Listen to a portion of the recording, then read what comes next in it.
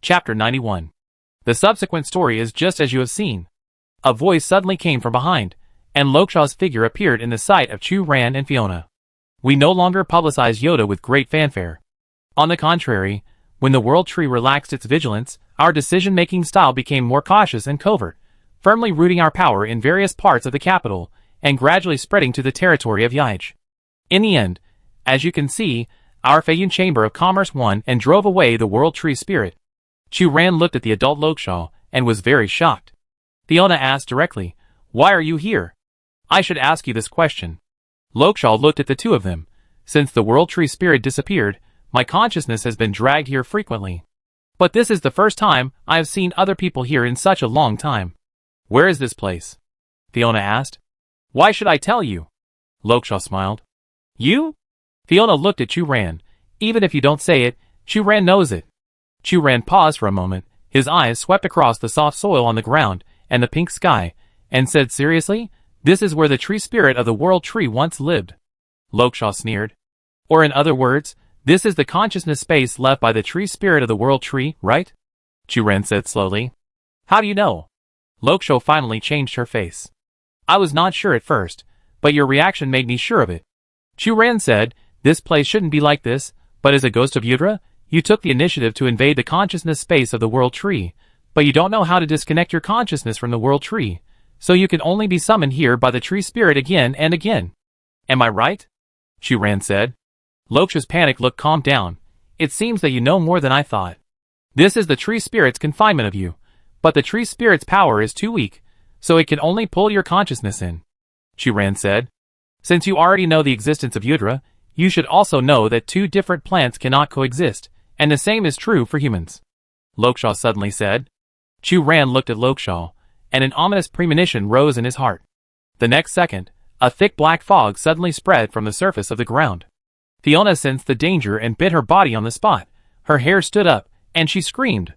"Since you are here, don't even think about leaving. Let's become Yudra's fattened food." Lokshaw's figure gradually disappeared in the increasingly dense black fog.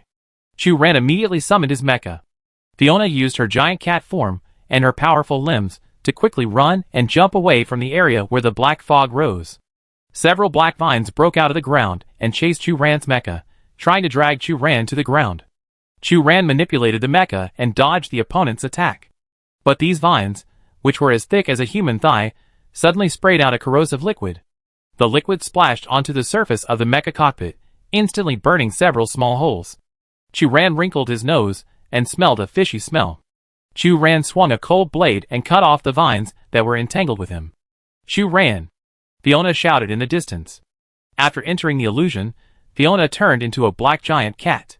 She could not control the mecha to fight, and could only run and jump by instinct to avoid the attacks of the vines. Chu Ran looked back and found that Fiona had been tied up by several vines and crawled on the ground. And those vines were constantly trying to drag Fiona deep into the ground. "Here they come!" Chu Ran threw out a set of sharp blades and cut off the vines on Fiona.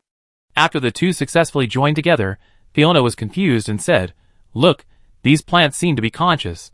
Since realizing the fighting ability of Chu Ran and Fiona, these vines and black fog no longer rushed up frantically, but instead showed a tendency to surround the two, switching freely between advance and retreat. "They are now driving us deeper." Chu Ran knew that the coordinates of the two were far away from the place where they just set out. "What should we do?" Fiona looked at Chu Ran's mecha. "Wait, your cockpit glass is broken. Are you okay?" She has orc blood, strong physical fitness, and is naturally resistant to poison. Chu Ran is just a maintenance technician, and his physical function is the worst member of the team. Facing such black fog, it is probably difficult for him to hold on. I modified the power source system. Chu Ran poured his mental power into the mecha. The mecha can temporarily create a barrier through my mental power. Fiona looked over as Chu Ran reminded her, and found that there was indeed a transparent barrier blocking the unknown black fog outside, where the mecha was originally corroded. "You are so amazing. Not only can you modify the mecha, but you also have such abundant mental support." Fiona couldn't help but say, "Hey, is it time to focus on this now?" Chu Ran gritted her teeth and said, "I can't hold on for too long. We must find a way out as soon as possible." Fiona was silent for a moment, and suddenly said, "But your mental power seems to be purifying these poisonous gases." Chu Ran looked over along Fiona's line of sight, and found that the black fog outside the cockpit had faded a lot. Chu Ran tried to strengthen his mental input, and at the same time, the black fog dissipated faster. Not only that, even the vines with corrosive mucus also spontaneously retreated to one side, not daring to approach Chu Ran's cockpit. Chu Ran was shocked to see the scene in person. But before she could speak, a voice sounded. "Stranger, can you hear my voice?" "Who are you?" Fiona said alertly. "Iger?" Chu Ran heard that it was the voice of the World Tree Spirit. "It's me," the Tree Spirit said. "Please be my medium and purify the Udra here." Wait. This sentence contained too much information. Chu Ran couldn't help but ask, "Where are you? What is this place? Are these vines and black fog the Udra?" "Time doesn't allow me to answer your doubts in detail." The Tree Spirit's voice sounded. "I can only tell you that this is the incarnation of my consciousness, and you are all in my consciousness now. In other words, you have always known our every move here?" Fiona couldn't help but say, "Then why didn't you defeat Lokshaw when she appeared?" "Sorry, I'm too weak now. I can't have a physical body for the time being, and I can't intervene in what's happening here. I can only meet you in this way." The Tree Spirit replied. "Okay, how should I purify?" Chu Ran asked. "I can provide you with my power. You just need to maintain a stable connection with Udra, just like now," the Tree Spirit said. Chu Ran hesitated, "But I'm afraid my power can't last too long." "I believe your mental strength is enough," the Tree Spirit said. The next second, from Chu Ran's mecha as the center, there was an invisible layer of things from the inside to the outside, rippling slightly, and the purified area continued to expand. The black fog and vines retreated step by step, and finally had no way to avoid it, and they wailed in pain when they were purified. At the same time, a girl with emerald green eyes appeared in front of Chu Ran and Fiona. "Nice to meet you, strangers," the girl said. "Sif," Chu Ran and Fiona said in unison. The girl in front of him looked exactly like Sif. The only difference was that she was wearing a green robe with exquisite dark brown patterns on it. "Does my appearance look like the people you know?" "In fact, I am not a human, and I don't have any specific facial features. This is just the face I use most often." As soon as the girl finished speaking, the face that looked like Sif instantly changed to Fiona's face. "As long as I want, I can simulate anyone in appearance." Then, the girl changed her appearance to Chu Ran's. "Switch back to your most commonly used appearance," Chu Ran said. The girl switched back to Sif's appearance. "So you are the Tree Spirit of the World Tree," Fiona said excitedly.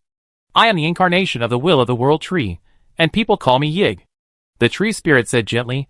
"Thank you very much for helping me resist the erosion of Udra.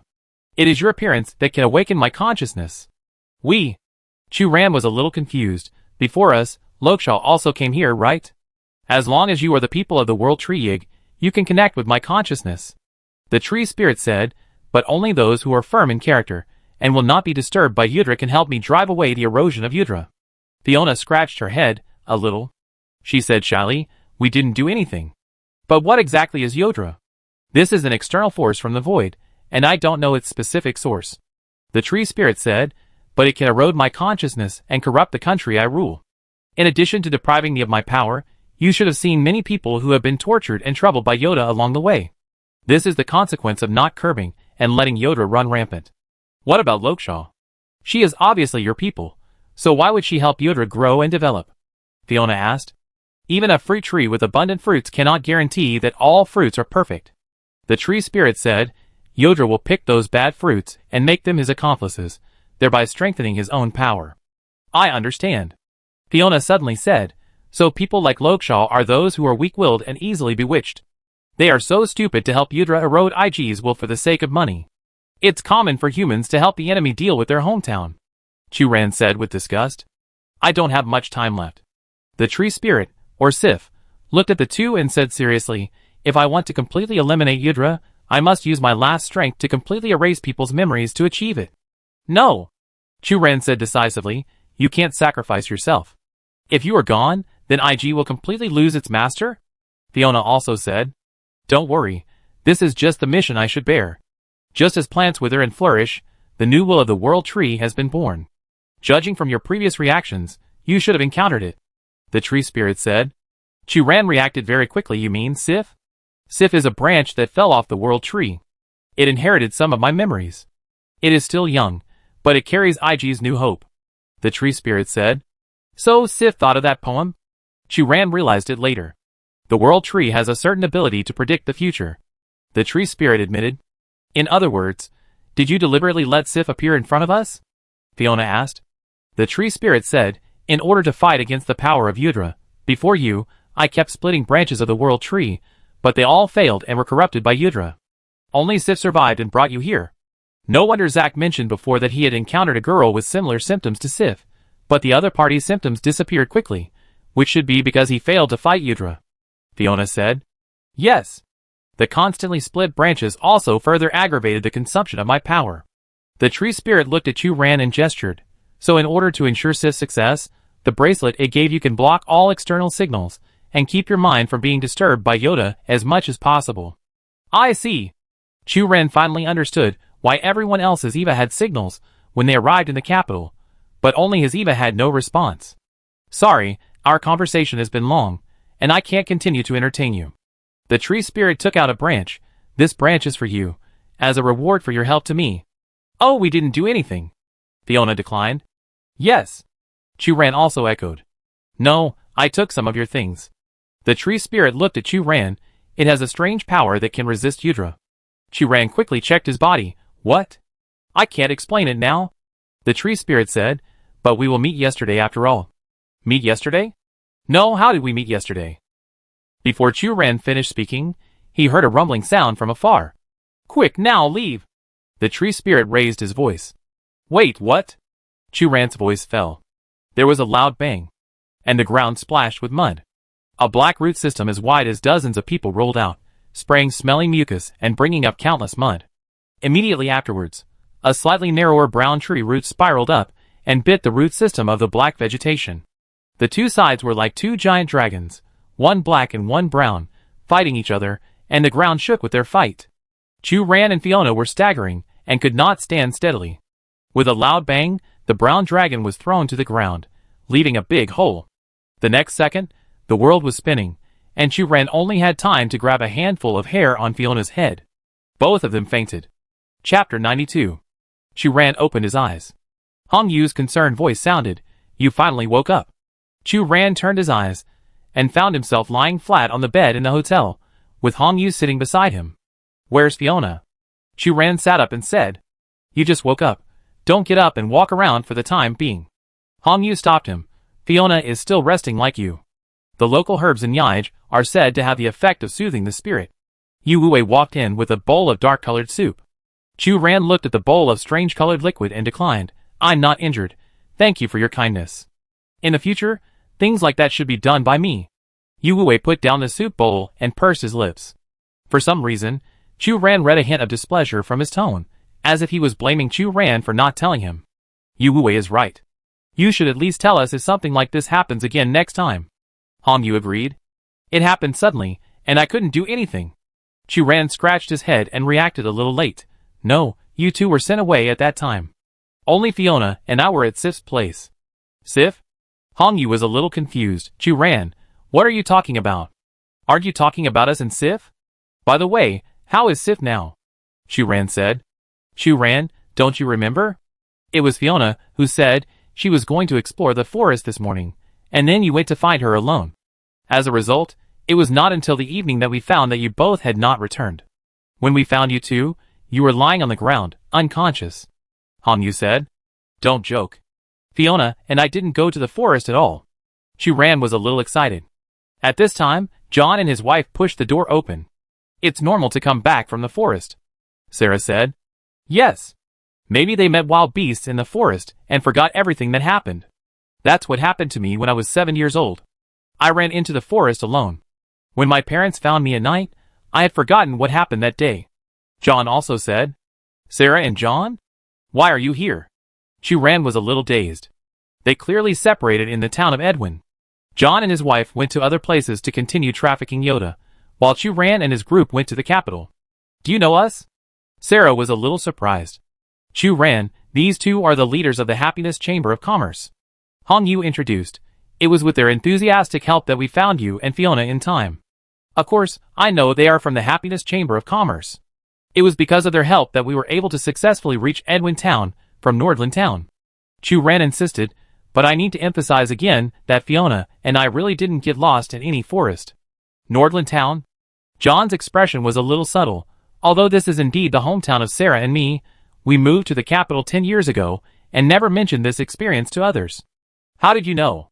Me? Chu Ran was a little surprised, because we met you in Nordland Town. At that time, you were just going to Edwin to transport Yoda, Hong Yu, and Yu Wuwei. What do you think? As far as I know, the Happiness Chamber of Commerce is the largest aroid flower trader in Yaich, and has never sold anything called Yoda. Yu Wuwei said. Chu Ran, maybe you should take a good rest. Hong Yu's tone revealed some worry. Let me tell you what happened.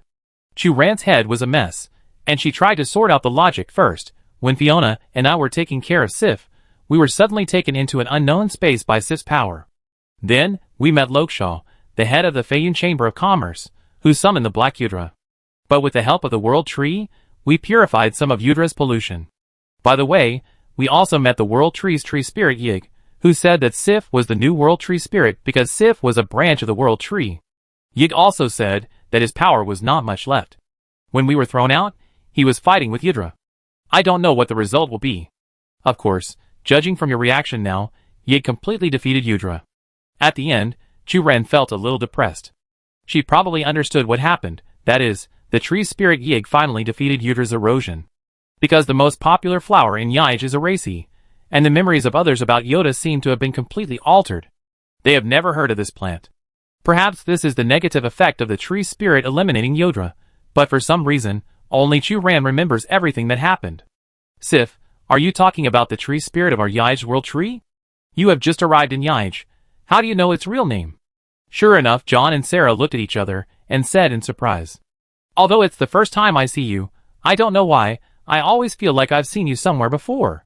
Sarah couldn't help but said. Yes. You are from a foreign country, and I have been staying in Eiger. It is impossible for us to have any communication before. John also sighed. Maybe this is fate. Chu Ran sighed, and was very depressed. That afternoon, Chu Ran walked on the street. She refused Yu Wuwei's repeated requests to follow her, and was forced to accept Hong Yu's proposal. She wore a positioning device, and was allowed to go out alone. Fiona's condition seemed to be more serious, and she had not yet woken up from her coma.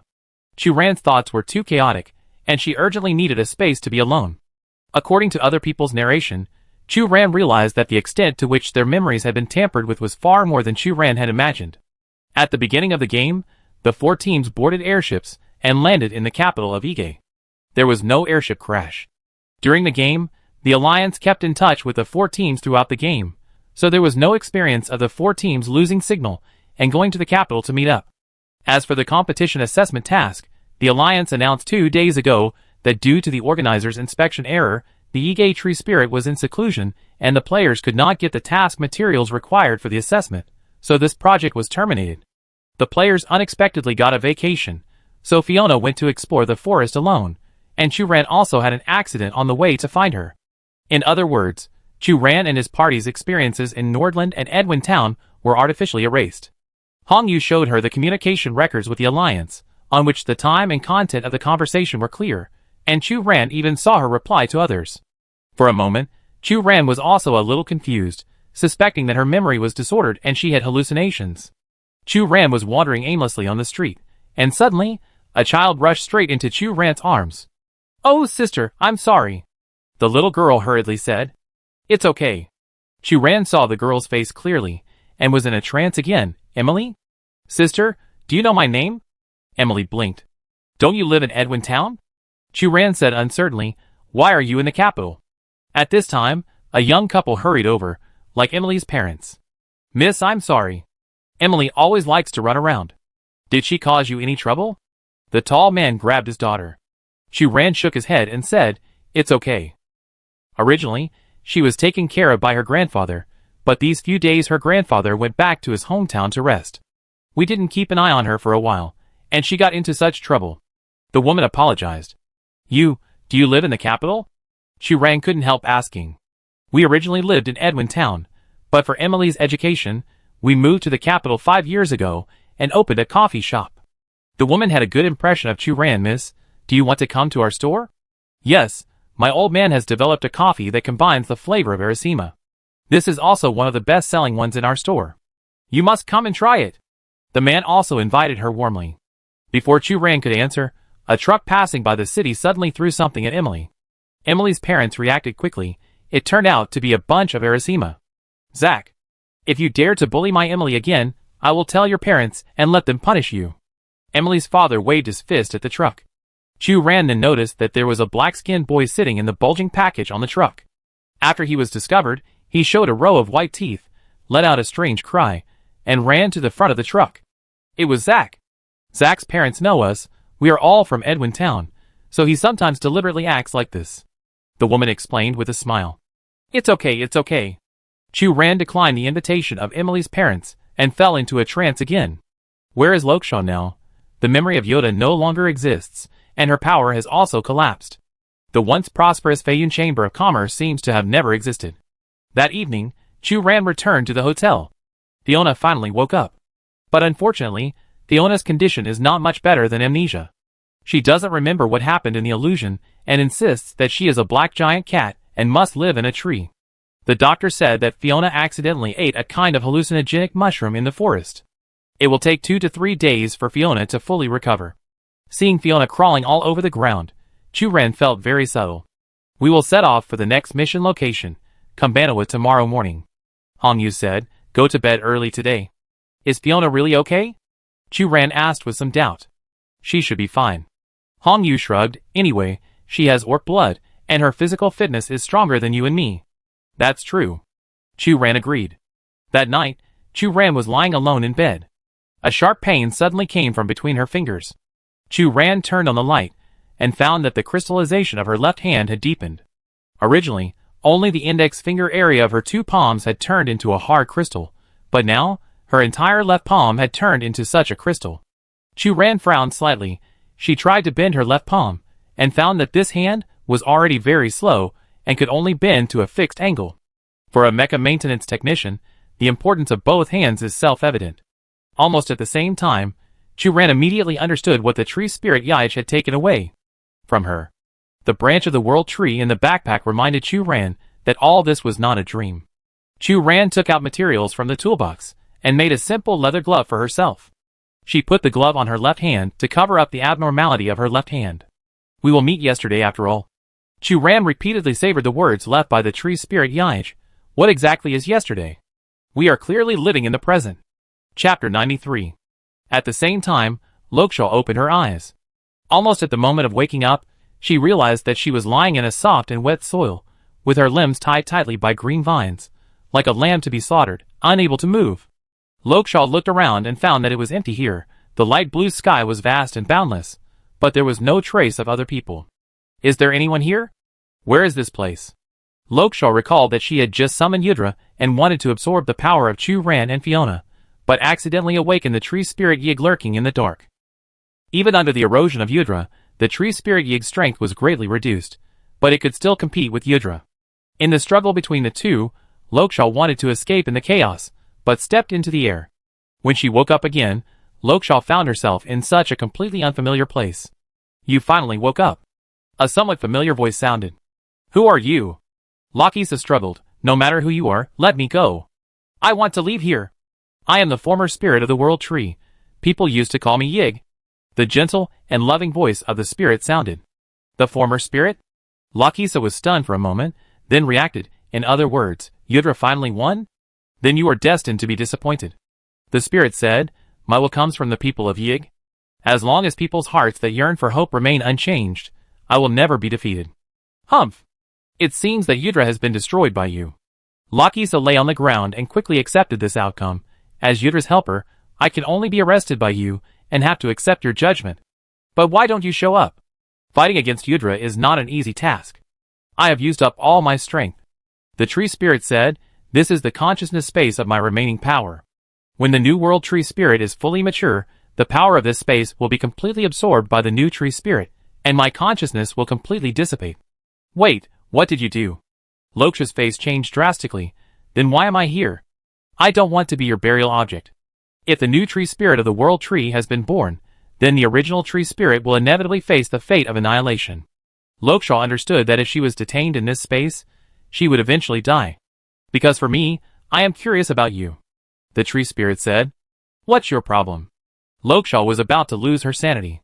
I can connect the consciousness of all Yig's people, so before you trafficked Yudra on a large scale, I had already noticed your thoughts and tried to send people to communicate with you. The tree spirit said, but you always refuse the opportunity to talk to me, so I am a little curious about your thoughts. So that's the person you sent? Lakisa reacted and sneered. As for my idea, it's very simple. Two different plants cannot coexist, and Yudra can give me everything I want: money, status, fame, and fortune. And what can you give me? An invitation to work in the research institute? That's ridiculous. Why is it ridiculous? There are many talented scientists in Iger's research institute, some of whom are not inferior to you in their research ability on plants. It also encourages the exchange and collision of various ideas. I think it is very suitable for you. The tree spirit didn't understand. The research institute is a respectable job, but do you know how much profit a gram of Yoda can make? Its price is more precious than gold. Lokshaw said contemptuously, since I already have a business that makes a lot of money, why should I do another respectable but low-income job? I understand. Thank you for answering my questions. I respect your ideas and choices. The tree spirit said. Okay, I have answered your questions. You should let me go, right? Lokshaw said impatiently. Besides me, there are some people who also have some doubts about you. You must answer their questions. The tree spirit said. Why? My patience is limited. Lokshaw shouted. As the consciousness of the world tree, I cannot interfere with the fate of mankind, but these people related to you may decide whether you stay or go. After the tree spirit finished speaking, the vines that bound Lokshaw loosened. Okay. Lokshaw rubbed her stiff wrist. Better make them hurry up. My time is precious, Grandma Muffin? Lokshaw looked at the group of people coming towards her, and couldn't help showing a look of shock. The leader was Grandma Muffin. Grandma Muffin followed her parents. Lokshaw rubbed her eyes, and said in disbelief, Why are you here? You are obviously dead. Grandma Muffin was the family member she had spent the longest time with. She was still as white-haired as she remembered, with wrinkles on her face, and her expression was always so kind and gentle. And her parents. They were always working outside, and they always quarreled in the few times they spent with her, but no matter what, Lokshaw always missed the time she spent with them. Lokshaw shed tears unconsciously. Grandma Muffin, Mom and Dad. Lokshaw. Grandma Muffin stretched out her hand and opened her arms. Come with me.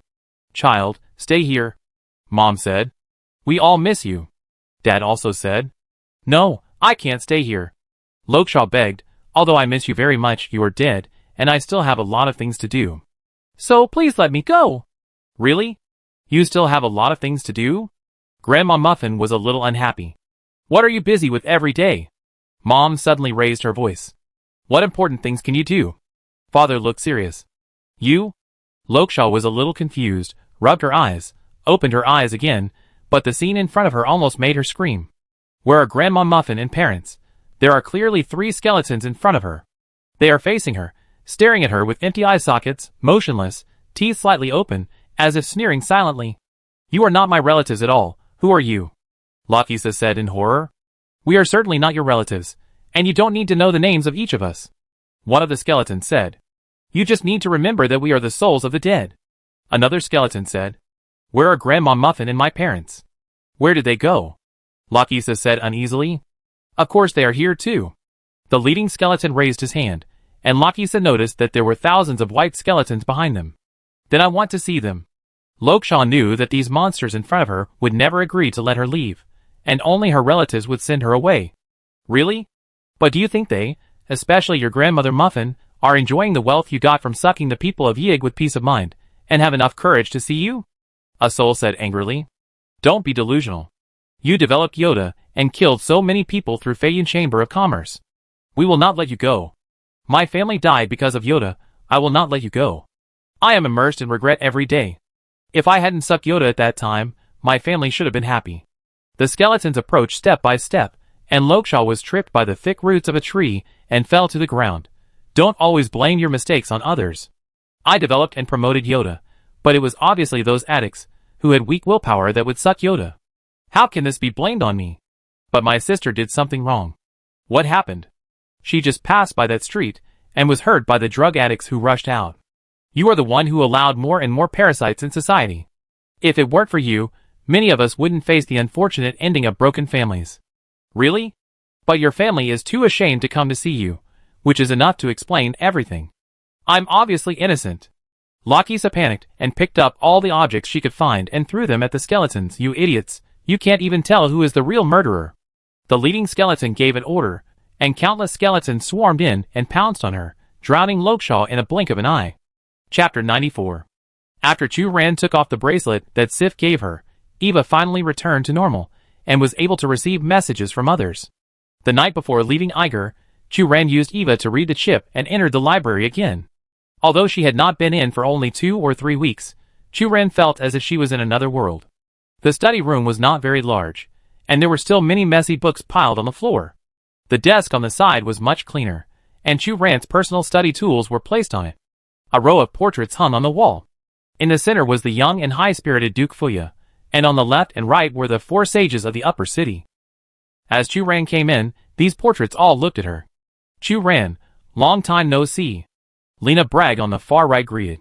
Yes, we haven't seen you for a while, Sophia said with some sadness. Chu Ran was a little surprised. Huh? You can actually understand the concept of the passage of time? Hey, what do you mean? Hector said angrily.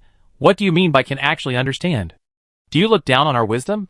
Fuya also stomped the scepter in her hand in the portrait and said arrogantly, Rude guys, of course we know the passage of time in the outside world. Okay, I don't mean to offend you. Chu Ran spread his hands and said, It's just that you are obviously portraits, but you can actually react to the time in the outside world, which inevitably makes me a little surprised. Hector and Fuya looked arrogant, loudly condemning Chu Ran's various rude crimes, and obviously unwilling to easily forgive Chu Ran's offense.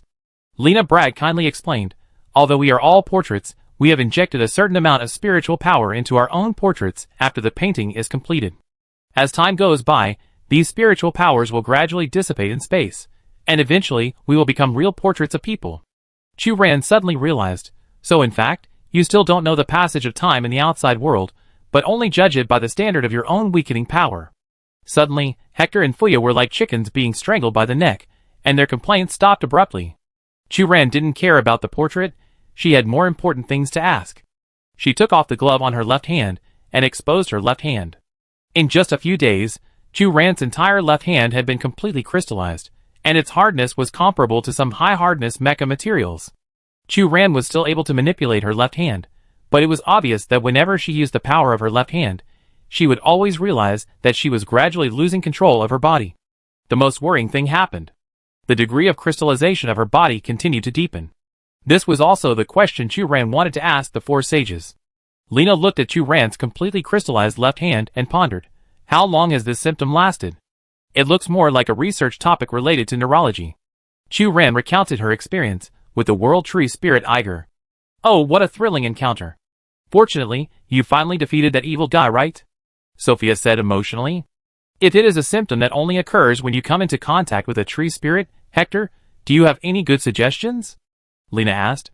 Humph, we are just paint without thoughts. Hector was still angry. How can the inherent memory understand the thoughts of later generations? Okay. Chu Ran was a little disappointed. If the 5 people in front of her didn't know how to solve this problem, then she could only passively accept that her body would gradually crystallize. As for the final outcome, Chu Ran could only leave it to fate. Wait, have you heard of a mecha called Miracle? Fuya suddenly said. Huh? Chu Ran looked at Fuya. The Miracle Mecha is a mecha blueprint I designed before I died. Fuya said slowly, but due to the conditions of the time, I thought there would be more suitable mecha materials in the future, so I didn't complete the assembly of the mecha immediately, and it has always been in the drawing state. I heard about it from others. Chu Ran remembered what Cecilia Bragg said when he was in Chongqing. It needs a strong enough skeleton, suitable power source, lethal weapons, large area composite materials, and high-precision central control processors. That's right. Fuya nodded. It seems that they kept my drawings well, and didn't misinterpret my design ideas. According to the current technological development speed of Chongqing, the current EVA system has met your ideas, and can be used as the central control processor of the mecha. Lena Bragg said. Yes. The speed of technological development is changing with each passing day. Who would have thought that EVA, which was just a sketch concept at the time, could actually be preserved in the continuous optimization and iteration? Fuya exclaimed. Chu Ran showed us the Eye of Horus before. Maybe it can be a suitable power source. Sophia said. No, she only has half of the Eye of Horus. Hector interrupted. If it is a complete Eye of Horus, the energy contained in it may be enough. Yes. Chu Ran could not deny that at that time in Helios, in order to thank the two teams for their help, Nit split the complete Eye of Horus into two, and gave them to the Mecha team where Chu Ran was, and the Oracle team represented by Gufeng respectively. The body of the IG World Tree has excellent ductility, and can be used as the skeleton material of the Mecha. The descendants of the elves of Kambanawa keep the suitable weapon materials. On the island of Poseido, the skin of a beast is an excellent composite material, said Fuya. These places are exactly the same as my racetrack. How did you know? Chu Ran was very surprised, but she quickly reacted. Wait, no, what is the relationship between the miracle mecha and the crystallization of my body? If it has no use, then why did I design this mecha? Fuya asked back. Chu Ran was speechless for a moment. She remembered the instructions of Rat Ask and Lucian before departure. They entrusted her to collect the corresponding competition materials and assist in the assembly of the miracle mecha, but never told her the motive behind it. Is it really like Cecilia Bragg said, when this mecha is assembled, there will be a miracle? Fuya suddenly raised her hand and pointed to her wrist. Chu Ran looked in her direction, and found that Fuya's right hand holding the gear was wearing a leather glove commonly used by maintenance technicians, but there was a faint mark on the exposed wrist. The paint on the portrait has faded, but it is obvious that I have the same symptoms as you, crystallization. Fuya said. What? Chu Ran raised his voice in disbelief. Fuya's expression was calm, or perhaps she did not have extra emotions. Crystallization is a force from the unknown void that constantly erodes my body, making my movements slow and stiff.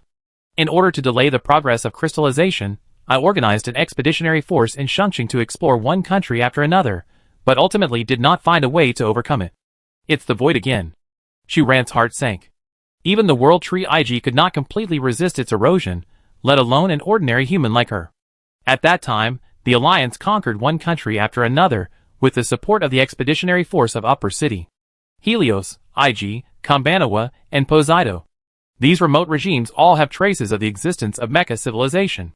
Fuya said proudly. Shangqing also gained huge wealth from trade with these regions, and became a civilized country known to the world.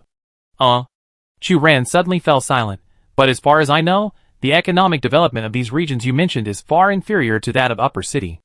Although she was not good at history, Chu Ran also knew that even if the history textbooks had been beautified, it was still difficult to cover up the historical fact that hundreds of years ago, Upper City and the expeditionary force carried out colonial dumping in other regions. And the Duke Fuya in front of him participated in the expeditionary force's actions throughout the whole process.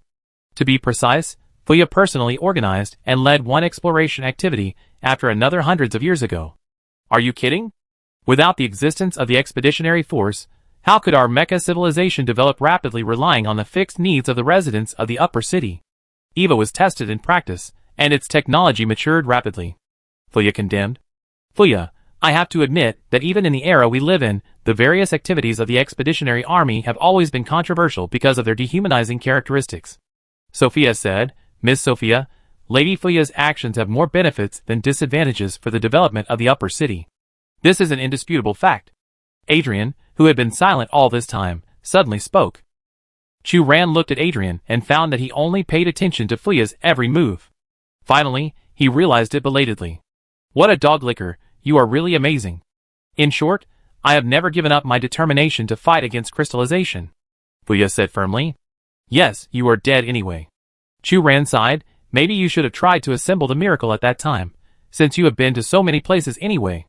At that time, EVA was only a sketch concept, far less intelligent than it is now. Without the central control processor, even if I collect other materials, I cannot complete the final assembly work. Fuya said seriously. Also, let me correct one thing. I don't think I am dead. Chu Ran was originally leaning against the wall. When she heard this, her scalp suddenly tingled and she sat up straight. So where are you still alive? If she calculated correctly, the history of Fuya and the four sages is at least more than 1,000 years. Death has never been the end of life. Adrian interrupted. As for the will of Lady Fuya, you have no right to ask. Chu Ran, you kid, you are playing abstraction here. Then I am lucky. Now the EVA system is enough to support the operation of the miracle mecha. Chu Ran couldn't help but feel lucky, but also a little strange. However, is this symptom of body crystallization a symptom unique to maintenance technicians? Fuya said. I can't predict it. I can only speculate based on the existing information. I think it's a curse. Curse? Chu Ran frowned. Because I took something that didn't belong to me, I was cursed by the void. This curse is irreversible. But for my people and my hometown, I am willing to bear all this and actively look for ways to fight against it. Fuya said. Chu Ran shouted in her heart, no, I don't want to. She just wants to survive. But she doesn't have any noble ideas of self-sacrifice. But what did you take? Chu Ran asked. This is Lady Fuya's privacy. You have no right to ask. Adrian said at the right time. Based on Fuya's social status and personal experience, Chu Ran reasonably speculated that she must have done something that was harmful to the world. Chu Ran quickly recalled what he had done, and found that the worst thing he had done was to work in the black market to make money. In short, if you want to solve the symptoms of crystallization, perhaps you could only follow Fuya's advice and collect the materials of the miracle mecha. This mecha is your only hope at present. Lena Bragg said. No, this is not fair at all. Chu Ran protested. I am a good person. How can fate treat me like this? Originally, I thought that being chosen by Fuya was a happy thing. But now it seems that Fuya's vision can also be wrong. Hector laughed. The road to fighting against crystallization is not that simple. Fuya said succinctly, as you advance into the later stages, you will find that the progress of your body's crystallization is getting worse and worse, and you don't have much time left. Chu Ran wanted to sigh again. Don't lose heart, you are already the one closest to your goal. Sophia encouraged, come on, you can do it. After leaving the library, Chu Ran opened the EVA system and found that the 5% on the upper right corner of his personal homepage had become 12% at some point. Chu Ran tried to shake his hand vigorously, and the number flickered slightly. He finally realized that this number meant his crystallization progress. Only 2 of the 4 light spots in the left row were lit, which meant that Chu Ran had completed the tasks of Helios and Iger. The main task disappeared, and was unexpectedly replaced by the progress reminder of the miracle mecha and crystallization. For a moment, Chu Ran felt very complicated, and it was difficult to explain his feelings at the moment.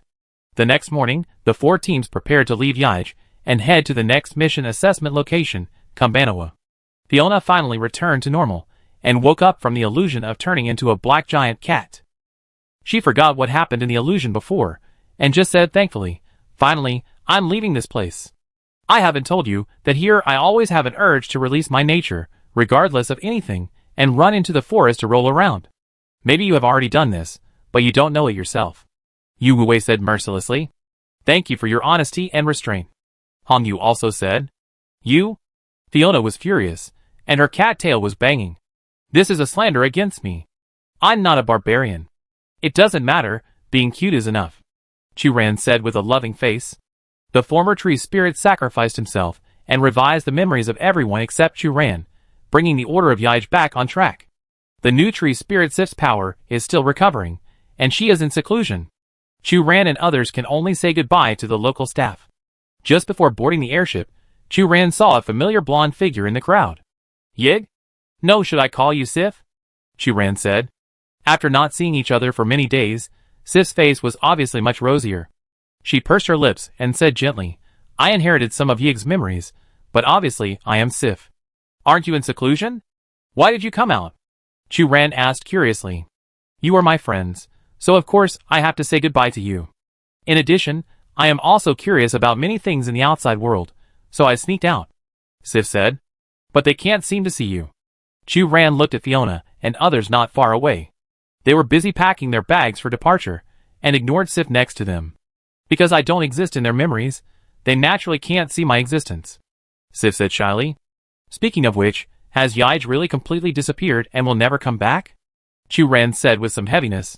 This is the inheritance of tree spirits from generation to generation. We come from the soil, and go back to the soil. Sif explained, you don't have to be too sad about this. Yaij is just fulfilling his mission to protect this land seriously. Okay. Chu Ran was infected and became optimistic, so what are you going to do next? Continue to protect this land and prevent possible dangers, just like the previous tree spirit did. Shifu said seriously, it's just that I'm still young, only more than 200 years old, and I still have a lot to learn. 2. More than 200 years old? Chu Ran could hardly control his expression. Each branch of the world tree has its own consciousness. We are independent of each other, but we live together in the world tree. It has indeed been more than 200 years since I became conscious. Sis said with some nostalgia, it's just that as the new tree spirit, I have only been in office for a few weeks. Okay, Chu Ran suddenly realized that something was wrong. Wait, if that's the case, then the branch I got before, isn't it? Isn't it the corpse of a certain world tree consciousness? Sif suddenly pursed her lips and smiled. Don't worry about this problem, that is the branch of Iger. It deliberately left its own branch before its consciousness dissipated and gave it to you, which proves that it likes you very much. Shu ran, Such a gift-giving art is still a bit too advanced for her. At this time, the airship completed its preparations one after another, and Fiona reminded Chu Ran to prepare to leave. Sif waved to Chu Ran. Goodbye. Chu Ran also waved to Sif. For airships took off into the sky, and Sif's figure became smaller, and soon disappeared completely from Chu Ran's sight. Looking down at the territory of Yaij from the airship, the scene here is intoxicating. The vast forest is like a huge green curtain, stretching to the end of the site. Different kinds of trees are lush and green, from deep dark green to bright emerald green, interweaving a green picture. Silver rivers meander through, curling smoke rises from the countryside, and all kinds of trucks travel on the roads. It's so beautiful here. Fiona overlooked the land of Yaij and sighed unconsciously. Yes. Chu Ran was glad that they finally defeated Yudra, and did not let Yudra completely erode this oasis. The airship roared up and entered the interstellar jump, and the scene of Yaij disappeared completely. In the depths of the forest of Yaij, in a corner where few people go, a pinkyda flower grows quietly. Chapter 95. While the airship was traveling, Chu Ran and others were idle, and began to calculate the accumulated points of each team. According to the notice of the Alliance, Iger's original project was invalidated, and each team received 30 points as compensation. If each team can get the same points, this compensation is meaningless, equivalent to nothing. Hanyu said. Yes. Fiona calculated the scores of each team. We are tied for first place with Oracle. Oracle is very strong. It has always been the first and second place in the competition in previous years. This year is probably no exception. Yu Wei said. Their system. Chu Ran chose his words carefully, very interesting. Among the 4 teams, the power of Mecha and runes is the most intuitive. The savage elves are born in the Jana galaxy, and have orc blood. There are also traces to follow. Only the Oracle team is the most mysterious. They come from the northernmost part of Titan continent. Relying on their belief in gods, they can fight with the power of gods, and even summon the servants of gods to fight for them. But in fact, no one has ever been to the kingdom of oracles, and the members of oracles have never mentioned their hometown. In addition to the strong strength of the members of oracles, the only information that can be obtained through previous competitions is that their internal hierarchy seems to be extremely strict. Each session will be led by a saint, and other members must always obey the arrangements and instructions of the saint. No matter what, I don't like the saint named Guffin. Fiona wrinkled her nose. Before in Helios, she helped Uther on the surface, but actually did not give up neat, and finally took away half of our Eye of Horus. It's too much. From the standpoint of the competition, I can understand her motivation. But people who go back on their words like this are unlikely to be trustworthy friends. Hanyu said.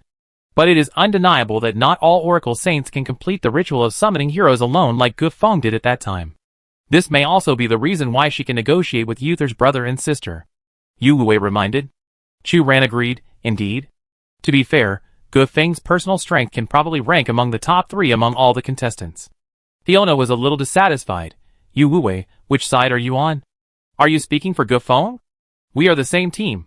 Yu Wei sneered, of course not. Chu Ran explained, Fiona, many things are not black and white.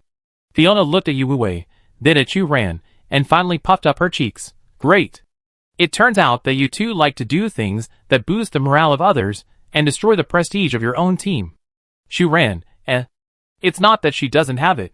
It's reasonable to condemn Yu Wei, but why drag her down with it? Hongyu changed the subject in time. By the way, do you know? Savage Spirit's points are actually ranked 2nd. Chu Ran hurriedly said, Kasiki's strength is not inferior, and they have outstanding performances. It's reasonable for them to be 2nd. Fiona's likes and dislikes are very obvious. Haha, that means Rune Teeth is ranked 3rd. If their captain Soren knew, he would probably be angry again, but this is the result they deserve. Sauron really cares about the team's results. Hanyu said. And his captain status. Chu Ran made up for it in time, and the others laughed at the same time. Sauron is tall, and is a warrior in Rune Teeth. He always emphasizes his captain status to everyone, likes to order his teammates, and often says I am the captain, so. Chu Ran has heard Ling Feng complain more than once. It is really annoying that Soren always blames her for not drawing runes in a standard posture even though his talent in runes is mediocre. Speaking of which, do any of you know about Kambanawa? That is where our next mission assessment will be held. Fiona asked curiously. Chu-Ran said frankly, if I hadn't participated in the competition, I guess I would never have gone to Kambanawa in my life. I heard others mention it before.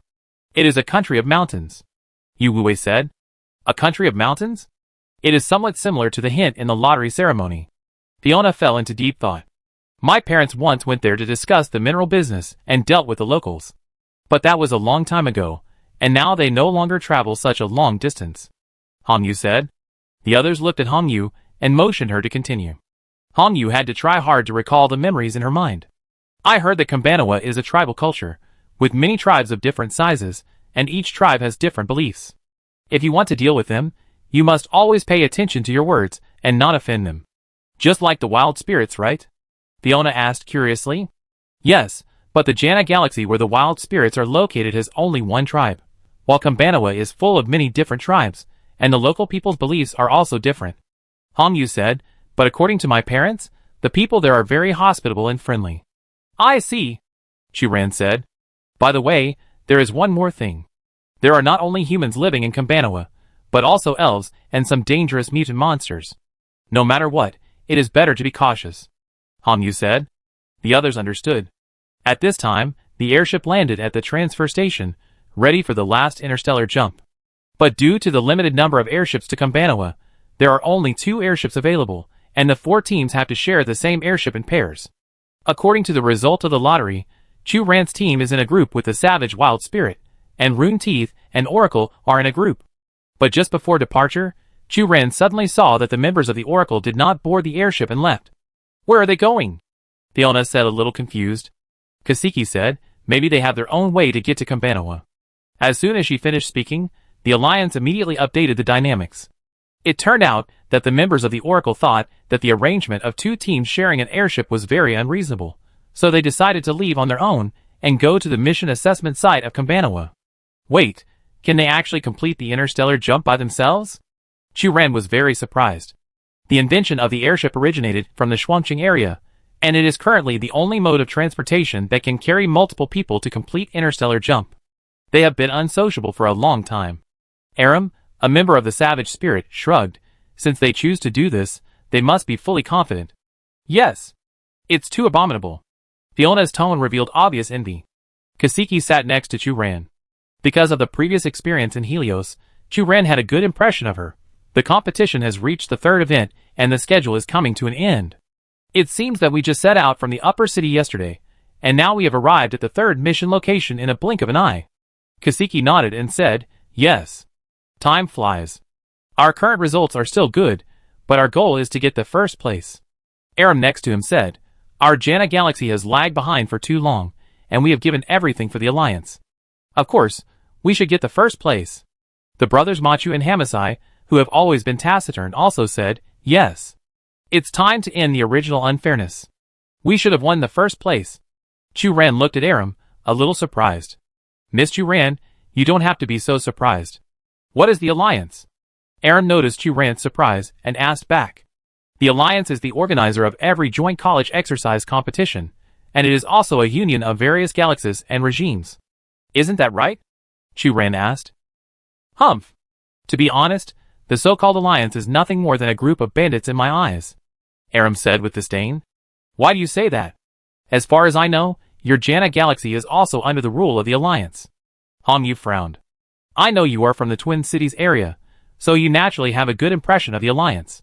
After all, advanced inventions such as airships and EVA systems come from you, and your parliamentary representatives hold important positions in the Alliance. Aram said, but you probably never know the other side of the Alliance. What other side? Fiona asked curiously. That is oppression and exploitation. Endless exploitation. Hamasai suddenly said angrily, why did the Alliance use EVA equipment? Is it really for the so-called convenience of management? No, they are completely for monitoring and controlling our Jana Galaxy. Every time the insect tide invades, our Jana Galaxy is always the first to bear the brunt. In order to protect our home, we have to fight. But what did the Alliance give us? Nothing. So it is completely reasonable for us to ask for the 1st place. Machio said. Chu-Ran was very shocked. She never expected that the members of the Jana Galaxy had such a prejudice against the Alliance. At least in the Shuangqing area, people generally have a good impression of the Alliance. They think that the work of the Alliance is stable and very decent. In the eyes of some people, working in the Alliance is not inferior to working in the Research Institute. And through the words of the Savage Wild Spirit members, they seem to have a deep prejudice against the Alliance, and even a little extreme, believing that they are the only victims. Okay. Kaseki stopped and said, "We are here to participate in the competition, not to complain. There is no point in saying more. We will eventually prove everything with our strength." Aram and others snorted coldly, but restrained their attitude. "Miss Chu-Ran, you don't have to worry too much. We just have some small prejudices against the organizer, but this does not affect our friendship." Chu-Ran nodded, of course. At this time, the airship finally landed at the target location. Stepping onto the land of Kambanawa, Chu-Ran couldn't help but take a deep breath of air, feeling a long-lost sense of refreshment. The sky here is blue and clear, and the fresh air is mixed with the smell of grass.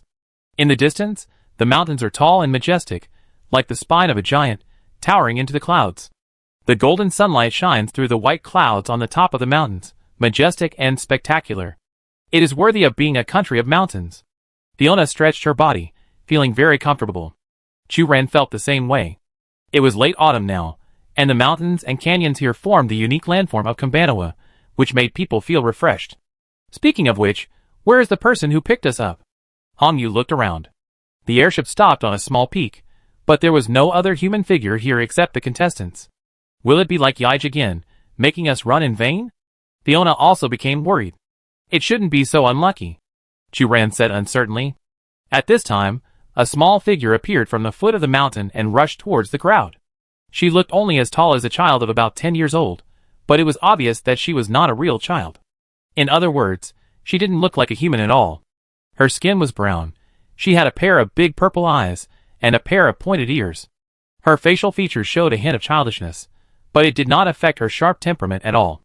Her arms and legs were wrapped in armor, and a thick belt was hung around her waist.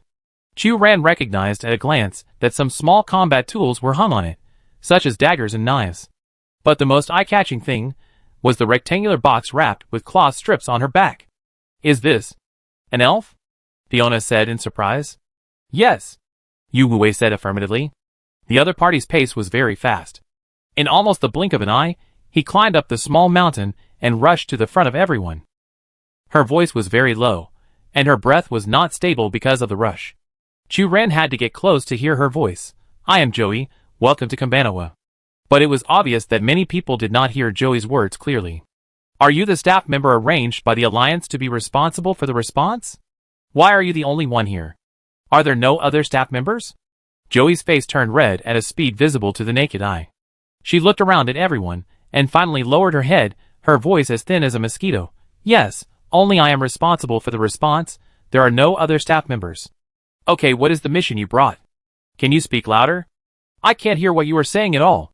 Joey heard the words, and her shoulders collapsed instantly. She tried to raise her voice, but it didn't work. Finally, the Oracle members got impatient and interrupted the discussion. "Please be quiet. We just want to know the content of the assessment task." Joey was even more discouraged when she heard this. She tried to overcome her timidity, but it was obvious that this was another failed attempt. She cleared her throat. "Originally, my friend was responsible for picking you up. He is a human and more experienced. However, it has been too long since Kambanawa was selected as the assessment site of the Alliance. My friend has passed away now, and I can only be responsible for his unfinished commission." Joey opened the long box on his back, revealing a long sword inside. "Your assessment task is to find a suitable owner for this long sword." "Oh! Are there any specific selection criteria?" Kaseki asked. "The owner of the long sword must be kind and capable, and must also have the determination to protect Kambanawa. Only those who meet these requirements can lift this long sword," Joey replied. "Then it seems that we can only look for it among the locals of Kambanawa." Fiona looked regretful. "I thought we could all give it a try." Chu-Ran sighed. "Indeed. I have been searching for decades, and have not found the right person. If you can help me find the owner of the long sword, I will give you a relic of my friend, a weapon embryo." As soon as Joey finished speaking, Chu-Ran's eyes lit up. Weapon embryo?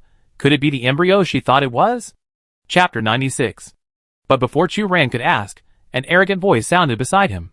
Does this mean that you can't provide a suitable candidate target at all, and we need to find it ourselves? Ares, a member of the Oracle, said. He was tall, his voice was as loud as a bell, and his tone was more like questioning.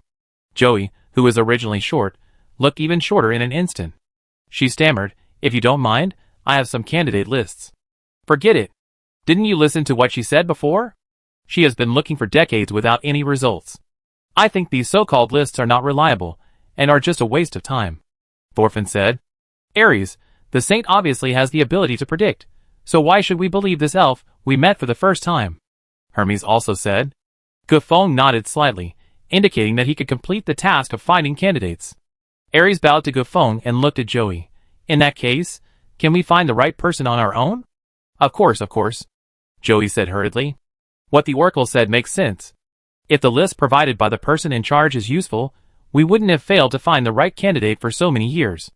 Sauron, the captain of Rune Teeth, said, "Although it is the first time for us to come to the strange country of Kambanawa, we Rune Teeth have full confidence to complete this challenge alone, which is the significance of the joint exercise of colleges and universities."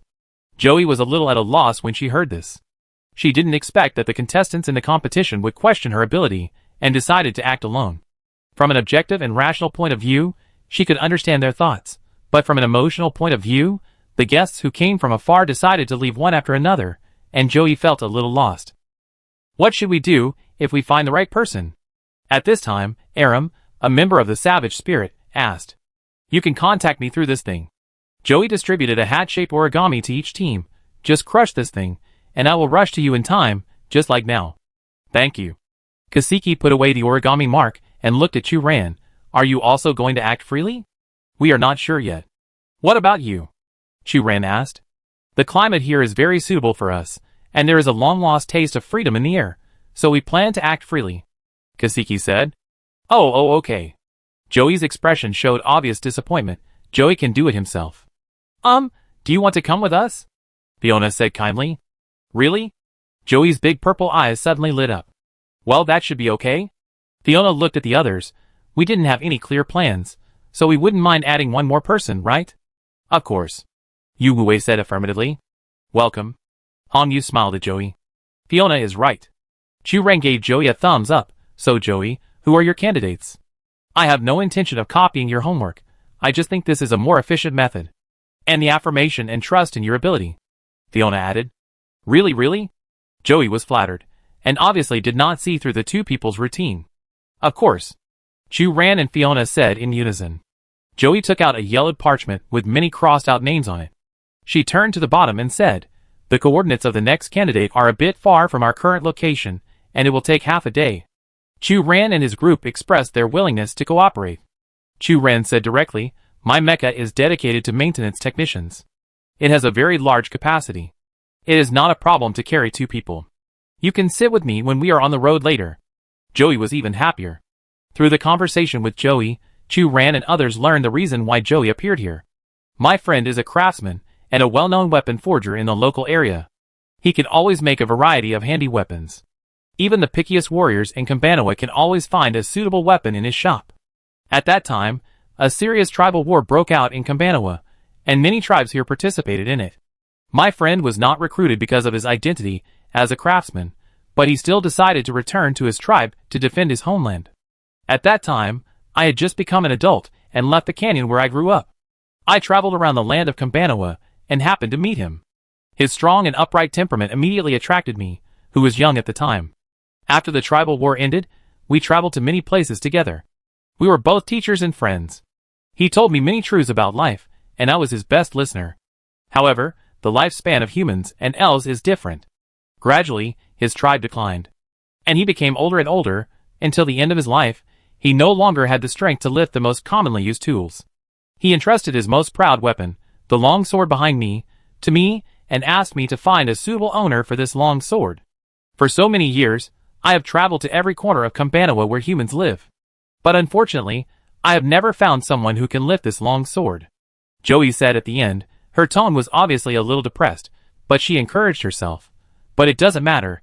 Every year there are many new lives coming to Kambanawa. I will continue to wait and look for those new candidates." Fiona admired. "You are amazing. You can do this for your friends." Hong Yu also said, I admire you for attaching so much importance to your friend's promises. Indeed. Chu Ran also gave her approval. If it were her, she might not be able to persist for so long just to complete her friend's dying wish. Oh no.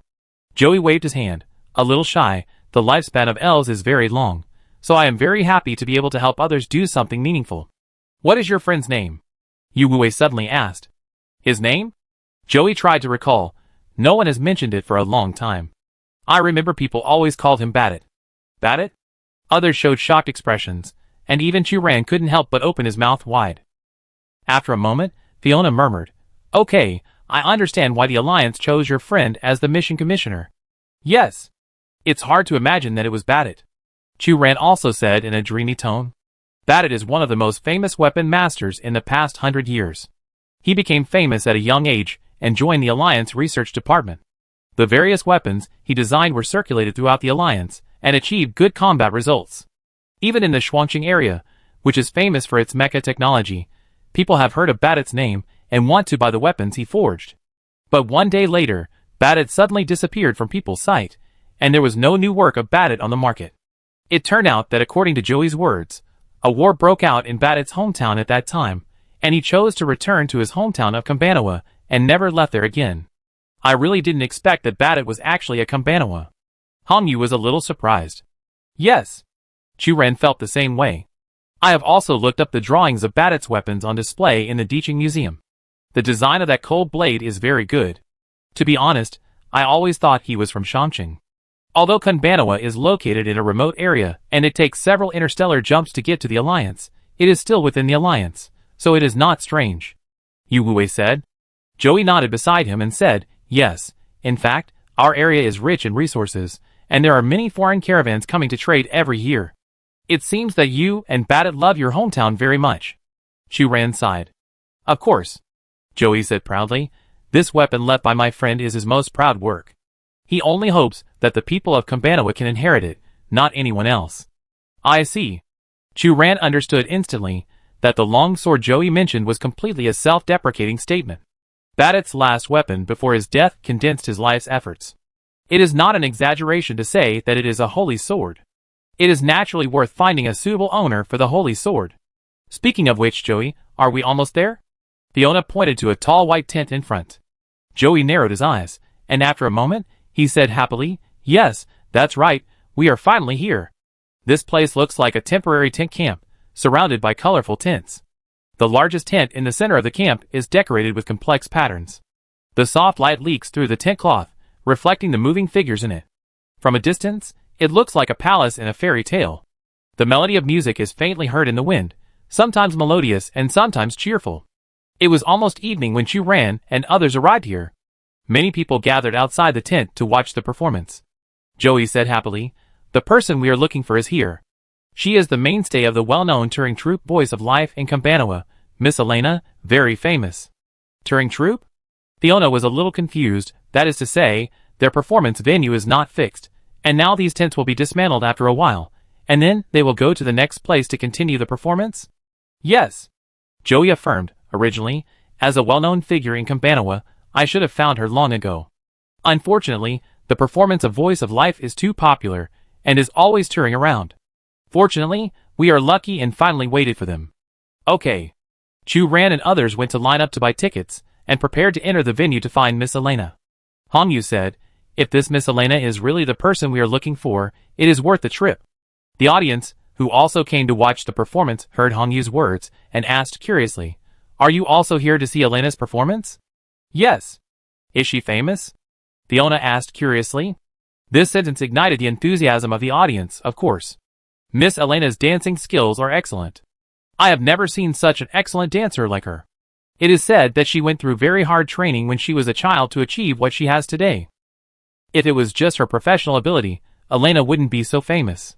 More importantly, she has a warm and kind heart. She always helps the disadvantaged groups more than once during the tour, which is really commendable. Yes. Such an excellent actor is a pearl of our Kambanawa. Chu Ran and others looked at each other, thinking. Based on the praises of these audiences, this Miss Elena seems to meet the standards set by Joey, kind character, outstanding ability, and a native of Kambanawa. In fact, when entering the tent, Elena herself seems to meet the expectations of the candidate. She has long dark red hair, and wears a shiny silver hair ornament on her hair. Elena has delicate features and a slender figure. A rose-red dance dress outlines her graceful figure. She stands behind the fence and waves to the audience entering the venue. She is the most popular, and many audiences asked her for autographs. Chu Ran is not tall, and she didn't expect to be next to Elena, but a group of crazy audiences surrounded her and kept walking forward. When Chu Ran reacted, she was already standing next to Elena, and the distance between the two was only a fence. Elena, this person is not from our Kambanawa locals. She came here specifically to watch your performance. An audience introduced Chu Ran. Really? Elena looked at Chu Ran, her eyes lit up, and asked loudly, Madam, are you here alone? No, I have other companions. Chu Ran said. Did they also buy tickets to enter? Elena's voice suddenly became more excited. Yes. Chu Ran hesitated, but we got separated. It's unbelievable that I'm so famous that I've already left Kambanawa. Ha ha ha. Elena laughed loudly, then took out a stack of papers from her pocket and signed them casually, Welcome to my show. Thank you, thank you. Chu Ran took the paper and found that it was a portrait of Elena herself. In addition to the signature, there was also a rose-red lip print. Elena blinked at Chu Ran, exclusive for ladies. Chu Ran, I never expected that you would be such an Elena. Fortunately, at this time, Chu Ran found Yuhui, who was also separated by the crowd. With Yuhui's escort, Chu Ran quickly reunited with others smoothly. As night fell, the performance began as scheduled. The lights in the tent suddenly dimmed, and the audience unconsciously relaxed their breathing and held their breath waiting for the actors to appear. With a crisp bell ring, the dancers appeared on the stage like a breeze. The male dancers wore uniform white shirts, while the female dancers wore colorful long skirts. Surrounded by the crowd, Elena appeared in a red long skirt. The drum beats were powerful and rapid, and her movements were swift and agile. She performed one difficult move after another to the melody of the music, and her skirt bloomed like a flower. In the increasingly rapid drum beats, Elena's steps became faster and faster, almost turning into a dancing flame on the stage.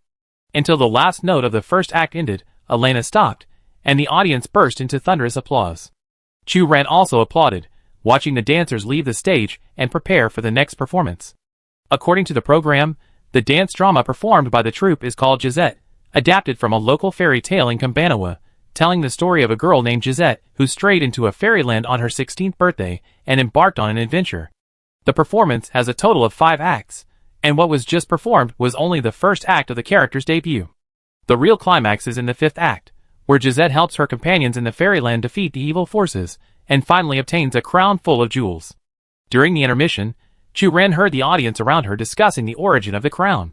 It is said that in order to achieve a more realistic performance effect, the Voice of Life Theater spent a huge amount of money to create this crown for the performance. The crown is inlaid with nearly 100 shining amethysts, and the price is high. Elena is so beautiful, she is suitable to wear such a crown. Yes. It seems that the troupe also knows who the real protagonist is. I really can't imagine how dazzling Elena will be in the last scene. But at this moment, all the lights in the tent suddenly lit up, and people covered their eyes with their hands and talked loudly. The next scene is about to start.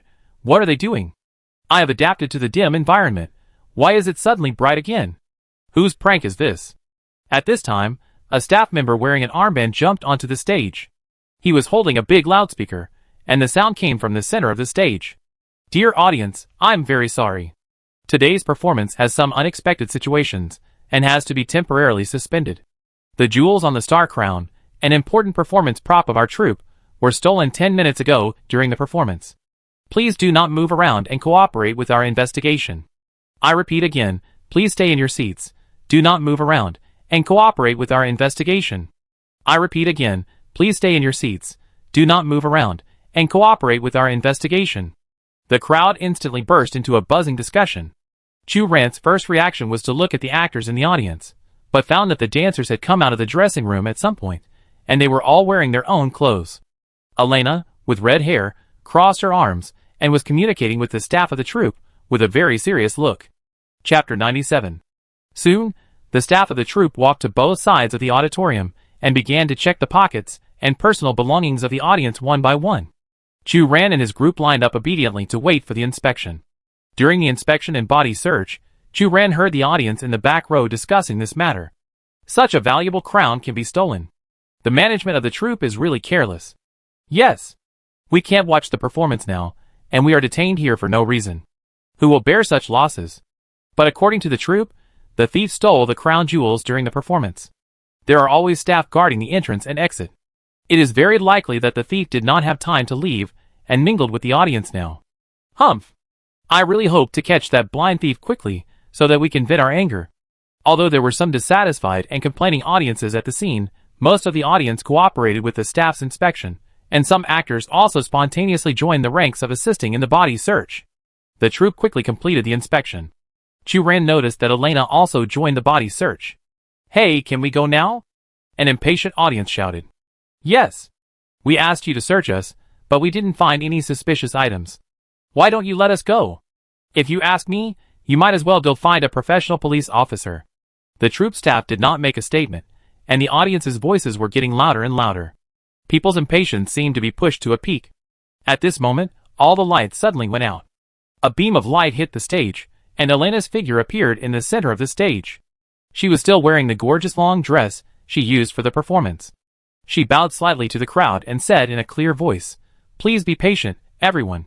During the inspection just now, we did not find any evidence of the stolen jewelry, but I think I have found a very suspicious murderer. Gisette is the representative dance drama of our Voice of Life theater. The Gisette in the play is brave and intelligent, and sticks to her inner justice and fairness. As the actor Gisette, I also have the responsibility to conduct a fair deduction and judgment of this sudden accident like Gisette. So, I implore you to stay and witness this trial of sin with me to find the real culprit of the theft of the crown jewels." After hearing what Elena said, people sat back one after another, curious about who the real criminal was. Hong Yu and Fiona sat on both sides of Chu Ran. Hong Yu was a little surprised and said, "I didn't expect them to be so efficient and have already found the murderer. I have to say that Elena is really charming.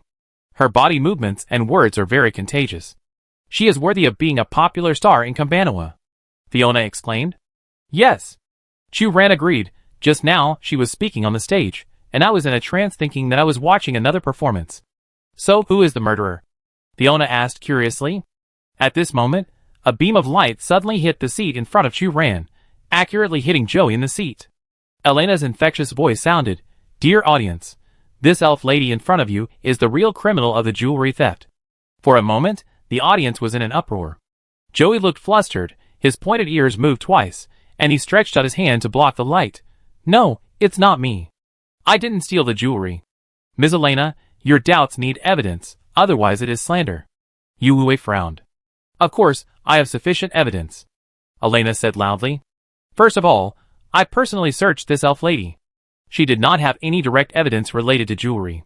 However, during the search, this elf lady avoided my eyes, and did not dare to look me in the eye. She looks timid. What kind of person would be so guilty? Only the criminals who were really caught." "No, it's not like that," Joey explained in a low voice. But Elena did not hear her excuse and continued, "Also, according to my colleagues, this elf lady came to watch the performance of our Voice of Life theater for the first time. Facing a strange face that has never appeared here, I am very suspicious of her motive for appearing here. Of course, it is impossible to determine that she is the real thief just by watching the performance for the first time, but please look at her clothes. In Campanoa, such shabby clothes are enough to prove that her family is in a difficult situation. In this way, the motive for committing the crime is very obvious." Elena crossed her arms and looked very confident. Her fanatical fans expressed their support for her after hearing this. What Elena said does make sense. Yes. I rarely see elves coming to watch performances. It is said that the elves' aesthetics are very different from ours. Since you can't understand the content of the performance, your motive for coming here is indeed suspicious. I heard that elves are very greedy and stingy, which really fits my stereotype of the elves. I hope the other party can take care of themselves and correct their mistakes. Lady Elena is a very easy person to talk to." After hearing these inexplicable accusations, Joey looked at Chu Ran and others and said anxiously, "It's not me, it's really not me. I came in with you and didn't leave my seat. How could I have time to commit the crime?" "Of course we believe you." Hong Yu comforted, "You have no motive to commit the crime, there must be some misunderstanding." Yu Wei frowned at Elena, who was proud on the stage. Such an inference is too hasty. But the fact is that they seem to be coming to arrest Joey," Fiona said mercilessly. "Elena is a popular star in the troupe. Her words are well received. This is also an unavoidable problem." Chu Ran tried hard to think of countermeasures. Soon, Elena led people to the audience. The other party was aggressive and wanted to take Joey away. "You should do things with evidence. You obviously didn't find the stolen jewelry from Joey. Why did you take her away?" Fiona stood up and questioned. "Elena has made it very clear. We reasonably suspect that she just hid the jewelry in a corner," the staff said bluntly. "Are you in the same group with her?" Elena looked at Chu Ran and others with a somewhat unhappy look. "We just think that your remarks were too rash. Besides, you are a popular actor here, and you have a strong appeal to fans. If it turns out that you made a mistake in your judgment, wouldn't it be wrong to accuse a good person?" Chu Ran said seriously. "Humph. Then can you tell me what is wrong with my reasoning?" Elena said disdainfully. "There is a key problem with your reasoning logic. Since you assume that Joey's clothes are shabby, he has the motive to commit a crime because of poverty. However, you also pointed out that this is the first time Joey came to see your performance. If a person comes to the theater for the first time, how can he know the location of the crown jewels and successfully steal them?" Chu Ran asked back. Elena obviously didn't expect Chu Ran's question and was stunned. Other people were buzzing with discussion. "Yes. This lady has a point. Poverty is not evidence of crime. Elena seems to have some stereotypes about elves." "No, it's not like that." Elena reacted and retorted, "The Gisette rehearsed by our Voice of Life theater is very famous. The most famous highlight is this gorgeous crown forged by our theater, specially commissioned by craftsmen. Even if she has never seen the performance, she may have heard that this crown is priceless and thus have the idea of stealing it. Your statement is barely valid. But how do you explain how Joey accurately found the location where your crown was placed and stole it without anyone noticing?" Han Yu asked. "How do I know this?" Elena said loudly. "If I could predict her movements, I wouldn't have to deduce clues here." But it was obvious that Elena's words could not convince everyone. TSK, it seems that fame doesn't mean everything. It's irresponsible to conclude that the other party is a thief just because of the elf race and the shabby clothes. As a public figure, Elena should be more cautious in her remarks when there is no solid evidence. "Yes. When I saw her posture just now, I thought they had found the real murderer. But this can't be completely blamed on Miss Elena. Look at that elf, she was timid the whole time, hiding behind her friends, and didn't say a word. It's hard not to doubt. Yes. If it were me, I would be even more impulsive than Miss Elena. But our Kambanawa is a multi-ethnic country. We can't be prejudiced against them just because they are elves. My neighbor is an elf. She has a very good personality, and we get along very happily in our daily life. Based on my personal experience, most of the elves I have met are kind-hearted and noble. They will not harbor malice towards humans, let alone commit acts such as stealing." The opinions of the people were different, and they were talking about it. Elena wanted to take people to capture Joey, but Chu Ran and others obviously did not intend to let him go. For a while, the two sides were deadlocked. At this moment, a staff member hurriedly ran to Elena and whispered to her. Then the troupe had caught the real criminal and announced that the audience could leave on their own. Chu Ran and others learned that the person who stole the crown jewels was the staff of their troupe. The other party hid the crown jewels in his storage box while the actors were on stage. Originally, the other party wanted to take the crown and escape, but he did not expect that there would be other staff guarding the exit during today's performance. During the internal investigation of the troupe, the box where the jewels were located was finally found, and the theft case was finally solved. Elena shook her body, her face pale, and she didn't have the smugness before. "It's over. I really wronged a good person. I said it a long time ago. This Elena doesn't look reliable at all." Fiona watched the fun and laughed at it. It's okay. Joey has a good temper and whispered, "I don't care about these, as long as the things are found." Chu Ran's opinion is consistent with Fiona. "Joey, is she really the person we are looking for?" Now it seems that Elena seems to be a little overrated. She is an excellent dancer, but in terms of personal character, she may not be stable enough. Joey looked a little hesitant. Maybe. More importantly, if Elena is not the owner of the long sword, she doesn't seem to have a more suitable candidate. Fortunately, although Elena made that rash speech, she realized her mistake and sincerely apologized to Joey. "I'm sorry, I wronged you. I can provide you with all the compensation within my ability." After the misunderstanding was resolved, Joey proposed the idea of wanting Elena to try to lift the long sword, and Elena expressed her willingness to try. But unfortunately, Elena used up all her strength and failed to lift the long sword. Maybe it's the sword, right?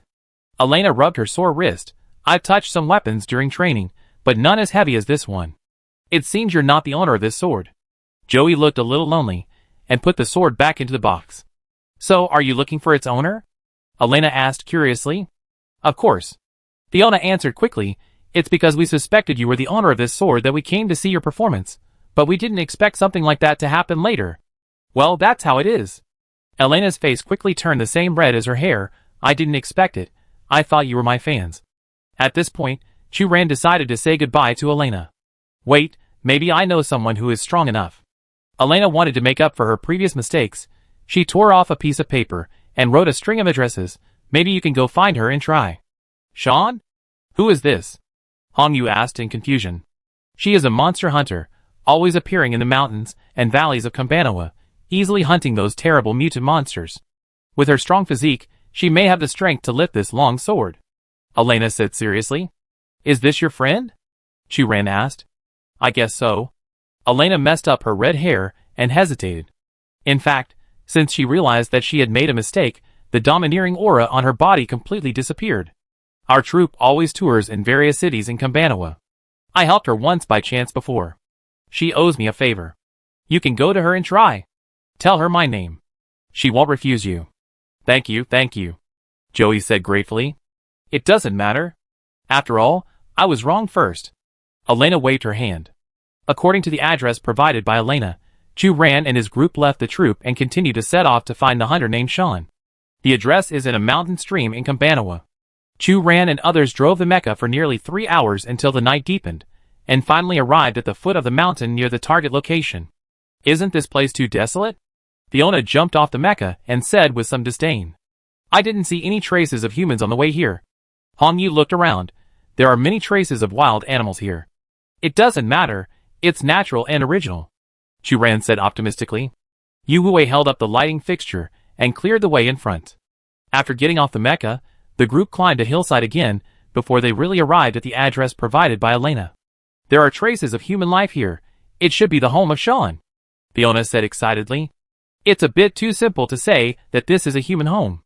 Hong Yu hesitated. In front of them were obvious human daily necessities, a tarpaulin tent, an extinguished bonfire next to it, and a pot, which looked more like a camping site. At this time, footsteps came from behind. A slender woman appeared in front of everyone. She had short black hair, a dead wild bird in her left hand, a knife hanging from her waist, and a black sweater, a standard hunter outfit. Who are you? The woman looked at Chu-Ran and his group with a wary look. Joey stepped forward and explained his purpose. I'm Sean, that's right. Sean threw the dead wild bird next to the campfire. His expression obviously slowed down a lot, but still not enthusiastic. But this is your business. What does it have to do with me? But Elena specifically asked us to find you, saying that you might be the most suitable candidate. Chu-Ran said tactfully. I usually hunt with bows and spears. Sean began to cook the wild bird, and said impatiently, there is no place for a long sword to be used in hunting in the canyon and mountain stream, so even if I am its owner, I will not use it. You can leave. But there's no harm in trying, Hong Yu said. Yeah, Fiona echoed. Hey, where are you going? Sean suddenly stood up with a spear in his hand and walked out. Shashan signaled others to be quiet. For a moment, there was only the sound of the wind in the empty mountain stream. The monster has appeared. Sean moved very quickly. In almost the blink of an eye, her figure was like a swift cheetah, rushing to the depths of the canyon. Yu Wei and others were fine, and could keep up with Sean's pace. But for Chu-Ran, this speed was seriously exceeded. She had to turn out the Mecha and take Joey to chase behind. Sean ran for nearly a quarter of an hour, and finally stopped above a stream. She found a corner that was hidden enough, signaled others not to hinder her actions, and then quietly hid in an excellent observation point. Hiss. Fiona couldn't help but take a deep breath after seeing the scene clearly. What is this? Chu-Ran's scalp was numb. Live sacrifice. Joey whispered, Kambanawa has the custom of living sacrifice. Below the stream, there was a wooden altar. Around the altar was a group of masked humans, wearing cloaks and chanting spells in a low voice. In the center of the altar, a little girl was tied up with ropes and crawled on the ground in a weird and twisted posture. The little girl's hands were folded back, and she couldn't help sobbing softly, but the group seemed not to hear it at all and continued to chant spells. What are they offering sacrifices to? The river god? Chu Ran couldn't help but frown and saw a masked man walked up to the little girl and pierced her finger. Joey shook his head. People here generally respect the power of wild beasts. There are some wild beasts with mutated powers here. Many tribes believe that this is a blessing from heaven. They hope that through this kind of human sacrifice, these people will be bitten by mutated wild beasts and gain the same power, so as to protect their own tribe. Aren't wild beasts contaminated by mutated power monsters? Why do they have to sacrifice them specifically? Are they crazy? Fiona couldn't understand. As far as I know, many tribes have now determined that this is a bad habit. But this custom has a long history, especially in some backward tribes, and it has always been difficult to completely eradicate it. Joey said. Some people voluntarily let themselves be bitten by those mutated wild beasts in order to gain power and become monsters like those beasts. Sean suddenly said, but some people are not willing. For example, that little girl. Chu Ran instantly understood what she meant. At this time, a thick black fog suddenly spread from the depths of the stream, and something slowly swam along the stream, gradually approaching the girl in the center of the altar. The child seemed to sense the danger. She stared at the invisible monster in the river, and fell into great fear for a moment. She even forgot to cry. Just then, the masked people were about to throw the little girl into the river. The mutant beast couldn't hold back and finally poked its head out. It was a mutant river fish. Its head exposed above the water was as big as a basketball. Its pupils were pitch black, and its mouth was full of sharp teeth. The little girl was stunned for a moment when she saw the strange fish. Finally, she found her voice and clung to the edge of the altar. She resisted the force of the group of adults, who wanted to push her down, and began to cry loudly. Sean finally made a move. She shot a long spear and went straight to the masked adults. The speed of the spear was extremely fast. In the blink of an eye, it had penetrated their bodies and accurately hit the strange fish in the river. Sean didn't hesitate. He raised his hand and shot, and made up for the missed enemy. Before the group of people could make any sound, they fell to the ground limply. The strange fish immediately became silent and turned upside down. Chapter 98. Sean stepped forward with his spear and stabbed the mutant fish without hesitation. With a muffled sound, Sean squatted down, took out a knife, and easily picked up a complete fish skin. In fact, death is a very long process. Those who fell to the ground were already conscious, but they could still make painful sounds. After hearing the voices of those people, Sean picked up his spear and walked to their side. Hey you. Chu Ran didn't say anything. I saw Sean raised his knife and fell. The tip of the weapon had already sunk into the enemy's throat, and then turned twice. Blood splashed all over Sean's face, but she didn't care. She only noticed that the other party was finally completely dead. What are you doing? Joey said unhappily. Even if they were not injured, they would not be your opponent. They are believers of those mutant creatures, don't you see? Sean seemed to be in a good mood, wiping the blood beads on the weapon and asked back. That's why I didn't stop you. Joey condemned, but you have already saved the little girl, so you should give these people a chance to live. You mean, I should let them stay here? Those who are lucky enough can be found by others and save their lives, but those who are too seriously injured can only wait to die here, right? Sean said playfully. I know you are a person with a sense of justice, otherwise you wouldn't have saved the little girl. It's just that such a cruel method goes against your original intention of promoting justice. Joey said seriously. Promote justice? Sean suddenly laughed out loud, as if he heard a funny joke. You are the first person to describe me like this, no elf. Am I wrong? Joey asked. Compared to promoting so-called justice, I am more happy to kill these mutant creatures' lackeys. After saying this, Sean began to check the group of people wearing masks lying on the ground one by one. If they are still breathing, Sean will not hesitate to make up the knife, cut the opponent's tendons and veins one by one, until the opponent completely stops breathing, and then stop. As for those who have already died from serious injuries, they will only be kicked aside by Sean. For a while, only the sound of gurgling water, and the occasional shrill screams from the altar can be heard in the canyon. Others saw this scene, and fell into silence at the same time. Finally, Fiona frowned and whispered, Such means are too cruel. The biggest difference between humans and other animals is that humans have the ability to empathize, and will spontaneously abide by certain social norms. Witnessing such a bloody scene, even though they knew the other party was an unforgivable villain, everyone couldn't help but think it was cruel, and had the urge to stop it. Even in the upper city, we would not treat the enemy like this. Yu Wei whispered. Yes. All soldiers should be respected, and this way of death is a blasphemy to both sides. Hong Yu also said. Humph. Fiona said disdainfully, maybe this guy named Sean is deliberately humiliating the other party, and doesn't take these people seriously at all. But this group of people just wanted to kill that little girl. Chu Ran whispered, without Sean, it is this child who is being pushed into the water and becoming food for the monster. I didn't say Sean was wrong, but wouldn't it be better to just kill him with one blow? Fiona protested, her method of torturing people is really too provocative. Chu Ran unconsciously stroked her crystallized left hand. I can understand her thoughts. Being too kind will only cause a lot of unnecessary trouble for yourself. But obviously, such words cannot be told to others. The little girl who was rescued is named Doya, from a tribe called Batu in a nearby valley. Doya's real age is much older than her appearance. She is already 14 years old this year. Fiona was a little unbelievable. You are actually 12 years old? You look like you were just over 10 years old. Yes. Chu Ran also felt the same way. In fact, no one expected Doya to be 14 years old. She looked skinny, short, with sparse hair. She didn't have any characteristics that a 14-year-old girl could show. Instead, she looked more like a child in her early teens. Doya touched her head, feeling a little embarrassed, not knowing how to answer this question. Hong Yu saw her embarrassment and took the initiative to change the subject. By the way, where are your family members? They must be very worried about you after encountering such bad guys. Doya shook her head and said, no, I was the chosen sacrifice, and they all knew it. What? Fiona shouted. How is it possible? Your parents actually agreed to let you participate in such an event. I thought you were deceived by that group of people. My mother and grandmother didn't agree at first. Doya said sadly. They were very sad when they found out that I was chosen by the tribal priest.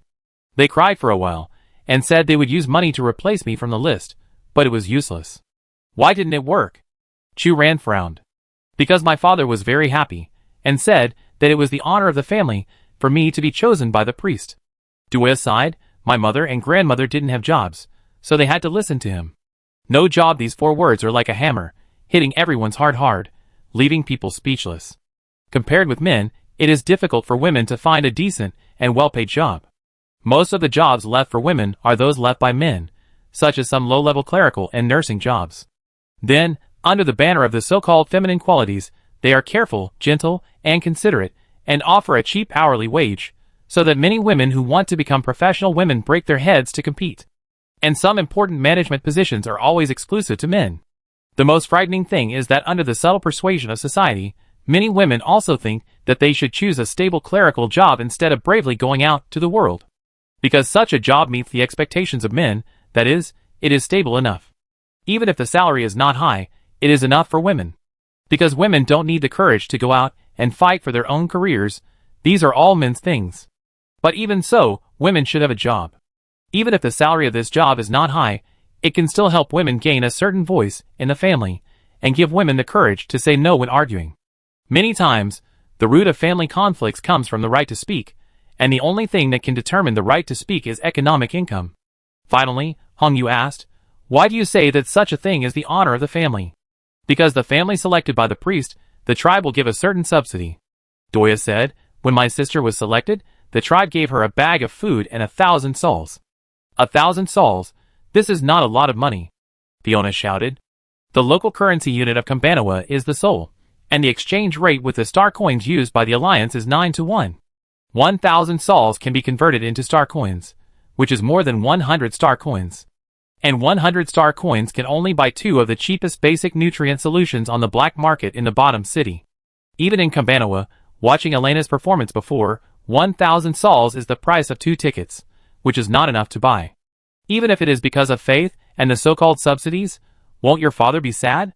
These are 2 children who have been selected in a row. Fiona couldn't help but say, I don't know, maybe. Doya was a little confused.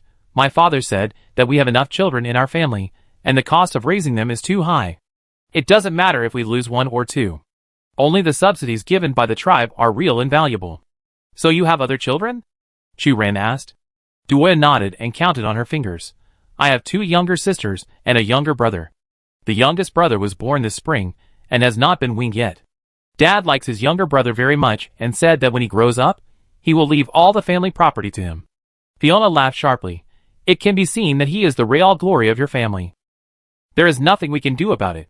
Joey, who had been listening quietly, spoke up. in some underdeveloped canyon areas of Kambanawa, the people living here are not only ignorant, but also believe in those mutant monsters, and often organize living sacrifice rituals. They also believe that men are equal to higher productivity, and can create more wealth for the family, while women are vassal members of the family, and their main function is to give birth and take care of children. Fiona and Hongyu both showed an incomprehensible look. They came from a wealthy middle class, and would never be troubled by such troubles. Chu Ran gently held one of Duoya's hands to show his understanding of her. Duoya smiled gratefully. Just as the group passed a stream, and was about to reach the location of Duoya's tribe, Chu Ran suddenly heard a strange sound. Duoya covered her throat and coughed violently. Her coughing was so violent that she had to stop and bend over. But as she bent over and coughed, Chu Ran heard a sharp sound, like someone rubbing sandpaper on the glass. The sound was not loud, and it was faint. Chu Ran looked at Hongyu, who was closest to her. Did you hear it? What? Hongyu didn't understand. I heard it. Yu Wei on the other side said. It's too noisy. Fiona covered her cat ears. Then, Hongyu also heard the sound. Because the sound came from the depths of Duoya's throat, it became more and more obvious as time went by, gradually becoming sharp and rapid, and it had covered the sound of Duoya's cough. Chu Ren also noticed at this time that Duoya, who was originally bent over and coughing, seemed to have her spine crushed by an invisible force. She still maintained the action of covering her throat, but half knelt on the ground, her body bent into an almost impossible arc. Sister, help me. Duoya asked Chu Ran for help, fear in her eyes. I can't stop. She has been infected. Sean raised the spear in his hand, and stabbed Duoya without hesitation. It was only then that Chu Ran noticed that a fish scale had grown on Duoya's arm. Joey reacted very quickly and blocked Sean's attack with the sword box behind him, and said angrily, What are you doing? It is obvious that she has been infected by that monster, can't you see it? Sean did not hesitate, and stabbed a second shot. Joey blocked Sean's attack again. Infected humans will not immediately become monsters. As long as the intervention is timely, there will be no problem. In the interval between the two people's conversation, they exchanged a few more moves. Sean made a desperate move, and was determined to take Duoya's life. Joey was short, but he was equally determined to protect Duoya. Chu Ran, quickly pull out the fish scales on Duoya. Joey shouted. Huh? Chu Ran was in a panic, and hurried to do it. In just a few minutes, many silver-white fish scales appeared on Duoya's arms. They were neatly arranged on Duoya's exposed skin, like teeth, and looked extremely creepy. Chu Ran took a deep breath, adjusted his mentality, took out the maintenance tools he carried with him, and began to pull out these scales. The advantage of repairing mechas all year round is that Chu Ran's hands are steady and fast, and he can pull out a smooth scale every time. In just a few tens of seconds, Chu Ran had pulled out all the scales, leaving only a small area. And Duoya's condition also recovered at a speed visible to the naked eye. She finally didn't have to keep bending over and crawling on the ground. At this time, Joey took out a bottle of potion from his pocket and threw it on the ground. Apply this to her wound. Hongyu and Fiona quickly picked up the potion and applied it to Duoya's wound. Waste of time, Sean said disdainfully. People infected by monsters are monsters after all. The last scale was pulled out, and Duoya suddenly made a series of retching sounds. Get out of the way! Chu Ran signaled to Hongyu and Fiona. As the two left Duoya, Duoya vomited a small pool of black sewage with a jumping nematode in it. She should have accidentally inhaled the spores secreted by the mutant creatures when the priests pushed her into the water just now. Joey said, picking up Sean's spear again to block the opponent's attack. As an elf, Joey has an innate fighting ability. And Yu Wei was there to assist, so even if Sean was strong, it would be difficult for him to get close to Duoya for a while. It's good that you're okay, Chu Ran said thankfully. Duoya finally returned to normal, looking at Joey with admiration. Thank you, I will. She didn't finish her words. There was a sound of breaking air in the distance, and something was approaching rapidly. A palm-sized silver talisman paper was attached to Duoya's chest. What is this? Duoya's tone revealed a hint of confusion. Chu Ran saw the symbol on the paper clearly, his pupils widened, and he raised his hand to take the talisman paper without time to explain. But it was too late. In an instant, the talisman paper began to burn, bursting into blazing flames, instantly engulfing Duoya's figure in the flames. Duoya barely had time to let out a painful cry before she was burned to ashes by the flames. All these changes came too suddenly. When everyone reacted, there was only a charred skeleton left where Duoya had stayed. What's going on? Fiona murmured. It's obviously cured. There's no way my medicine has a problem. Joey didn't react either. Not only did Fiona and others fail to react, but even Sean was obviously stunned, not understanding who did it. Only Chu Ran took a deep breath and tried to suppress his surging emotions. Rune Teeth, when did you show up? As soon as Chu Ran finished speaking, the captain of Rune Teeth, Soren, appeared in front of everyone. I didn't expect you to recognize it. With him, there were also members of the Oracle. Only you can make such obvious rune marks. Chu Ran tried to calm down. You. Fiona looked at the two teams that appeared together, and it took her a long time to find her voice. You actually joined forces. If it weren't for the help provided by the Oracle Saint Lady Gufeng, how could we lock on the candidates so quickly? Soren complimented. The spell you provided has such a powerful killing ability, but it will not hurt innocent people, which is enough to prove the power of runes. Gufeng said indifferently. Sean looked at the body that had been burned to charcoal, then looked at the Oracle and the members of the Rune Teeth, and slowly smiled. The elf lady has been blocking me, but since you have already taken action and helped me deal with the trouble, it saves me the trouble. Miss Sean, the reason we decided to take action is to show our goodwill to you. Ares said on the side. Show your goodwill? What's special about me? Sean showed an interested look. Our Saint Lady has the ability to predict the future. Hermes said she predicted that you would raise the holy sword and stand on the top of the mountains, so we appeared here. You guys. Chu Ran clenched his fists. Their reactions seemed to be talking about something insignificant, not like they had just killed an innocent life. Although I don't have the right to refuse you. Joey rarely showed his unhappy mood, but I need to emphasize that your behavior of disregarding life will not be recognized by the Holy Sword at all. Originally, I thought the Holy Sword had nothing to do with me. After all, I have no need to use it in my daily life. Sean said casually, but since you are so straightforward and show full sincerity, I am willing to give it a try. After hearing this, Soren immediately looked at Gufeng. Lady Saint, we agreed before that each of us would have half. Of course it won't change. Ares said proudly. Since Sean was willing to try, Joey had no reason to refuse. She opened the long box on her back and put it on the ground, revealing the long sword inside. Sean walked to the long sword, bent down and held the hilt. But surprisingly, after a moment, the long sword still stayed firmly in the sword box without moving at all. Chapter 99. How could this happen? Sauron was the first to jump up and yell. Calm down. Thorfinn frowned. It seems that your Saint Lady's ability to predict is just SOSO. Sauron was extremely disappointed and said bluntly, you said you predicted the successor of the Holy Sword, but the person you found didn't have such ability at all. Idiot! Please show due respect to our Saint Lady. Ares threatened. Respect? Ha! This is something for friends.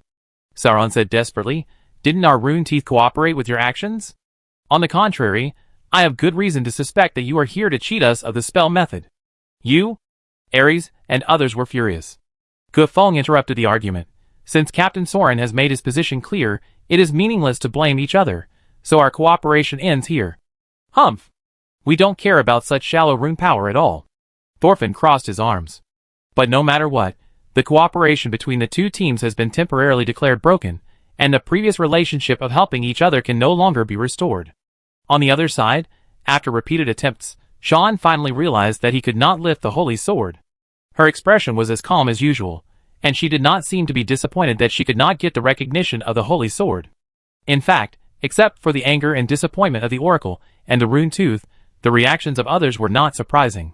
Sean was the strongest person they had ever seen, but the way she treated her enemies was too cruel, and she was not moved at all when facing the death of Doya, which did not conform to the inheritance rules mentioned by Joey at all.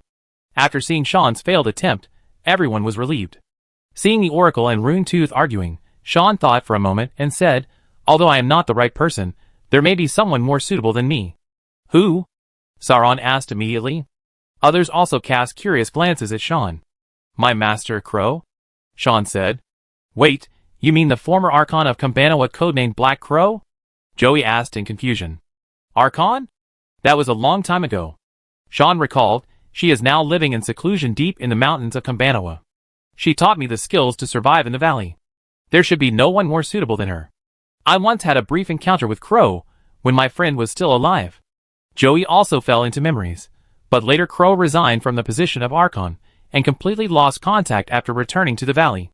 Her name can only remain on my candidate list. When mentioning the master, Sean's tone revealed a rare warmth. In this case, you might as well go find her and say hello to her on my behalf. The mountain where Crow lives in seclusion is the highest peak in Kambanawa, named Tashi Peak. The three teams set out together, relying on their own specialties, mechas, runes, and heroes. Each team wanted to be the first to climb Tashi Peak to seize the initiative, and it was hard to tell them apart for a while. But what no one expected was that when they finally climbed up to the top of Tashi Peak, someone was already waiting there. It was a member of the Wild Spirits. I didn't expect that our four teams would finally reunite in this way, Sauron said sarcastically, and he did not forget to mock the Oracle. It seems that someone did not foresee this possibility. You? Thorfinn stepped forward and wanted to teach Sauron a lesson, but was stopped by Gufang's eyes. Kasiki ignored Sauron's sarcasm and smiled at the others. We just arrived not long ago, and are preparing to visit Crow. Churan smiled back, but as slow as she was, she could also realize that the atmosphere on the scene was tense. According to Sean's description, Crow is very capable, and has been the governor of Kambanawa for a period of time. He fits Joey's sense of responsibility and justice, and is very likely the owner of the Holy Sword. However, only the team that finds the true owner of the Holy Sword can get the rewards and points of the assessment task. How to leave a good impression on Crow in front of other teams, and let the other party choose themselves has become the most important thing at present. Churan looked at Kasiki, and Kasiki avoided her sight. Since you have arrived in advance, why don't you knock on the door and visit directly, but wait here? Thorfinn asked. It turns out that the members of the Oracle are not omniscient. Aram couldn't help but say, how do you know that we haven't seen Crow? She just said that she would make a decision after all four teams are gathered. Machu and Hamisad laughed in a low voice. Thorfinn's face slowly turned red. Gufang raised his hand, and was about to say something when an old man in a robe walked out of the house. Crow was wearing a coarse cloth robe. Her hair was already gray at the temples. She was thin, energetic, and her eyes showed a gentle emotion, which made people feel relaxed unconsciously. Her voice was generous. Everyone has been waiting for a long time. Seeing the candidate who met the requirements, Joey said happily. Since we separated last time, I finally see you again. Joey? Crow fell into the memory of the past. Since I settled in Tashi Peak, we have not seen each other for decades. Soren hurriedly said, Dear Miss Crow, we came to visit you according to Sean's introduction. You can actually hear my name from Sean's child. Crow laughed. This proves that she trusts you very much. Speaking of which, I have never heard of any example of a governor of Kambanawa accepting disciples before. What about Sean's child? Joey asked curiously. Churan couldn't help but look at Joey. It was at this time that she realized that Joey was an elf rather than a human. Joey was much older than she looked, even older than the white-haired Crow. Sure enough, Yue smiled and said, after so many years, we have all grown old, but you haven't changed much. She has outstanding abilities, but her character is flawed. Joey said, more importantly, I see the shadow of a demon hunter in her, but she doesn't seem to be a demon hunter at all. In the territory of Kambanawa, just like those mutant creatures hiding in the dark, there are also a group of humans who make a living by hunting mutant creatures. Those mutant monsters are cunning by nature. They will not only devour humans directly, but also rely on the so-called faith to cultivate a group of humans as ghosts to find suitable victims for themselves. In order to deal with these hateful mutants, some humans with a sense of justice stood up. They took the initiative to give up the most vulnerable emotions of human beings, became cold and resolute, calm and collected, slaughtered one mutant after another, and those who became monsters, and protected the homes of the Kambanawa humans. However, as time went by, both mutant monsters and demon hunters became ancient legends that once existed. Most of those who were lucky enough to inherit them were not well trained, and did not know how to kill mutants quickly, and those mutant monsters who survived by chance were not strong enough. Crow nodded slightly and said, she is an exception. It turned out that Sean was originally from a noble family in Kambanawa. Her parents once held important positions, and had a lot of contacts with Crow. As the only daughter in the family, Sean could easily get everything she wanted. But all this ended on Sean's 10th birthday. Her parents loved adventure activities, and proposed that the whole family go to an undeveloped canyon for adventure on Sean's birthday. The journey that day was originally very smooth. Sean saw many natural landscapes that were different from the city, and the relationship with her parents became closer during the personal adventure. Until the evening, when dusk fell, Sean went to a forest to collect firewood. She was always greedy, and wanted to collect more firewood, so she walked into the depths of the forest unconsciously. When Sean reacted, she could no longer see the place where her parents camped.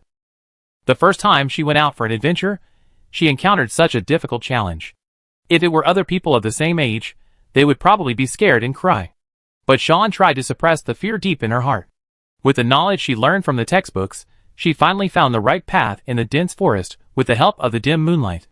When she finally saw the flag symbolizing the camping site, after going through numerous hardships, with a bundle of firewood, Sean was overjoyed. She had imagined how proud her parents would be of her.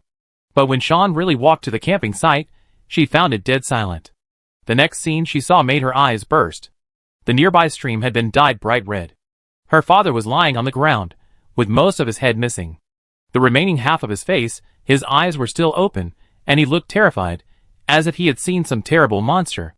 With a clang, the firewood in Sean's hand scattered all over the ground, but she knew nothing about it. She just quickly crossed the stream and ran to the door of the tent. The mother still maintained a kneeling posture, holding a sharp knife in her hand, but just like the father, her entire body was torn into two halves by an unknown force, leaving only half of the body to maintain the previous action. The culprit monster had long gone, leaving only the bodies of the parents being eaten. Anger, sadness, despair. All kinds of complex emotions surged into Sean's heart, like waves after waves, constantly washing away Sean's reason. In the end, the anger of revenge prevailed. Sean noticed that there was a monster tooth left on his mother's arm. The tooth was not big, and it was difficult for a monster to injure two well-trained adult men and women. But if it was a multi-headed mutant creature, plus the ghosts in their hands, it could easily tear the bodies of the parents. After realizing this, Sean couldn't control her trembling. She couldn't find out what specific monster hurt her parents. The only thing she was sure of was that from the moment her parents passed away, all the monsters in Campanoa and their minions would become her enemies. So, your decision to resign from the position of Archon was also related to Sean's family's experience? Joey asked. My friends were killed, so of course I have the obligation to take good care of their children. Crow sighed. If Sean had experienced something like this, I would understand her hatred for those monsters and humans. Fiona whispered. It is difficult for humans infected by mutants to truly recover even if they have the elves' potion. If the infected humans happen to be weak-willed, they will soon turn into monsters again. Crow said. So, Sean's decision to insist on killing Doyle was correct? Hong Yu frowned. We are discussing if, not right or wrong. Crow said. Well, I've heard enough stories. Sauron said impatiently, to be honest, I don't care what Sean thinks. She's not the real owner of the Holy Sword anyway, right? Why don't we discuss the issue of profit distribution while everyone is here? We don't have much time left. How do you plan to distribute it? Aram asked. There is only one owner of the Holy Sword, and only one team can get the points reward in the end. Sauron gestured with his hand. But the problem now is that we have 4 teams, and they all want to get the first place. So what? Thorfinn asked. So 3 teams must make concessions. In order to avoid unnecessary conflicts and save energy in the last event, I propose that no matter who gets the first place, this team must give convenience to the other 3 teams in the last event. Soren said loudly. I object. We speak completely based on strength. Why do we have to do this? This is obviously taking care of the weak. Fiona said with her arms folded. I agree with Catwoman. Gufone said lightly. We also agree with Fiona's point of view. Kasiki represented the attitude of the savage wild spirits. Maybe our strength is not the strongest, but we are willing to fight for it. You.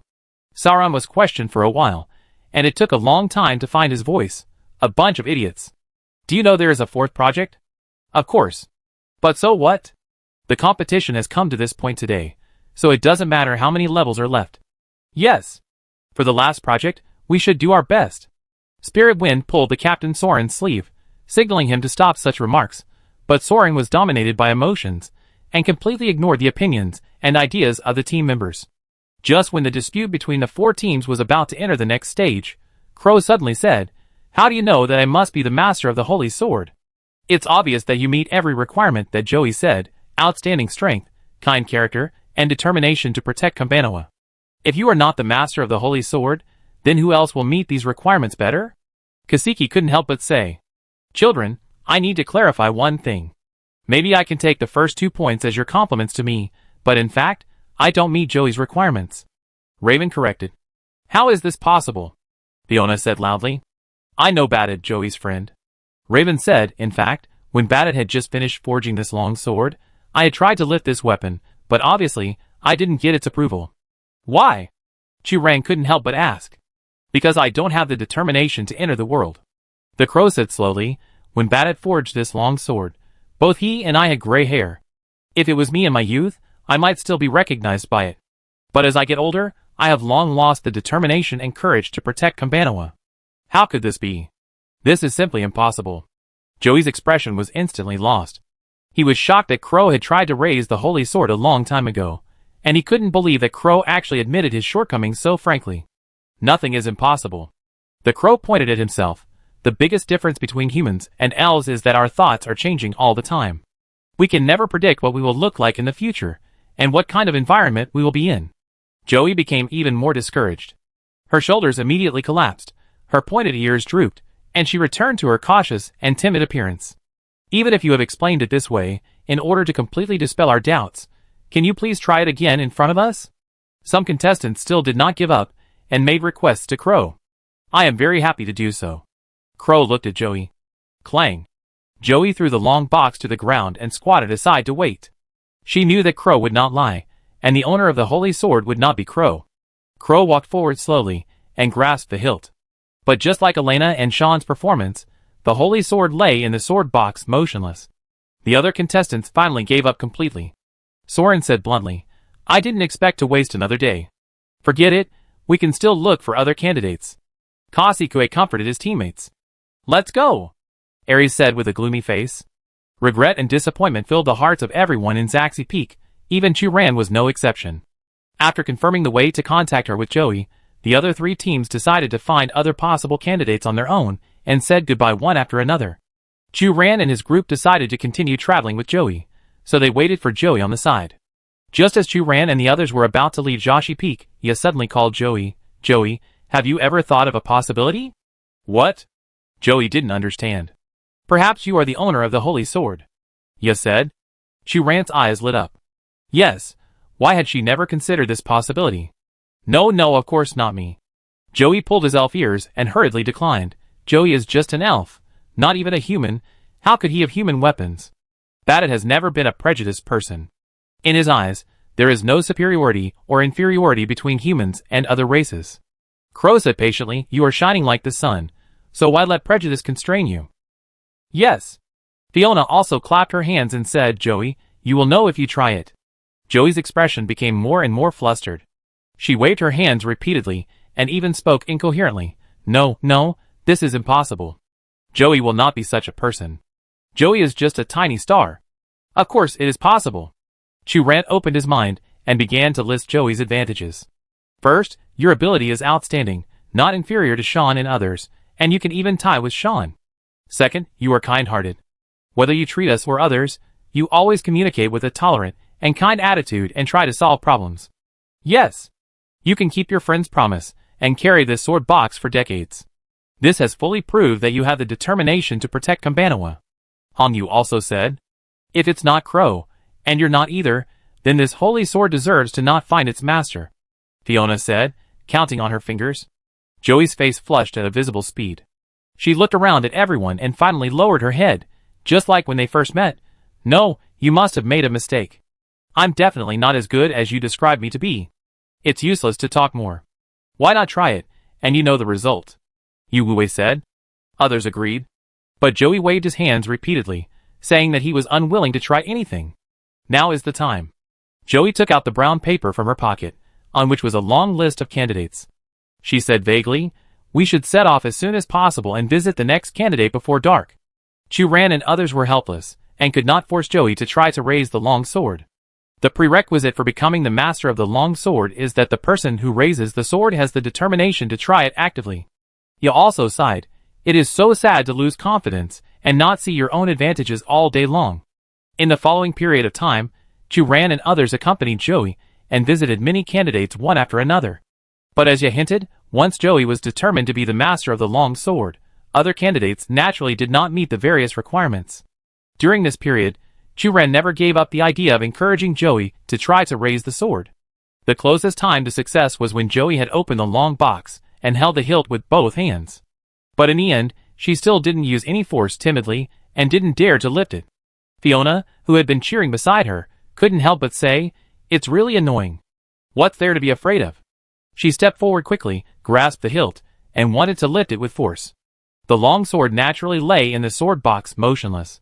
If I could get the approval of the long sword, I would wake up laughing in my dreams. Who wouldn't want to own such a magic weapon? Fiona complained, you are so timid, it's really hard to understand, it makes me very angry. Joey, you should be braver. Hong Yu encouraged. I know. Joey scratched his head and said ashamedly, you don't have to worry, maybe this is why I can't become the master of the long sword. How is it possible? That's not what I mean. Fiona said loudly, you can do it. Okay, Fiona, calm down. Chu Ran stopped. The only thing worth being happy about is that other teams haven't found a suitable successor either. Fiona snorted coldly, but couldn't help saying, because the real successor is right beside us, but she didn't realize it. Oh, Miss Fiona, don't worry about my problem. Joey said seriously, compared to other heirs with outstanding abilities, I am indeed unqualified. Joey. Chu Ran had a headache. Thank you for your company during this time. Joey put the long box behind him, and said a little sadly, although I haven't found the real owner of the long sword during this period, the time I spent with you is very pleasant, which reminds me of the time when I traveled to Kambanawa with my friends. Oh! Fiona blushed immediately, feeling ashamed of her temper just now. Chu Ran, this is the weapon embryo left by a friend. Joey took out a small box from the package. You are a mecha repairman, you should be able to make better use of it. Weapon embryo. Chu Ran was a little surprised. Isn't this the reward for completing the task assessment? Joey pointed to the watch worn by Yu Wuwei. The assessment is time limited. During this period of time, no one helped me find the real owner of the long sword.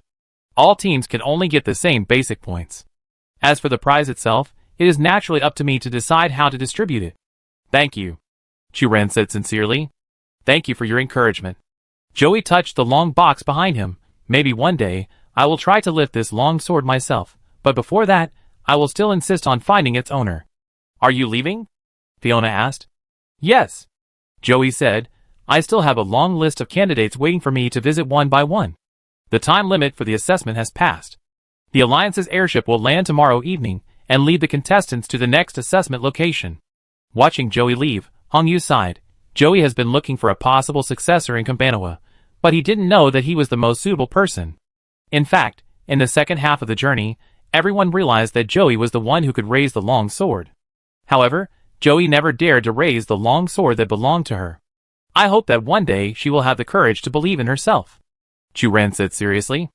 I understand that it turns out that such a simple thing as self-confidence is actually difficult for some people. Fiona sighed. Hong Yu looked at Fiona. It's not just Joey. For many people, especially girls, inferiority is the underlying color of their character. I have come into contact with such people. They obviously have the corresponding strength, but they are always timid and annoying. Fiona thought of some unpleasant experiences. Confidence is a valuable quality. Hong Yu whispered, but not everyone has such a quality. Maybe we should share some confidence with Fiona, so that Joey will not continue to be trapped in the same place and keep searching. Chu Ran joked. Hey, look! Fiona suddenly screamed. The sky has gradually darkened, and Joey's thin figure carrying a sword box is getting farther and farther away. At this moment, the sword box behind Joey suddenly lit up with a pale golden light, and a ball of light mist enveloped her shoulders, illuminating her way forward. But Joey seemed to be unable to see the light that was so close. She took out the parchment list from her pocket, and was checking the name of the next heir to visit. The ball of light fog always surrounded Joey, and never left. The elves, whose strength far exceeded that of the strong, searched for a ray of light that always lingered around them. Yu Wuwei whispered, Joey, he must have been infected with heart miasma. Chapter 100. When Joey's figure completely disappeared from everyone's sight, everyone decided to rest on the spot and wait for the Alliance's arrangement tomorrow. The Shuangqing area has a developed economy and a leading level of technology. The living supplies configured for each player are all the most advanced scientific and technological achievements. The Mecha team consists of 4 people, each carrying a camping tent, which is stored in the Mecha storage cabin when traveling on weekdays, occupying only half a cubic meter of space. When camping and resting, this tent can be transformed into a spacious camp that can accommodate 2 people. As the only Mecha repairman in the team, Chu Ran routinely inspects the Mecha equipment carried by other members every evening.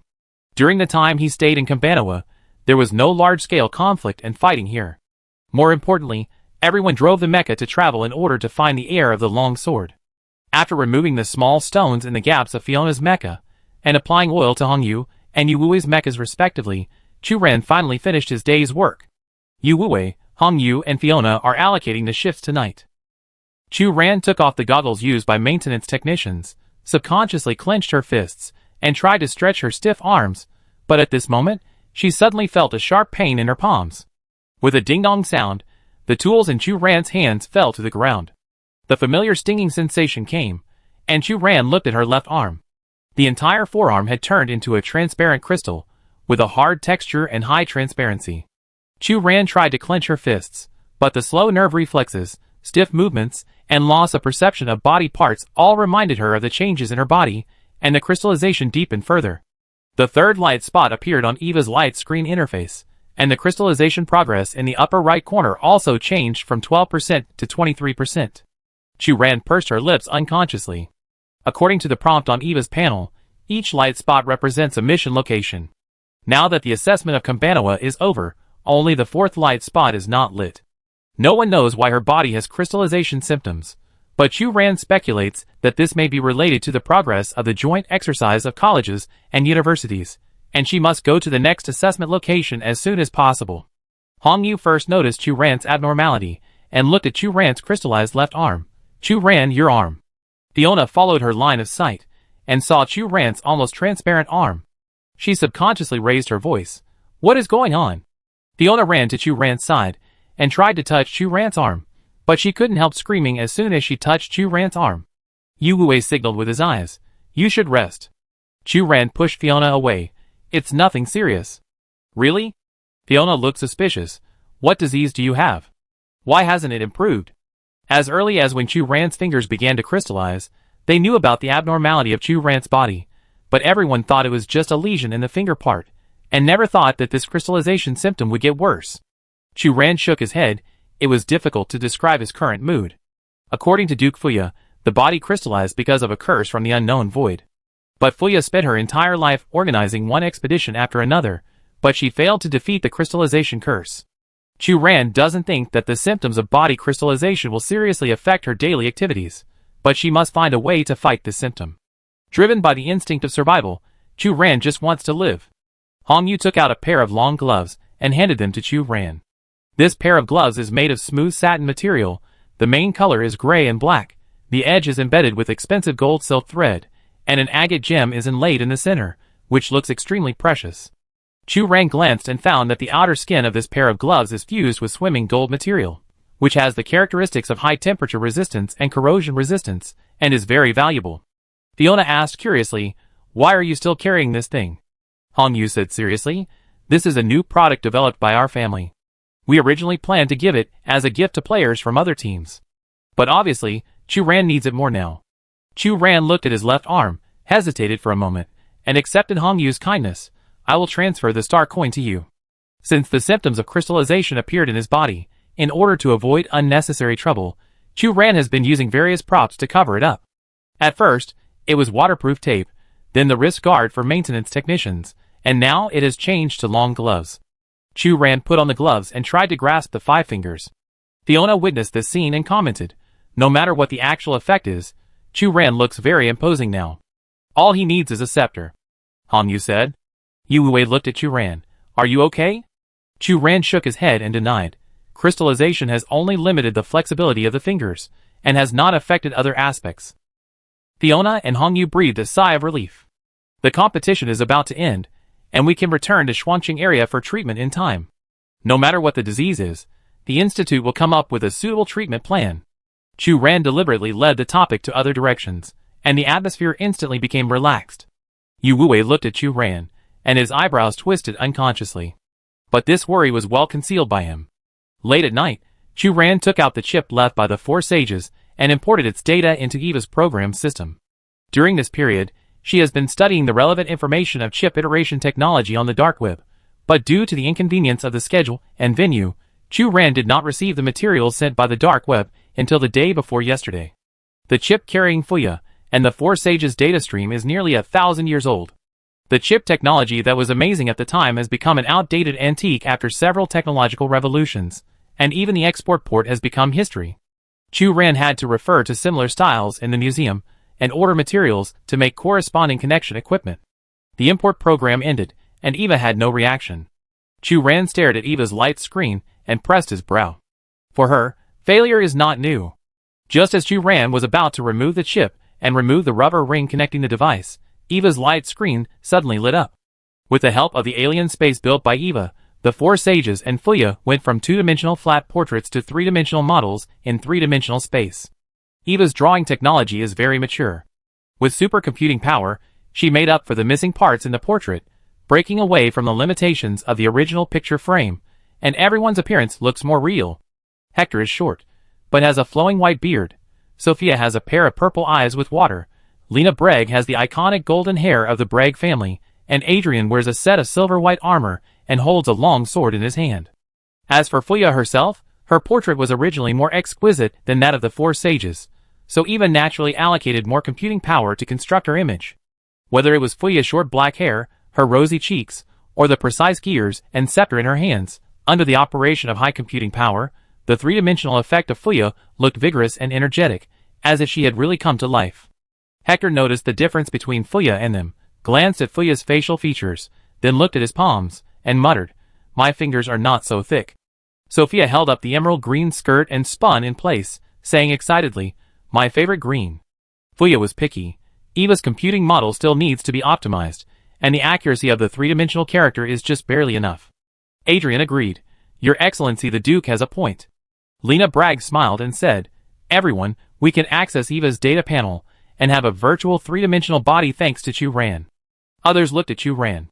Chu Ran understood that what he saw was just a data stream materialized by Eva. Whether it was Fuya or the four sages, they were all data packets and did not have self-awareness. Even if their behavior and language were based on the sampling of their own patterns before their death, they would not do anything that affected reality. In other words, as long as Chu Ran is willing, she can delete the information left by Fuya or the four sages at any time, thereby completely destroying the characters. But obviously, Chu Ran will not do so. Seeing the three-dimensional images of the five people in front of her come to life, Chu Ran finally breathed a sigh of relief.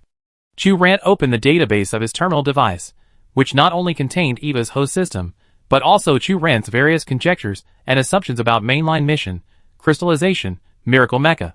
This chip has become history, but it also records the behavioral data of the four sages and Fuya, including the model concept of the first generation of Eva, which has incomparable value. Chu Ran wanted to analyze the reason for his crystallization through the data model of the four sages and Fuya. After the data transmission was completed, the four sages and Fuya showed a solemn look at the same time. So, the mission has failed. Hector's white beard trembled. Another failed attempt. Lena Bragg frowned. What went wrong? It seems that we can't stop such a powerful curse after all, Sophia said sadly. Don't be discouraged. Fuya held the scepter tightly, her mouth was tight, and she inadvertently revealed the majesty of the superior. Adrian did not express his opinion, but just looked at Fuya quietly. Chu Ran was confused. What failed? What are you trying to stop? Lena Bragg looked at Chu Ran's left arm and explained, Your crystallization is still deepening, which in itself indicates the failure of the mission. Why do you say that? Chu Ran asked curiously. According to our previous conception, your body should stop crystallizing during the process of searching for materials. Hector pursed his lips and said, the worst result should be to slow down the speed of crystallization. Find all the materials and assemble the miracle mecha. This is just the last step to reverse the crystallization, Adrian said. Obviously, Chu Ran's body crystallization was deteriorating at an alarming rate. At the beginning of the game, it was only 2 knuckles, but in the middle and later stages of the game, her left forearm had completely crystallized. Chu Ran looked at Fuya. But Fuya looked away. I have made many efforts and attempts to fight the symptoms of crystallization. Since you found the chip I left behind, it is enough to prove that my ending is not optimistic. It was as if someone had drilled a small hole in her heart and filled it with heavy cement bit by bit. Chu Ran's mood sank to the bottom of the valley. So, am I destined to be unable to get rid of the curse of crystallization, and can only let it erode my life? Chu Ran could not hide her disappointment. I'm afraid so, Fuya said. Chu Ran hugged her left arm and couldn't lift her spirits. Adrian, who was always taciturn, suddenly said, in the final analysis, we are just paints and cannot predict the development of reality. Yes. Even Eva, who now has supercomputing power, cannot predict every decision in human real life.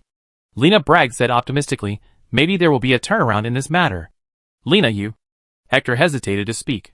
After accessing Eva's database, Each of them only needed a few milliseconds to know that Chu Ran's fight against crystallization was doomed to fail. Thousands of possible decision outcomes, without exception, all led to the word failure. With the background of supercomputing power, Eva already has the ability to predict the future, and will not make mistakes at all. You should continue to collect materials, and perhaps a miracle will appear, Adrian said. After saying this, Fuya frowned. Adrian, why give her hope that does not exist at all? My Lord Duke. Adrian was humble. As Miss Bragg said, we are just pigments after all. Maybe there will be other opportunities in reality.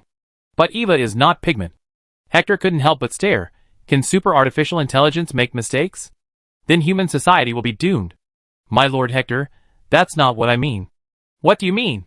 Okay, stop arguing. Chu Ran took a deep breath and turned off Eva's light screen.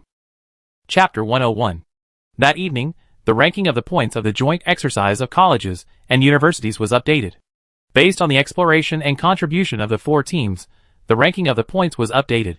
First place Oracle, second place Twin City Mech Team, third place Savage Wild Spirit, fourth place Rune Tooth. The 4 teams had different reactions. The camp of the Mech Team. Fiona's unhappiness was written on her face, and her cat tail slapped the ground again and again. Why are we second? I don't think they have done anything to contribute. Hong Yu browsed the EVA interface. Kufeng is known as the genius of the Oracle family for hundreds of years, and they are naturally determined to win the first place this time. Yu Wei said, the strength of the Oracle should not be underestimated.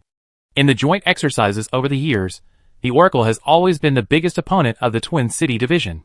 Chu Ran stared at the light screen interface of the points ranking, and was a little dazed for a moment, as if she had returned to the first time she went to the upper city. At that time, she just wanted to earn the competition prize to pay off the tuition. She didn't expect that she had been gone for so long now. Yu Wei noticed Chu Ran's silence and cast a concerned look. Chu Ran retracted his thoughts, smiled at him, and indicated that he was fine. On the other side, the camp where the Oracle team was located. Hermes had a pair of white wings behind him. He saw the latest ranking of the 4 teams and was overjoyed. God, we are the first. Ares had a giant figure. He exhaled. We should have revived the glory of the Oracle family in the alliance. Thorfinn wiped the axe. Isn't this result justified? Hermes looked at Gevin on the other side of the camp with admiration. Thanks to the Saint Lady for leading us. Unlike Thorfinn and Amos, who inherited the spirit of the god of war, Hermes only inherited the spirit of the god of wind, and had a pair of wings. In the 4-man team, he was the weakest, and could only serve as a messenger. Even Hermes himself would think that he was lucky to be selected to participate in the competition. But they were able to get the first place, all thanks to Saint Given. Given was known as the genius leader of the tribe for 100 years. She awakened the power of 3 gods at the coming-of-age ceremony, and was able to control war, prophecy, and manipulate ice and snow. If there was no Given, even as strong as Ares and Thorfinn, they would never have such a good result as the first place. Given sat in a corner, looking down and thinking quietly, and next to her stood a female hero in armor. Gufeng's face was calm, and her eyelashes were covered with a thick layer of frost. She did not open her eyes, but whispered, everything has a price, and you and I are no exception. She held the gear in her palm, and listened carefully to the voice of destiny. Compared with the top 2 teams, the atmosphere in Rune Teeth and Savage Spirit team was not good. The 4 members of Rune Teeth all had sad faces. Their team ranked 4th, and no one would be in a good mood. Lingfeng had 2 braids, and she was holding a cinnabar pin and drawing the pattern of a good luck charm on the charm paper. Luna was small in stature, and when she saw Lingfeng's actions, she couldn't help but sneer. No wonder some people look down on your auxiliary runes. If this thing is useful, how could we get the last place? Castor and Luna both have combat runes, he said dissatisfiedly. I knew this would be the result. Humph, if I had been the captain. You lost to Soren in just 3 moves. Why should I choose you as the captain? I should be the second place, Luna retorted. Although the 4 of them are from the Ovido Galaxy, they belong to schools in different regions. Therefore, except for the auxiliary Lingfeng, they are not aggressive. The other 3 often quarrel because of disagreements. Seeing that Luna and Castor each took out their runes, and were about to fight, Soren, who had been silent, finally took action. The runes of the 2 burned to ashes in an instant. Stop! The game is not over yet. I will find a way, Sauron said gloomily. Captain, the Alliance has rules. Lingfeng hesitated to speak. Luna stroked Lingfeng's hair. Little Lingfeng, sister must tell you that rules are meant to be broken. Cass sneered. Then I will believe you for the last time. Soren just said, everything depends on human efforts. No matter how noisy their team was, at this moment, the three of them showed the same burning ambition in their eyes. Their Ovido galaxy cannot decline again. Unlike the other three teams, in the absence of outsiders, the members of the savage wild spirits are more accustomed to the beast form. They, the Jana people, are children of nature, and they have the mimicry of beasts in their blood. So unlike the camps of other teams, the savage wild spirits camps are extremely sloppy, with almost no traces of human life. After the points ranking was updated, a 3-meter-tall vulture opened its mouth and uttered a strong male voice. Have you received the latest ranking results? It was Aram's voice. A pair of tiger and leopard brothers lay on the ground, their voices were sinister. Third place is a shame for our efforts and hard work. Hamasai said. This is a shame for the people of Ghana. We must take back the honor we deserve in the alliance. Machu said angrily. At this time, a giant python that was as thick as 2 adults and hovering on the tree spoke, and a low female voice sounded, Machu, your actions were so reckless last time that you were almost discovered. Don't waste our few opportunities. Machu looked at the giant python and was a little unconvinced. Kasiki, do you have any good ideas? Kasiki spit out her snake tongue, and there were floating spirits lingering around her. These floating spirits emitted a faint light at night. Kasiki swept these floating spirits one by one and whispered, Yes, our ancestors will protect us. Chapter 102. The next morning, a scream suddenly came from the camp. When Churan reacted, Yuwei and Hongyu had already gone out to check. Fiona, who was originally on duty, was lying on the ground, unconscious, and her mecha cabin had been completely destroyed. Everyone looked solemn. Yuwei went forward to check Fiona's injuries and concluded, the back of the head is slightly swollen, and it is likely that she was hit by gravity and fell into a coma. Fortunately, Fiona has orc genes. If it was Churan, she would probably have died directly. Hongyu said thankfully. Yuwei did not comment. Fiona had the best physical fitness among the four. Even with such a serious blow, she was only slightly injured. Churan was also shot while lying down. She bandaged Fiona's wound and suddenly realized something was wrong. Wait, the weapon embryo is gone. When they parted in Kambanawa, the weapon embryo given by Joey was kept by Fiona. At this moment, Fiona's mecha cabin was violently dismantled, and the storage cabin was missing. Hongyu leaned over to check and frowned. It is the power of the heroic spirit that can smash our mecha in such a short time. Their mecha configuration is first class, and there are regular maintenance technicians, like Churan. Ordinary power is simply impossible to complete the operation of injuring people and stealing things in a short time. The power of the Oracle alone will not let Fiona relax her vigilance. Yuwei said. Hongyu looked grim. Those hateful guys. There are almost such scenes in the second half of every joint exercise of colleges and universities. Yuwei said in a low voice, we were careless. Churan looked at the mecha that was almost broken into pieces beside Fiona, and couldn't help but take a deep breath. She had enough repair materials, but the most delicate part of Fiona's mecha was the cockpit. Even the best mecha repairman in the Twin Cities area would find it difficult to restore it to a level sufficient for combat in a short period of time. If Fiona lost her mecha, it would inevitably affect the performance of the entire team in the last project. In this way, the opponent's approach can be said to kill 2 birds with 1 stone, not only snatching the token symbolizing points, but also causing the opponent to lose a combat member. At this time, Fiona woke up by rubbing the back of her head. She touched the swollen bulge on the back of her head and subconsciously shouted, It's the Oracle. Thorfinn hit my head with a hammer. I will never let him go.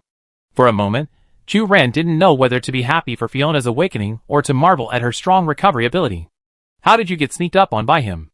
Hongyu raised her eyebrows. The Oracle's heroic spirits are powerful and can fight against mecha soldiers, but the Oracle himself often does not have strong combat capabilities. Yuwei also said, I was on night watch, and I felt a little sleepy for some reason, so I couldn't help yawning. Fiona's eyes flashed with confusion. When I came to my senses, Thorfinn's hammer had already hit me. Fiona herself also realized that something was wrong. She was born in the Twin Cities area and was one of the strongest mecha soldiers. She would never make such a low-level mistake during the night watch. It's the Rune Tooth. At this time, a female voice came from not far away. It was the captain of the savage spirit, Kasiki. Kasiki? Churan was a little surprised and looked at the 4 people of savage spirit. We are not far from where you camped. We heard your shouts early in the morning and rushed over. You have to trust our hearing, Kasiki explained. Churan waved his hand. indicating that he did not doubt the other party. "How is it? Are you not injured?" Kaseki said with concern. "Fortunately, it's not a big problem." Fiona knew that she had been tricked by the other party, and her anger was stronger than the pain in her body. "Aram saw the members of Rune Teeth leaving your side in the early morning. They looked sneaky, and we heard your voice not long after," Kaseki said. "If it was the Rune Teeth guys, everything would make sense," Hongyu said. "The members of Rune Teeth are proficient in the power of spells, and can confuse Fiona's consciousness without anyone noticing, and can even melt Fiona's mecha through runes." Chu Ran explained what happened in the morning to Kaseki and his group. "I didn't expect the Oracle to join forces with them," Aram said gruffly. "Perhaps Rune Teeth is worried that its ranking will continue to be at the bottom, so it can only resort to this last resort." Chu Ran said, "It's just that what we can't understand is why the Oracle agreed to join forces with them. As the competition enters the final stage, it is a common practice to form an alliance." Aram didn't care. "That's what you say, but the Oracle ranks first in points, so it seems that there is no need to join forces with Rune Teeth." Chu Ran frowned and didn't say his personal speculation. From his experience dealing with Gufeng, Chu Ran didn't think that the other party was a leader full of justice. On the contrary, Gufeng was good at calculating and only cared about things related to the Oracle. "Since it has already happened, don't think too much about it." Kaseki looked at Fiona's mecha. "Now let's discuss how to find the members of Rune Teeth and recover your stolen weapons." "Wow, are you willing to help?" "That's great," Fiona said happily. "I must press Thorfinn's head to the ground and beat him to a pulp. I have engraved my mental power mark on the weapon embryo. Maybe we can start from here and find them." Chu Ran explained. Engraving marks is a common method used by mecha repairmen, usually used to implement the accountability system. Chu Ran's mental power is far beyond that of ordinary mecha repairmen, and the marks he engraved must be more solid. Even if Gufeng, who is good at manipulating the mind, is present, it will take some time to completely eliminate the mental mark left by Chu Ran. Aram let out a long howl and turned into a giant vulture nearly 3 meters long. "Fiona's mecha is damaged. I can carry you." Fiona saw the feathers on Aram's body, her tail swayed subconsciously, and her voice was unconsciously tinged with excitement. "I think it's very possible." Kaseki also transformed into a patterned giant python.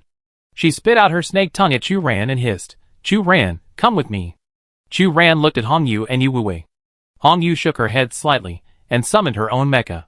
Yu Wuwei nodded and said, "The maintenance technician's mecha is indeed slightly inferior in terms of movement speed. We can just follow behind you and Fiona." Chu Ran was relieved and climbed onto the giant python of Kaseki. Just as Yu Wuwei said, Kaseki's movement speed was extremely fast. Chu Ran watched the roadside scenery passing by quickly and heard the wind whistling in his ears. He had to try hard to cling to Kaseki's body. Kaseki followed Chu Ran's command and pursued the marks left by Chu Ran's spiritual power. With the increasingly strong spiritual induction, everyone finally saw the traces of the stolen weapons in a valley. Rune Teeth's captain, Soren, was holding the weapon embryo, and a heroic spirit sent by the Oracle was beside him. The two sides were talking, and not far away were the other 3 members of Rune Teeth. "Thorfinn is not here," Fiona's surprised voice sounded. "Don't underestimate the enemy," Hongyu whispered. "Humph, if Thorfinn was here, I would still need your help. But with Soren's strength, I can go alone." Fiona was eager to try. At this time, Lingfeng, who was in charge of vigilance, found the figures of Chu Ran and his group. Meeting Chu Ran's sight, Lingfeng subconsciously lowered his head. Soren was not surprised to see the group of people catching up with him. He threw out his own talisman paper. "What are you talking about?" The members of Rune Teeth looked at each other, including Lingfeng, and attacked Chu Ran and his group. Chu Ran was not a combatant, so she hid in the back. The battle ended quickly. The Oracle members were not present, and with the help of only one heroic spirit, Rune Teeth was no match for the combined forces of the Mecha team and the savage wild spirits. Yu Wuwei quickly took back the weapon embryo. In return, Chu Ran and others invited the members of the savage wild spirits to take the airship and go to the last location of the joint exercise, Poseido Island. The airship quickly left the Kambanawa territory full of mountains and valleys, and sailed into the endless ocean. After everyone recovered from the battle just now, Kaseki came to Chu Ran and asked curiously, "What is the spiritual power you are talking about?" Chu Ran was wiping the weapon embryo she had just got back. She showed it to Kaseki, just like this. A trace of light appeared out of thin air in Chu Ran's palm, and finally sank into the weapon embryo, leaving a tiny mark. It's so convenient that a mark like this carved with mental power cannot be erased. Kasikue exclaimed. Of course not. Chu Ran said, except for the repairman himself. Anyone with stronger mental power can easily erase the marks left by other repairmen, but this practice violates the regulations of our Shuangqing area, and I haven't tried it. Kasikue was amazed. Chu Ran was also curious about Kasiki's transformation. Can you switch between beast forms freely? Of course. Kasiki said proudly, we, the people of Ghana, have acquired the power of blood inheritance since birth, and can switch between human and beast forms. For some people, the beast form is more comfortable. So that's how it is. Chu Ran's eyes swept over the totems on Kasiki's arms and collarbones. When you were on the road just now, the green floating spirits following you, will they always be with you? Yes. Kasiki said softly, they will protect every Ghana who leaves their homeland and guide us in the direction of progress. Even if our strength is not strong, these floating spirits are still our most trusted partners. Don't say that about yourself. Chu Ran comforted. Chu Ran already had a good impression of the members of the savage wild spirits, and Kasiki was interested in getting close to the members of the Mecha team, so the atmosphere between the two teams was unprecedentedly friendly. At this moment, Fiona screamed, "It's an island!" It turned out that the airship had already sailed into the deep sea. Under the clear sunlight, the calm sea surface reflected the sparkling waves. But under the waves, a group of dark whirlwind-like water currents were rolling and surging under the water surface, unconsciously attracting everyone's attention. This is an undercurrent unique to the marine environment. Under the undercurrent, the water system is connected in all directions, connecting all the offshore water systems of the Titan continent. As long as you pass this undercurrent area, it is Poseido Island. Yu Wuwei said. Chu Ran was a little distracted and unconsciously looked at the undercurrent surging under the water surface.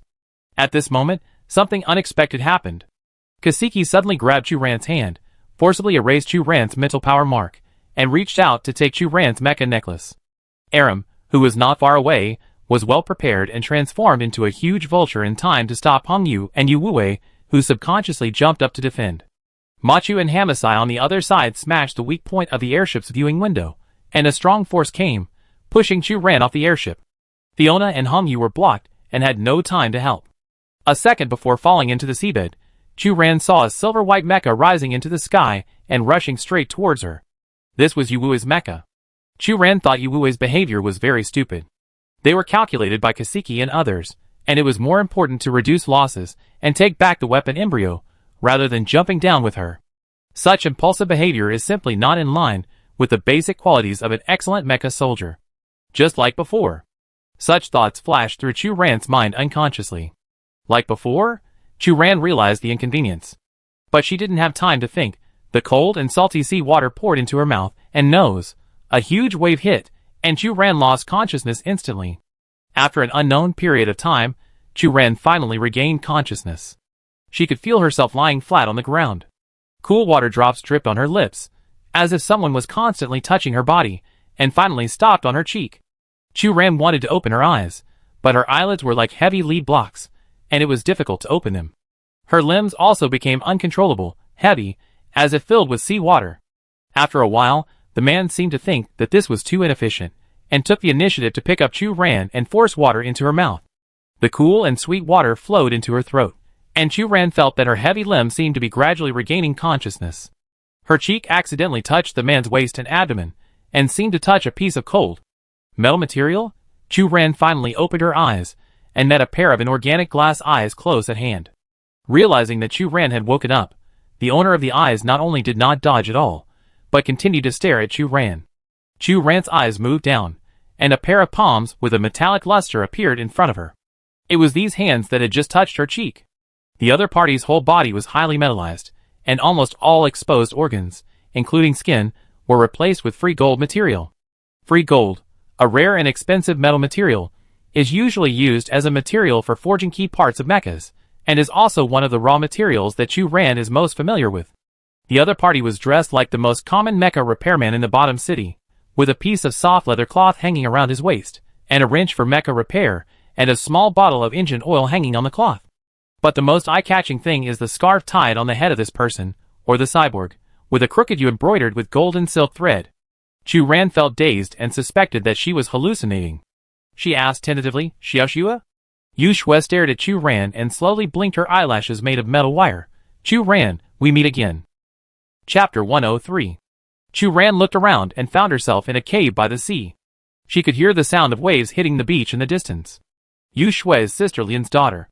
Compared to Sister Lian, Chu Ran did not spend much time with Yu Shui. They only met twice in Diqing. The first time, they just talked a few words in a hurry, and the second time was Yu Shui's heart replacement surgery. All the information Chu Ran knew about Yu Shui was heard from Yu Lian. Yu Shui was well-behaved and sensible, kind-hearted, liked painting, and had a talent for mecha repair. But all this stopped at the moment when Yu Shui's heart replacement surgery was completed. When Yu Shui opened her eyes, the last emotion in her body also disappeared with the high mechanization of her body. The first thing Yu Shui did after waking up was to decide to leave the Shuangqing area and travel around. Afterwards, Chu Ran went to Shanqing to participate in the joint exercise of colleges and universities, and then stopped paying attention to Yu Shui. But neither of them expected that they would meet again in this way. After leaving Diqing, I went south along the border of the Alliance and Titan continent. I didn't expect to meet you here. Yu Shui's indifferent voice sounded. Chu Ran looked at her vocal cords unconsciously. She remembered that Yu Shui's original voice was not such a cold mechanical voice, but a beautiful and gentle girl's voice. Yu Shui noticed Chu Ran's sight and stroked her Adam's apple. This is the prosthetic vocal cord I modified in Diqing. An overly kind voice is not good for my travels. Chu Ran fell silent. As a mecha maintenance technician, she could see that Yu Shui had modified many organs of her body after leaving them. To be more precise, except for the most sophisticated human organ, the brain, Yu Shui's body seems to have been replaced with metal prosthesis. Yu Lian's job is to run a repair shop, and she also has resource intelligence on the dark web.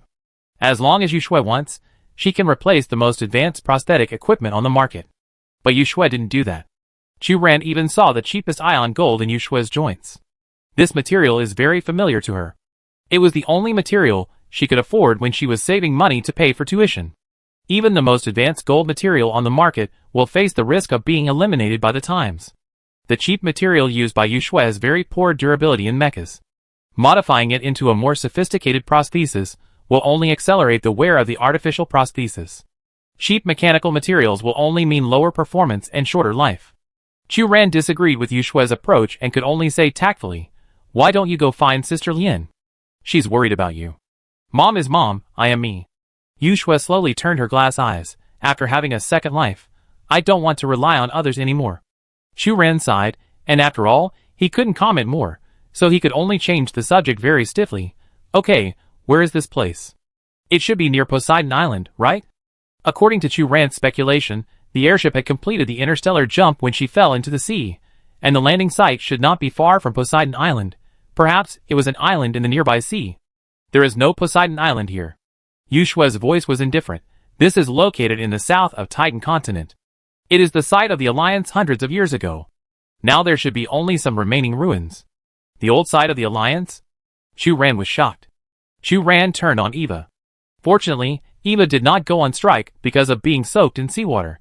But perhaps due to the impact of the heavy blow, Eva had no signal, and could not even load the offline map.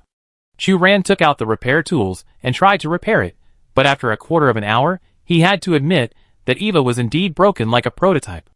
Okay, Chu Ran held Eva and murmured, "This cheapest model has survived until today, and it is considered a return on investment. Maybe it can be salvaged when we return to the bottom city." Yu Shui's expression was indifferent throughout the whole process, just staring at Chu Ran with a pair of inorganic glass eyes, without any emotional feedback. Suddenly, Chu Ran suddenly felt something was wrong, and a thought came out of her mouth. "Wait, Xiao Xue, have you seen my companions?" Chu Ran remembered very clearly that Yu Wuwei jumped down with her at that time. "I thought you wouldn't ask such questions," Yu Shui said lightly. Chu Ran was very embarrassed. "I saw you as soon as I woke up. I didn't expect it just now." It's not that she doesn't care about Yu Wuwei, but she has long been accustomed to an independent life and instinctively resists close relationships. Even in the four-person team, only Fiona, who has cat-girl attributes, has a close relationship with her. However, Yu Wuwei is different. Although his behavior is very impulsive, he is after all to save Chu Ran and is paid so much. Wait, when did Chu Ran resist close relationships? She obviously has many friends, and she has long regarded other members of the team as her friends, including Yu Wuwei. Also, what did Yu Wuwei pay for? Why did she add again words to describe Yu Wuwei? Chu Ran noticed the loophole in his logic and suspected that he had consumed too much energy, which led to such an inexplicable idea. Yu Shui turned and walked out of the cave. He is outside. Chu Ran quickly got up and followed. Compared to Chu Ran, who was lying in the cave and being fed water, Yu Wuwei was not treated so well. He was still in a coma, lying in the soft sand on the beach. His black hair was scattered on his face was pale, and his eyes were closed. In order to protect you, he persisted until the last moment when the mecha's energy ran out. Yu Shui whispered, "He is the most loyal knight." Chu Ran looked at the unconscious Yu Wuwei, and was a little dazed for a moment. In her memory, she seemed to have seen Yu Wuwei in a coma. The difference was that the Yu Wuwei in her memory seemed to have deeper eyebrows and eyes. The two highly similar faces gradually overlapped. Chu Ran knocked her head hard. She could realize that her memory was confused, but she didn't know the reason. Chu Ran drove those complicated thoughts out of her mind, stepped forward to carry Yu Wuwei, brought him back to the cave found by Yu Shui, and fed Yu Wuwei some special nutrient solution. While waiting for Yu Wuwei to wake up, Chu Ran found that Eva still had no signal. Not only her Eva, but also the Eva terminal worn by Yu Wuwei did not respond. Chu Ran looked at Yu Shui. "By the way, Xiaoxue, is your heart okay after the operation? Did it have any rejection reaction?" Yu Shui reached out and touched her cold heart. "The operation was very successful. It's just that I occasionally feel nostalgic, recalling my past self as a human being." "Aren't you a human now?" Chu Ran frowned. "My whole body has been metallized to more than 95%, and now only the brain organs and a small amount of skin tissue are intact." Yu Shui said in a calm voice, "My human attributes have not changed, but my emotions have been stripped away." Yu Shui no longer considers herself a human, but she does not belong to the category of non-humans. She wanders on the vague boundary between the two, looking for her own foothold. "Chu Ran, do you know why I chose to leave Diqing and go all the way south?" Yu Shui suddenly asked. "Because of your previous wish?"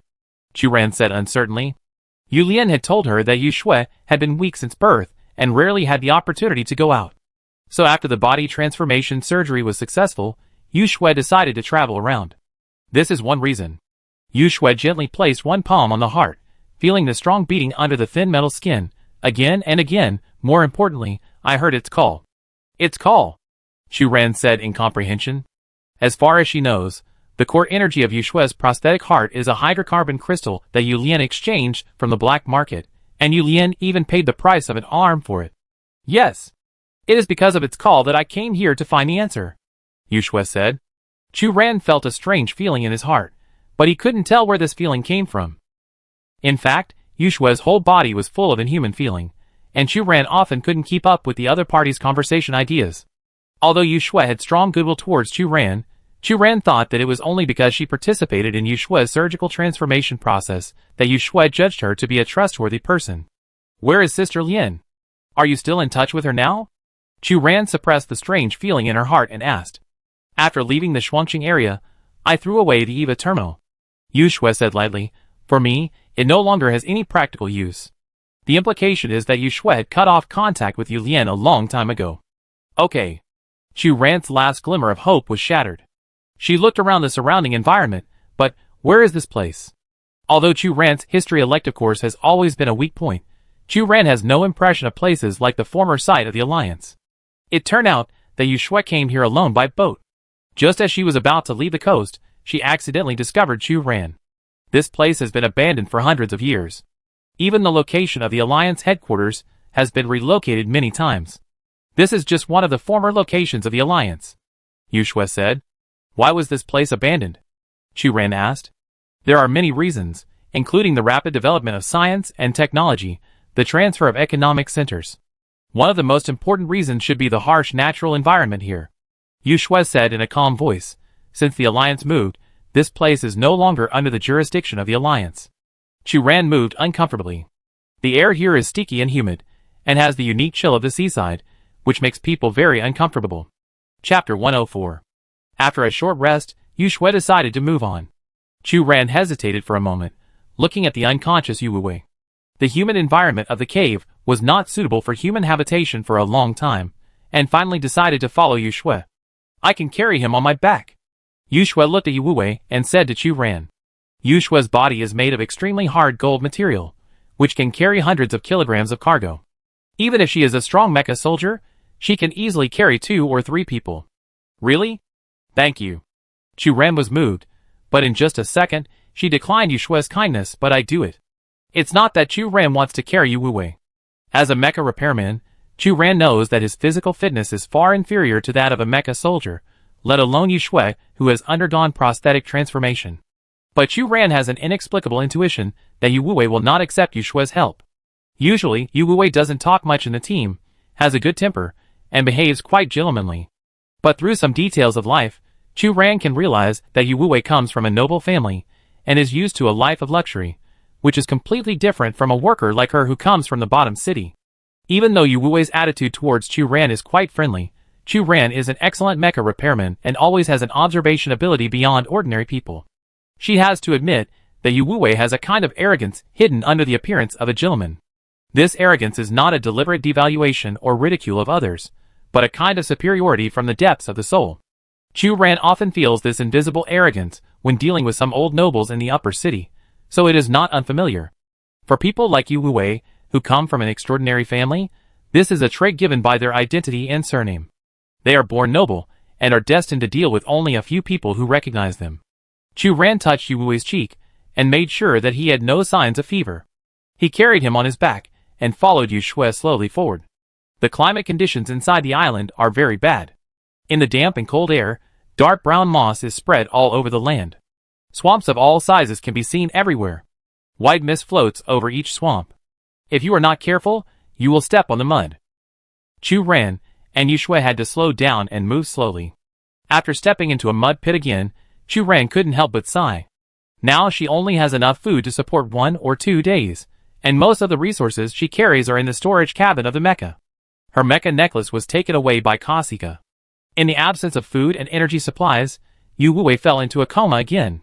The situation was not optimistic. There may be some resources left in the Alliance ruins. The food should no longer be edible, but as long as there are materials and hydrocarbon crystal energy blocks, it will be enough for you to leave here. Yu Shue seemed to see Chu Ran's worry and said, "How do you know?" Chu Ran asked curiously. "Before arriving here, I couldn't have made no preparations." Yu Shue said lightly, "Although it is difficult to get relevant information about the old side of the Alliance now, there will always be ways to find some in the dark web." "Are you listening to it again?" Chu Ran asked. Yu Shue was silent for a moment. Just when Chu Ran thought she would not answer, she said softly, "Okay." Chu Ran chose to believe Yu Shue's words, and tried to ignite hope. She once asked Yu Shue what it was. But Yu Shue herself couldn't explain it clearly, so Chu Ran thought that it was more like a mysterious intuitive reaction, and this feeling might be a derivative of high-level prosthetic transformation. The two passed through layers of swamps. As they went deeper, Chu Ran finally found some ruins of buildings along the way. These broken buildings proved that this was the garrison of the Alliance hundreds of years ago. Finally, a well-preserved round arched building appeared in front of Chu Ran. Yu Shue observed for a moment. This should be the center of the Alliance ruins. At this moment, a sound suddenly came from the bushes. A buzzing sound like the flapping of insect wings came, instantly putting Chu Ran and Yu Shue on alert. Just as Yu Shue was about to go forward to check, a dwarf holding a spear jumped out of the bushes. Then, another group of dwarves with spears jumped out, and Chu Ran finally saw their appearance clearly. The other party was short, generally only up to Chu Ran and Yu Shue's knees, naked, with earthy brown skin. The organ proportions of these dwarves were also very exaggerated, with a huge and round head, like a ball, almost occupying half of the body, and strong limbs. If it weren't for their facial features similar to humans, Chu Ran thought that the other party was more like some rare monster. Chu Ran stared at the other party's round head, and suddenly had an inexplicable urge to approach the other party. "Hey, what are you doing?" Yu Shue's voice called back Chu Ran's reason. When Chu Ran reacted, she found that she had unconsciously taken 2 steps forward. Chu Ran subconsciously used her mental power to protect her mind. When she was fully awake, Chu Ran stared at her hands, a little confused. "I don't know why, I just had an urge to get close to the other party." To be more precise, she wanted to cut open the other party's head, as if there were good things hidden in the big spherical head. "They are skeletons," Yu Shue whispered, "a kind of human-like creature." At this time, this group of skeletons waved spears at Chu Ran and others. Chu Ran could see at a glance that these spears were produced in the Xuanqing area. Perhaps they were materials left by the Alliance, and picked up by these skeletons as weapons. The other party muttered to Chu Ran, making the same insect buzzing sound just now.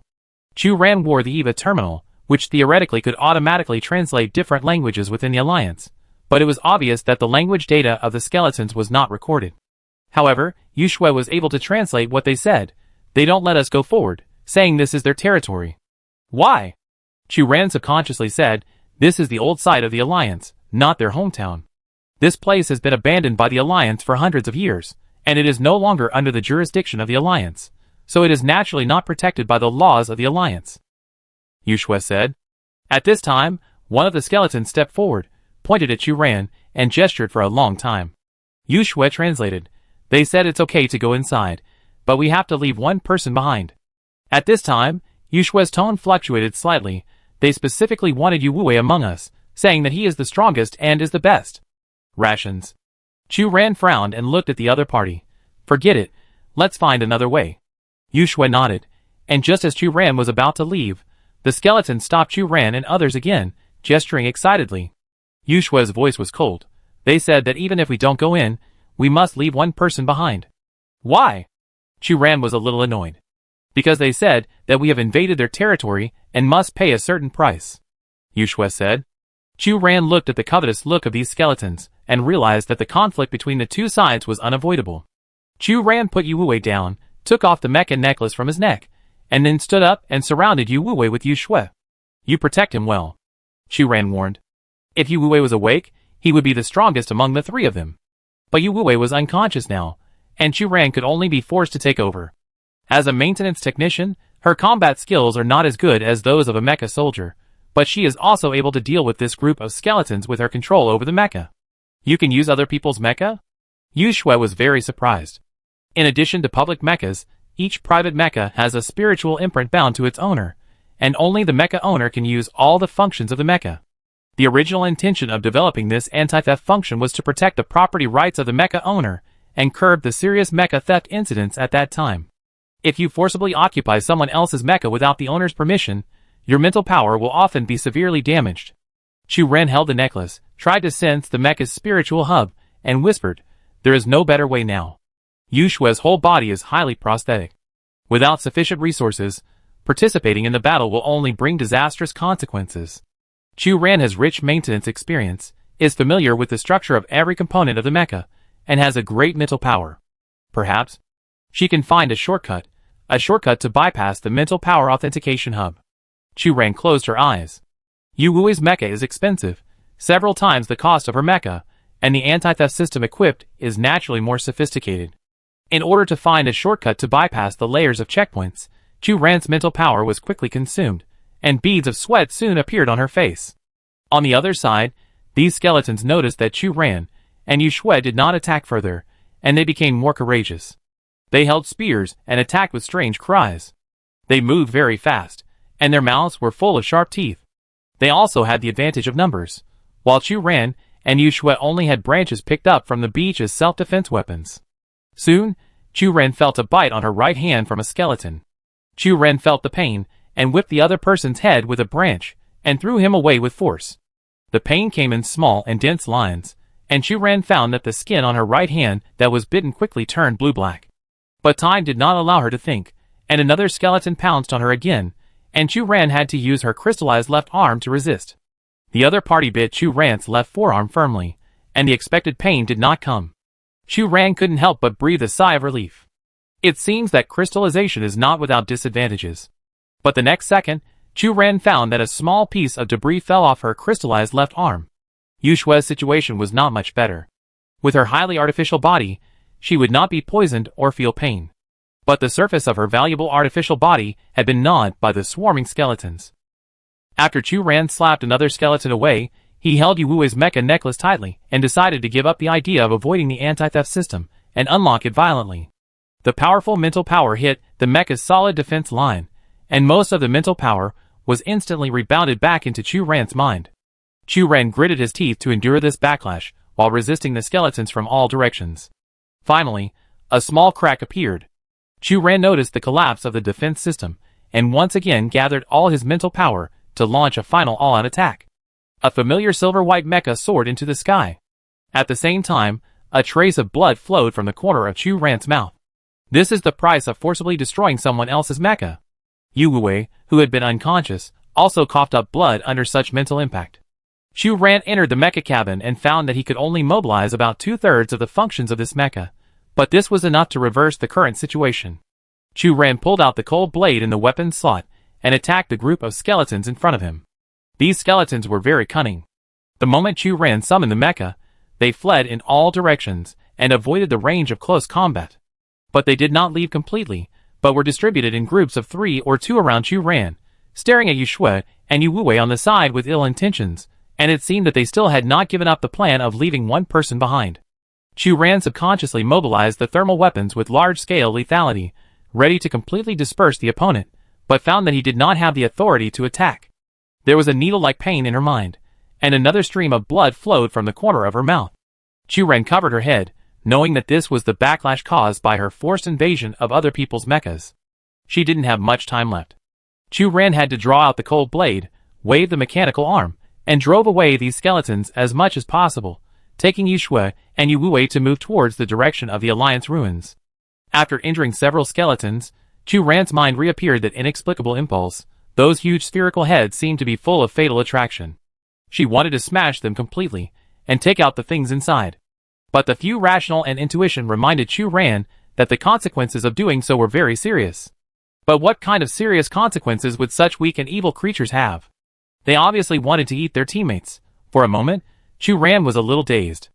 A skeleton man was stepped on the back by a huge silver-white mecha, and the mechanical arm stopped in front of it. The short skeleton man kept making sharp and shrill cries, and attacked the mechanical arm in front of him, but it was like a mantis trying to stop a car. Its companions rushed up to attack the mechanical arm, but in the face of artificial technology, the toxins and fangs they were proud of had no effect at all. Suddenly, the mechanical arm of the mecha moved and pressed down on the skull of the skeleton man. As the force on the brain continued to increase, the skeleton man stopped screaming and no longer resisted, only resentment and hatred in his eyes. Just when its skull was about to be crushed by gravity, the force suddenly disappeared, and the skeleton man finally got a glimmer of life. Then, before it could react, a huge explosion sounded, and most of the skeletons, including the skeleton man who was caught by Chu Ran and almost died, were hit by the residual power of the explosion and fell heavily to the ground. Fortunately, their earthy brown skin is very hard and impervious to water and fire. Even such a close-range explosion can protect their bodies from harm. When the smoke and dust cleared, the group of skeletons were surprised to find that there was only a bottomless hole where the silver-white mecha had originally stayed. And the humans who were originally used as food by them disappeared completely. Chapter 105. In the darkness, Yu Wuwei opened his eyes. The force of falling down continued to be felt. As a well-trained mecha soldier, when he fell into the sea and fell into a coma, Yu Wuwei did not completely cut off his perception of the outside world. It was just that his injury was in the brain, and coupled with the consumption that exceeded the body's load, Yu Wuwei was slow to wake up. Until Chu Ran tried to invade and occupy his mecha, the opponent's tyrannical mental power continued to impact the mental imprint he left, trying to forcibly cut off his mental connection with the mecha. Under such stimulation, Yu Wuwei actually woke up and subconsciously took back his mecha. But as soon as he woke up, Yu Wuwei realized that their current situation was very bad. Under the shock wave of the explosion, they fell into a bottomless underground cave. The silver-white mecha soared into the sky, hooking Chu Ran and Yu Shui next to him. Yu Wuwei tried to operate the mechanical arm to climb the wall, but this approach was useless and could only slightly reduce the impact of the fall. Bang! With a loud bang, the silver-white mecha hit the ground heavily, splashing a cloud of dust. Thanks to the protection of the mecha, the three were not injured. Chu Ran covered his mouth and nose and coughed non-stop. Yu Wuwei, you finally woke up. How are you? Where is this place? Yu Wuwei took out the flint from the storage cabin and illuminated the surrounding environment. I'm fine, I've almost recovered. Then you just? Chu Ran was a little suspicious. The mecha soldiers were strong, and their recovery ability was far better than that of ordinary people, but Yu Wuwei could be unconscious for so long, proving that the degree of his physical injury was by no means ordinary. It just happened that I had a headache. This is an old disease. Now it's fine, Yu Wuwei said. With the dim light of the flint, Chu Ran carefully observed and found that Yu Wuwei's face was still a little pale, but there was no pain overall, and he was finally relieved. All along the way, the condition of their group of players has reached the end of their strength. They can only hope to return to their respective cities after the game to recuperate. Chu Ran just said, if you feel uncomfortable, be sure to tell me in time. Yu Wuwei nodded. After a brief confusion, Chu Ran and others realized that they seemed to have accidentally fallen into the interior of a building ruin. Judging from the time of the fall just now, this place is far from the ground, and it is impossible to return the original way. Chu Ran touched the wall bricks and felt a hand of dust. He found that the air here was dry, which was completely different from the cold and humid island. Yu Shui walked in front with the flint. Before Chu Ran could be surprised, Yu Shui's voice came. "Come quickly. There is a mechanism here." Chu Ran and Yu Wei stepped forward quickly. Seeing Yu Shui's discovery, Chu Ran couldn't help but be stunned for a moment, doubting his eyes. "How is this possible?" Yu Wei said in a deep voice. "It's a mechanism lock." What appeared in front of everyone was a mechanism lock from Xuanqing area. This lock made of mecha material has a simple structure and good sealing performance. The required materials are not expensive. It is usually used in the gate valve of underground mines in the bottom city. This is a production technology that every mecha repairman must master during the basic assessment. When he first did ghostwriting, Chu Ran made no less than hundreds of such parts by himself, and he was familiar with this kind of mechanism. Now he can complete the assembly and disassembly work independently even with his eyes closed. But no matter what, such a mecha mechanism is a unique product of the Xuanqing area, and it seems that it should not appear here. According to the information I have collected, the Xuanqing area is one of the founding areas of the Alliance. It is not strange that the technology of the Xuanqing area appears here. It may even be the old site of the original Alliance. Yu Shui said. "Is it underground?" Chu Ran was skeptical. "It seems that there is no better way now," Yu Wei said. "Since falling into this bottomless building, they have only found such a passable road." "Okay, I understand." Chu Ran calmed down, borrowed a set of simple maintenance tools from Yu Shui, and began to disassemble the mechanism lock in front of him. Compared with the homework model arranged in the school classroom, the mechanism lock in front of him is obviously larger in size, and there are many precision parts that Chu Ran has never seen before. Even the mechanism locks used in some underground mines are not as complicated as the one in front of him. Chu Ran's hand speed was not slow, but even so, a layer of fine beads of sweat still appeared on her forehead. Seeing this, Yu Shui stepped forward to help. "I also know some basic knowledge of mecha maintenance." Her mother Yu Lian is an excellent mecha designer, and she herself has undergone a high level of prosthetic transformation surgery. Yu Shui believes that her understanding of mechas is far better than some mecha repairmen with mediocre talents. Chu Ran shook her head and said, "The mechanism locks here are different. The assembly structure used is not a common style now. Even I can only observe and then disassemble it. The implication is that Yu Shui cannot provide help." Yu Shui heard this and felt her heart made of hydrocarbon crystals beat wildly. In other words, this should be the location of the old site of the Alliance? This possibility cannot be ruled out. Chu Ran frowned and carefully solved the problem in front of him. After an unknown amount of time, Chu Ran wiped the sweat from his forehead and tried to pull the mechanism lock. With a dull sound, a circular mechanism on the wall in front of him slowly moved and finally embedded in the inner side of the wall. A complete cave space appeared in front of the three people. This place is obviously different from the building wreckage on the island. The building is very well preserved. The white marble slabs have complex patterns and exquisite shapes.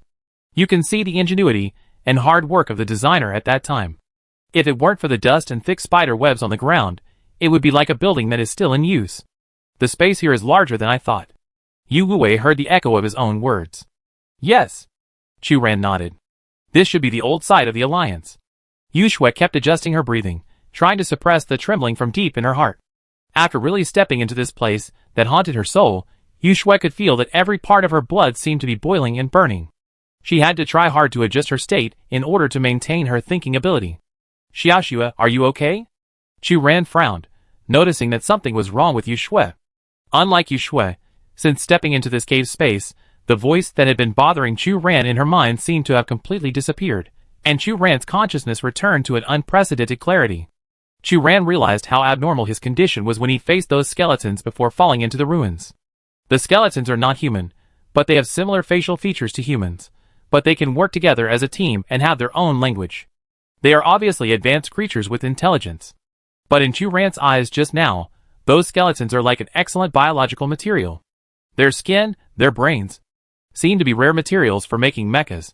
There are biological materials in the manufacturing process of mechas, but according to the regulations of the Xuanqing area, repairmen can only use materials made from creatures that do not have basic intelligence. The act of wantonly killing materials obtained from intelligent creatures is too cruel, and is expressly prohibited by the Shuangqing Council. Even the alchemists in the bottom city, who disregard human ethics, will despise such repairmen. Chu Ran, who realized his abnormal thoughts, was both afraid and glad that Yu Wuwei stopped him in time, and a little confused, not knowing what force he was affected by. But it was obvious that Chu Ran's mind finally returned to normal in this underground area.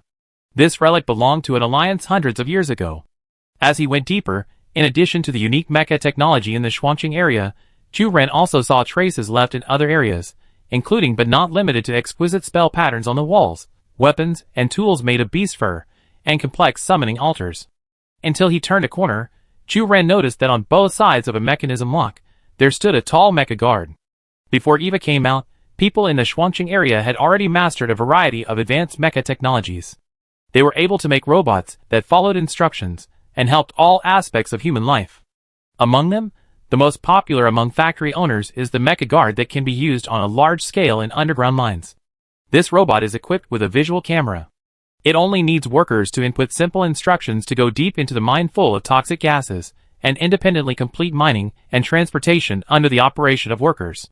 However, after Eva came out, the computing power of artificial intelligence showed an exponential growth rate, and the new machine equipped with Eva quickly replaced this batch of mecha guards that were once popular. Chu Ran was a little confused. It didn't look like there was an underground mine here, so there was no need to place two mecha guards. But then, with a tooth-grinding metal friction sound, the two mecha guards actually opened their eyes. Yu Shui, who was closest, was squatting on the ground, carefully observing the mechanism lock. When she reacted, she was facing the red eyes of the two mecha guards. Yu Shui was stunned. She knew that this pair of red eyes was the robot's camera, but she had never seen this kind of medium-sized mecha that started automatically. "Run!" Chu Ran yelled. Yu Shui reacted almost instinctively, hugged her body and rolled to the side, avoiding the oncoming attack of the mecha guard. Chu Ran looked at Yu Wuwei. Yu Wuwei understood what she meant, and summoned his mecha to resist the attack of the two mecha guards. What is going on? These mecha guards, shouldn't they be discarded? Even if they can still work, they shouldn't start up automatically. Yu Shui escaped from the danger under the cover of Yu Wuwei and asked, panting. Chu Ran frowned as he looked at the two mecha guards fighting with Yu Wuwei. They were originally designed to cooperate with humans to complete various difficult transportation tasks. They should have been slow in action and had no combat capabilities. Yu Wuwei was one of the best mecha soldiers in Shuangqing area, and the battle between the two should have been a foregone conclusion. But surprisingly, the two mecha guards joined forces and cooperated with each other to restrain Yu Wuwei's movements. Even though they were slow in action and were not Yu Wuwei's opponents, they were kicked to the side by Yu Wuwei in a few moves. If I knew they could start up by themselves, I would never have been so close to them just now, Yu Shui said with some fear. Along the way, they saw traces left by different regions in the Alliance, but they never thought that these abandoned mechas for hundreds of years could actually start up on their own and even attack humans. The Mecha Code stipulates that mechas can never harm humans. Chu Ran frowned. The behavior of these two mecha guards is indeed abnormal. Is it because of my body? Yu Shui clenched her metal fingers and said uncertainly, the highly prosthetic body may no longer belong to the category of human in their eyes. Chu Ran held Yu Shui's hand and said firmly, Xiaoxue, you are a human, not a cold machine, there is no doubt about that. Then why did they suddenly attack me? Yu Shui asked. At this time, Yu Wuwei had knocked down the two mecha guards. In order to ensure that they would no longer make human-like attacks, Yu Wuwei pulled out the nerves of the two mecha guards and cut them off one by one. After confirming that the other party had completely lost the ability to move, Yu Wuwei jumped off the mecha. Yu Wuwei and Chu Ran almost simultaneously said their speculations. They are protecting something. Unless we violate the guarding order they were given. Yu Shui suddenly realized. So, it's that mechanism lock? Just now, it seems that when I was observing the mechanism lock and trying to touch it, they were suddenly activated.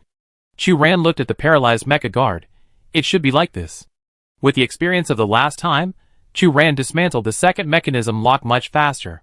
The circular mechanism on the wall twisted slowly, and finally embedded in the inner side of the wall, and the door opened. A damp and sultry breath hit him. Chu Ran even found that the maintenance technician glasses that he used to wear on the inside of his collar had a thin layer of white mist on the glass.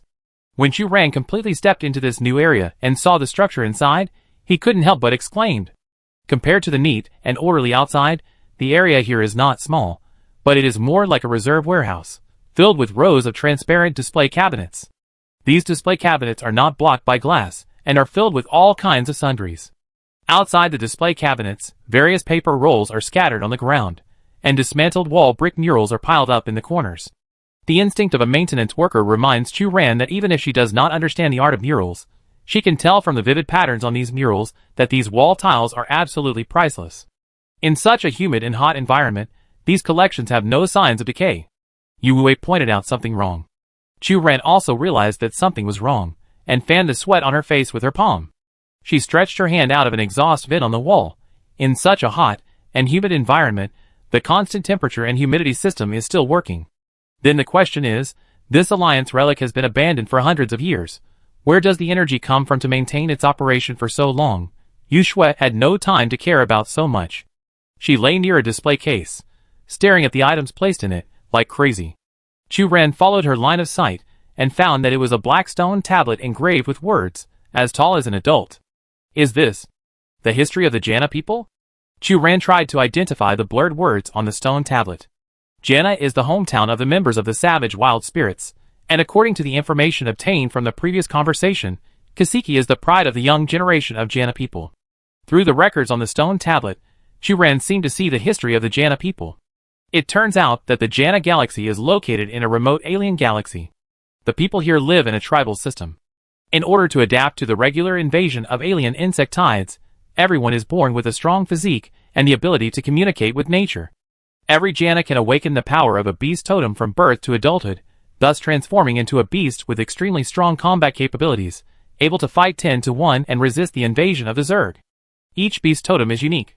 Accordingly, young people who inherit the beast totem can also obtain the memories left by their ancestors of the same totem in the previous generation. Such a memory inheritance system may be to maximize the shortcomings of the Jana people's physical body that is easy to age and has a limited lifespan. The stone tablet records stories from hundreds of years ago. Hundreds of years ago, the tribes of the Jana galaxy would regularly hold bonfire duels. All the warriors of the younger generation will compete under the campfire to select the most courageous warrior. This warrior will become the leader of the new generation of tribes and lead the tribe to a stronger future. The winner is a woman who inherited the Python totem. She is brave and good at fighting, and she is also wise. She knows every corner of the forest, and knows how to maximize the advantages of the tribe's people coexisting with nature. Under the leadership of the woman, the tribes of the Jia star system quickly became stronger, and even attracted the attention of people from other star systems. At this time, the alliance has been established.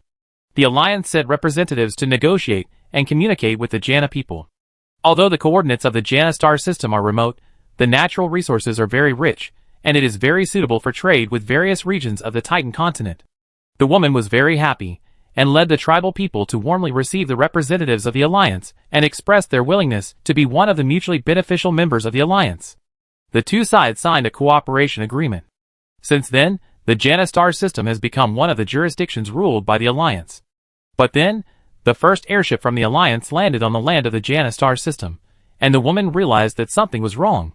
The other party did not bring the expected advanced technology and goods, but instead brought destruction to nature. As the leader of the tribe, the woman negotiated with the other party, but it was obvious that this was a long-planned conspiracy. The woman's protest was not taken seriously by the alliance. Instead, more and more airships were sent to the Jana galaxy to exploit the natural resources here. As natural creatures were consumed at an accelerated rate, the local people in the Jana galaxy began to show various symptoms of maladaptation. First, the bodies of young and middle-aged people began to become weak and lost their strong physiques that they were proud of. Then, the number of the younger generation of the tribe awakening the beast totem decreased, and the number of beasts with combat capabilities was even less. Considering the periodic flood of insects, the woman decided to lead the people of Jana to resist these outsiders. After killing a group of defenseless alliance guards and cutting off the passage between the alliance and the Jana galaxy, the alliance finally stopped sending airships, and the woman thought they had won. But when a massive insect tide invaded, all the Jana people who inherited the beast totem were fighting the Zerg to defend their homes, and airships carrying thermal weapons quietly arrived and stayed in the sky above the Jana galaxy. After all the Jana people fought bloody battles and finally won the victory against the insect tide, everyone just showed a look of relaxation, and saw a series of airships belonging to the alliance suddenly appear in the sky. The guns and cannons of thermal weapons were aimed at the Jana people who had just finished a fierce battle. The warriors who inherited the beast totem tried to resist, but their strong flesh and blood bodies were blown to pieces by the damage caused by hot weapons. Even so, in order to protect their homes and loved ones, they never retreated and fought to the last moment of their lives. The woman who inherited the python totem was already scarred at this time. Her body, which had turned into a giant python, was already riddled with holes. Seeing her people falling one after another, she shed tears. A cannonball with huge energy was about to hit a woman holding a child, and the woman sacrificed herself to block it. In the second before she lost consciousness, the woman's heart was full of hatred, and her hatred for these invaders even exceeded that of those stupid Zerg. When the woman opened her eyes again, she found that she was not dead. Of course, her body was blown to pieces, but she was not alive. Under the protection of the natural totem, she and many sacrificed warriors of the tribe became fluorescent creatures wandering in the air. They could not speak, and could not move freely. They could only move around young warriors, who inherit the same beast totem as themselves, like silent guardian spirits. The record on the stone tablet ends here. After reading this story, Chu Ran was excited. Yu Wei was also in a difficult mood. Even though the record on the stone tablet was not coherent, the words in some places were vague, and some key story nodes were directly skipped. But as someone who lived in Chongqing since childhood, Yu Wei could recognize at a glance that the leader of the Alliance's invasion in the story should be Chongqing at that time, now the Shuangqing area. Chapter 106. Another stone tablet records the story of the area where the Oracle is located in the north of Titan Continent. The climate in the north of Titan Continent is extremely cold, with snow all year round. On the thick ice field, the cold wind is raging. Before the arrival of the heroes, the people living here were poor and backward, and could only rely on the most primitive hunting for a living. There is a little girl named Anna, who has the ability to listen to the sound of the wind since she was born. By eavesdropping on the conversations of the wind spirits, Anna can know which ice cave hides the fattest big fish, and can also know in advance which ice field is very dangerous. In the sound of the wind, Anna can always reap the most fruitful hunting results, and people around her often say that Anna is a child protected by the gods. But this ability has a price. Anna cannot reveal this ability to others, otherwise she will become an ice sculpture. When Anna was 14 years old, she prepared to listen to the voice of the wind spirits before going out as usual, so as to find the most suitable hunting place. But today the voices of the wind spirits were a little unusual. Have you heard? Some humans have offended the gods, so the place where humans live on the east side of the snow mountain will be buried by snow in 3 days. Poor and ignorant humans, why do they offend the gods? I also heard that. The conversation of the wind spirits turned to another direction. Anna's mood could not calm down for a long time. The east side of the snow mountain was where her home was. She looked at her parents. The wind spirits would not lie. If her home was swallowed by an avalanche in the next few days, she must take her parents away in time. Or, this is the wind spirits' warning, providing Anna and her family with a glimmer of hope. Anna's parents doted on their only daughter. After hearing Anna's proposal to leave, her father was very puzzled. It's rare that there is no wind and snow recently. Everyone is hunting in a hurry to save food for the severe winter, when they can't go out. Why leave? What's more, our village is in the leeward side of the east side of the snow mountain. Even if there is an avalanche, it will not affect us. Anna opened her mouth. She couldn't say that this was a secret she overheard from the wind spirits. She just acted like a spoiled child, hoping that her parents would listen to her advice. We only need to go out for 3 days, and come back later. It won't delay too much hunting time. The mother felt a little distressed. The severe winter is coming soon. How much less prey will be caught if we delay for 1 day? Anna could only continue to act like a spoiled child, hoping to change her parents' minds. Fortunately, although her parents thought her daughter's proposal was absurd, their love for their daughter finally prevailed, and they listened to Anna's advice. Then Anna realized that she not only needed to save her parents, but also her relatives, friends, and their families. In this way, she had to notify the people in the entire village to leave here in time. However, what her parents said was right. Now is the best time to hunt, and every family is preparing for the severe winter. Their village is located in the leeward side of the snow-capped mountains, and has never had a history of avalanches. How can she notify the entire village to evacuate safely without exposing that she can hear the conversation of the wind spirits? Anna was very distressed. She tried to find the village chief, hoping to use his influence to call on everyone to leave here. But the village chief did not take her words seriously at all, and instead advised her to be more obedient and sensible. Seeing that the date mentioned by the wind spirits was getting closer and closer, Anna finally came up with a not-so-wise idea. She joined forces with her two friends, stole the hunting tools of every household under the cover of night, and fled to an absolutely safe area in the snowfield. In the early morning, one of the friends rubbed his hands and trembled, saying, "Anna, will your prank work? If it doesn't work, my family will keep me from going out this winter." "It will definitely work." Another friend looked at the spectacular tools behind him excitedly. "If you want to go out hunting, you must have tools. We stole their sleds. They must be so angry. Just thinking about it makes me happy." Anna did not respond. Her friends thought it was a prank, but only she knew that today was the last day mentioned by the wind spirits, and she had to save everyone. Soon, as the sun gradually rose, smoke rose from every household. Some families have realized that something is wrong and sent people out to look for their lost hunting tools. Some families found that things were missing and started cursing on the spot, loudly denouncing the damn thief. At this time, Anna's parents finally found that their daughter was not in her room. They hurried out to look for their daughter, but they ran into two other families, who also found that their children were not at home. More and more people gathered in the direction of the snowfield. The sky was getting brighter, and the sun had risen into the sky. Anna couldn't help but breathe a sigh of relief. The companions who realized it later looked at the figures of so many people, and were a little worried. "Anna, are we going too far? How should we explain this evil prank?" Finally, the villagers found the tools Anna stole. These tools were neatly placed on the snowy field, and even piled up according to the family doors. The companions' parents also found the figures of their children. They rushed forward and grabbed their children's ears. Everyone looked at Anna, very angry. "Anna! Why did you steal things? Ignorant girl, do you know how much prey you will lose if you delay us for a whole morning?" Someone took his hunting tools and turned to leave. Anna stepped forward to stop them. "No, you can't leave here." "Why can't you leave?" A woman glared at him. "You little girl, some of us don't want to bother with you. You are not done yet." "No, anyway, no."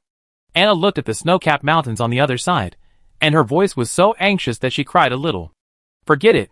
It's already noon if we go back now, and it'd be afternoon if we pack up and go out." Someone sighed. "Just listen to this little girl. It's okay to stay here for a while. Anna always catches the best prey during every hunting activity, and even if she encounters ferocious beasts, she can always escape danger." This is not a secret in the village, and some people choose to believe Anna's words.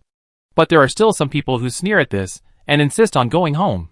Gradually more and more people loosened their minds, and thought it was just a prank by children. Seeing more and more people going back, and it was not even noon yet, Anna became more and more anxious. Her parents advised their daughter not to meddle in other people's business, but Anna had made up her mind that she could not only think about herself, but had to save these people. Finally, the emotional Anna shouted to those who left, "I can hear the sound of the wind. It tells me that our village will be buried by an avalanche today." After saying this, Anna shed tears, closed her eyes, and prepared to wait for the fate of becoming an ice sculpture. However, the expected pain did not come, and Anna opened her eyes in surprise, and found that she had not become an ice sculpture. After the doubt, Anna raised a smile on her lips.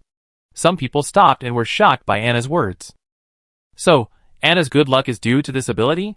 If that's the case, then I won't go back. But some people questioned it. Children often lie. Do you believe this? Let's not talk about the location of our village. Let me ask you if it has snowed recently. Just as the two sides were arguing, boom. A loud noise seemed to come from the distant sky. Everyone present clearly saw the scene in front of them.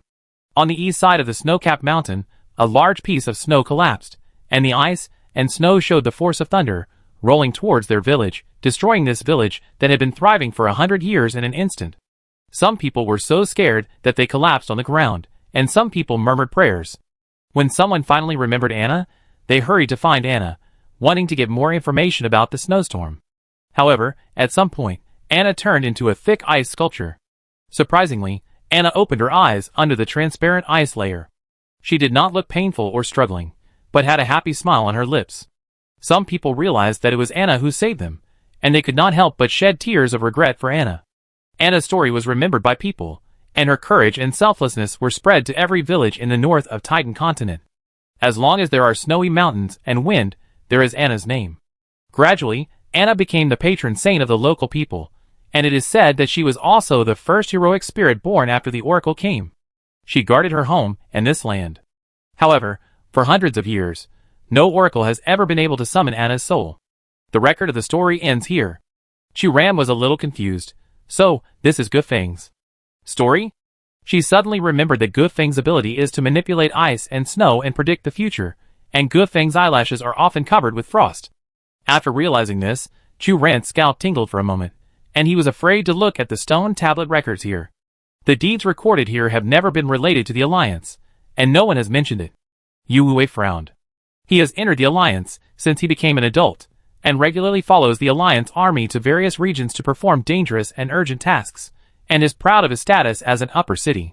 But he never knew that such a story was hidden behind the always thriving city. If it weren't for the accidental entry into the abandoned ruins of the Alliance today, these long-forgotten histories would probably continue to be ignored. Chu Ran licked her lips, her voice a little difficult. Perhaps, the history recorded here is a confidential document kept by the Alliance. Yu Wei looked at Chu Ran and understood her implication. If other regions have such a tragic past, what about the Shuangqing region? Will the knowledge education they receive be tranquility and peace under deliberate disguise? Yu Shui had already stopped in front of a display case. Unlike the previous stone tablet, this display case was filled with parchment manuscripts.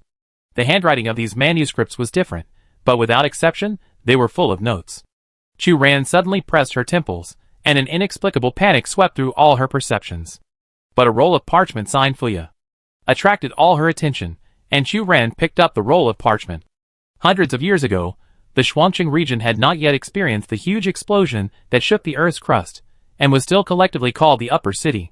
At that time, due to the advanced mecha technology, the productivity of the Upper City area was greatly improved, and it became the most advanced city-state in the Titan continent. With the establishment of the Alliance, the Upper City made huge profits in trade with other regions with advanced mecha technology, becoming the first pot of gold for the development of EVA, a super artificial intelligence. Fuya was born in a wealthy aristocratic family in the Upper City. Her father was an important member of the parliament and personally formed a team of order officers. Her mother was a talented mecha designer in the Research Institute and presided over the research and development of many practical mechas. Her parents were of noble birth and had real talents. Influenced by her parents, Fuya grew up beautiful and charming since she was a child, with a pair of brown eyes from her mother's family and long golden hair from her father's family. Not only that, Fuya also showed amazing talent in mecha design at a very young age. At the age of 10, she had independently developed a small mining robot. Fuya is so smart and beautiful, and she loves her city-state so much, and pursues higher mecha technology as her life goal. However, Fuya also has the most common shortcomings of nobles, arrogance and cunning. On the surface, she is polite to all visiting guests. But in fact, when facing those civilians who are often dirty and always crawling on the ground, Fuya's raised mouth corners always turn into arrogant sarcasm. When talking with nobles of the same status, Fuya will turn into a shrewd and cunning woman, showing full decisiveness and determination in safeguarding the interests of her family.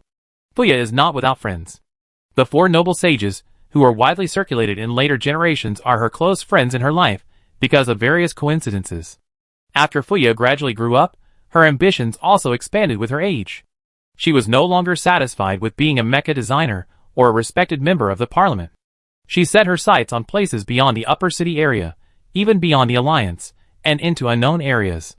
With Fuya's lobbying and the support of her friend's family, the Upper City established an expeditionary force with mecha soldiers as the main force. Fuya was a maintenance technician with the team, and her friend Adrian, who was also from an aristocratic family, was the leader of the team. Although Adrian was the nominal captain of the team, he and Fuya had known each other since childhood and obeyed Fuya in everything, so Fuya was the actual person in charge of the team. This team continued to explore outward on behalf of Shuangqing and expand the territory of Shuangqing. Their exploration ideas were very simple. If the area to be explored has a long history and its own cultural heritage, the expeditionary force will loot all the treasures of the other party. If the land in this area is fertile and the climate is suitable, then this place will become the diplomatic area of Shuangqing. During an expedition, Fuya invited 3 other friends to go to a civilization site under the protection of Adrian. It is said that there is a very rare biological material here, and as mecha repairers, they must not miss it. The expedition went very smoothly. As mecha repairers, Fuya and her friends discovered many rare materials suitable for mecha. Until Fuya and her friends explored separately and went to a secret room alone, something unexpected happened. In this small and stuffy secret room, there was a long black box, which was probably less than 1 meter long. Fuya removed the outer shell of the long box with great effort, and found a curled up dried corpse of a baby inside. She only took a quick glance and lost interest immediately. Just as she was about to cover the long box, she accidentally glanced inside and unexpectedly discovered that the dried corpse in front of her, which looked like a human baby, did not seem to be human. This corpse had facial features and limbs that were highly similar to those of humans, so she mistook it for a human baby at first glance. But as long as you look closely, you will find that its head is a standard spherical shape, which is a curve that normal humans cannot have at all. Its skin is earthy brown, its limbs are short, and it does not have the flexible knuckles of humans. Fuya was a little excited. The unknown is the meaning of adventure. She picked up the long sword and cut the skull of the creature in front of her. The originally spherical head was cut open, like a piece of brittle paper, revealing what was inside. Fuya explained unconsciously, and recorded the following memories on the parchment. The moment I cut open its skull, the energy instrument panel on my wrist began to spin wildly, almost to the point of failure. I instantly understood that the brain of this creature is a substance with extremely strong energy. What's amazing is that its brain is highly transparent and crystal-like, with extremely high hardness. What kind of creature is this? Why does it have such powerful energy in its body? I have never seen such a strange creature or biological material. As an adventurer and mecha designer, my intuition tells me that this substance may bring about a new revolution. Chapter 107. For this crystal-like transparent substance, Fuya and her group had a dispute over its naming rights. Sophia believed that this substance itself was derived from the brain fluid of a creature, and the name should naturally reflect this characteristic. But Fuya and Hector believed that this material was obviously unusual and destined to be very promising, and naming it brain fluid would cause unnecessary trouble. Finally, under the mediation of Lena Bragg, the group finally reached a consensus and chose the name hydrocarbon crystal. Seeing the record here, Chu Ran's heart sank. She seemed to have known the next story. As recorded in the parchment roll, Fuya and her group returned to the upper city area with the looted spoils. They gained a lot from this trip, and accidentally discovered dozens of precious materials suitable for the research and development of mechas. As for the hydrocarbon crystal, Fuya and her group concealed its existence and formed their own team at the Upper City Research Institute to start researching and developing hydrocarbon crystal, a new substance. After a series of tests, the results of hydrocarbon crystals are amazing. The energy contained in them is extremely strong. Only a raw material the size of a fingernail is needed to drive the basic power operation of the entire city-state of Chongqing. The efficiency is hundreds of times that of ordinary fuel. In addition to providing basic energy, hydrocarbon crystals also show good results in guiding humans to develop mental power. At this time, people have just begun to carry out basic development of mental power and try to connect human mental power with mechas. According to the characteristics of hydrocarbon crystals, its application will greatly promote research in this field. Fuya named the raw material of hydrocarbon crystal, the unknown biological mummy that was accidentally discovered, Skeleton Man. At this stage, Fuya fully realized the research potential of hydrocarbon crystal, but it was obvious that her research was not smooth sailing. As of today, the Institute only has one piece of hydrocarbon crystal that I brought back. All the expedition team sent out could not find the second Skeleton Man, and we could not find the second hydrocarbon crystal. This feeling is like winning the lottery, but finding out that there is no chance to redeem it at all, which is terrible. Because I mobilized all the soldiers stationed outside the upper city, Hector and Lena Bragg thought I was crazy. They recognized the value of hydrocarbon crystal, but insisted that it was just my luck and asked to continue to develop traditional power energy. I know what they think. This endless expedition is burning the Institute's funds in seconds, and there are more and more voices of opposition in the Institute. But I am unwilling to give up. They didn't witness the moment when I discovered the hydrocarbon crystal. I believe in my intuition so much that it will cause changes in this world. But I also understand everyone's concerns. As a noble, I must be responsible for the upper city. Maybe it's time to stop such opportunities, but when I think of giving up, I am filled with reluctance. I know that I am now trapped in a gambler's mentality, but since fate has favored me and let me discover the hydrocarbon crystal, why can't it favor me again? Adrian seemed to see my troubles. He expressed his willingness to lead the team to go out to find the traces of the hydrocarbon crystal, and let the other expeditionary forces continue the original expedition activities. Adrian has been like this since he was a child. He will always stand by my side. Sometimes I am surprised by his unguarded trust in me. But no matter what, his promise solved the troubles and unwillingness that have been bothering me recently. Adrian has been gone for several months.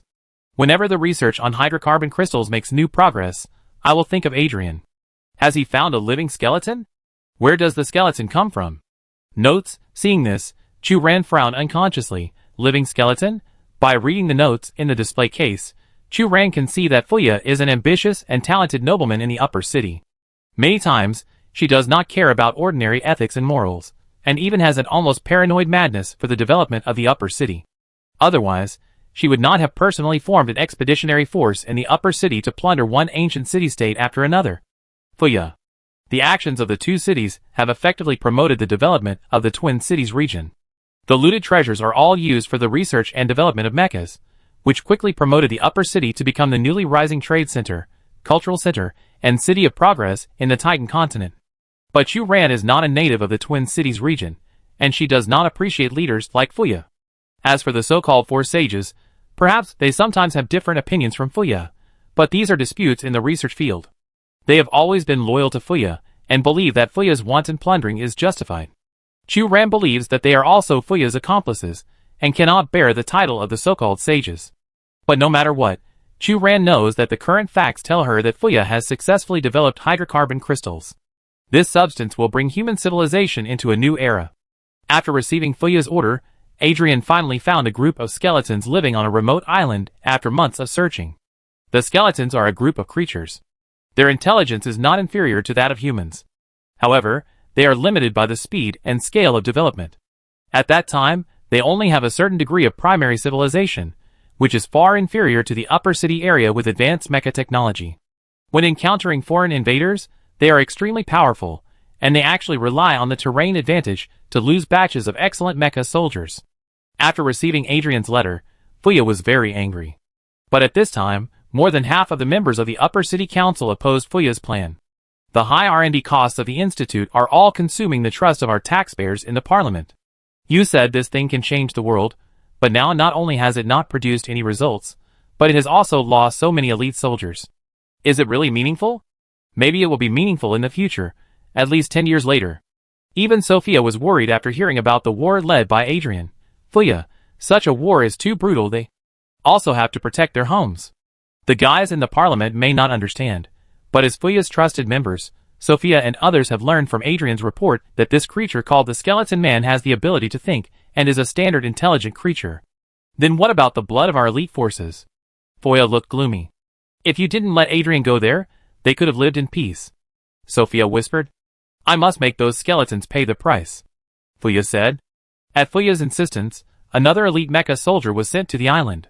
With the support of the reinforcements, Adrian's side showed a crushing trend and easily defeated the cunning skeletons.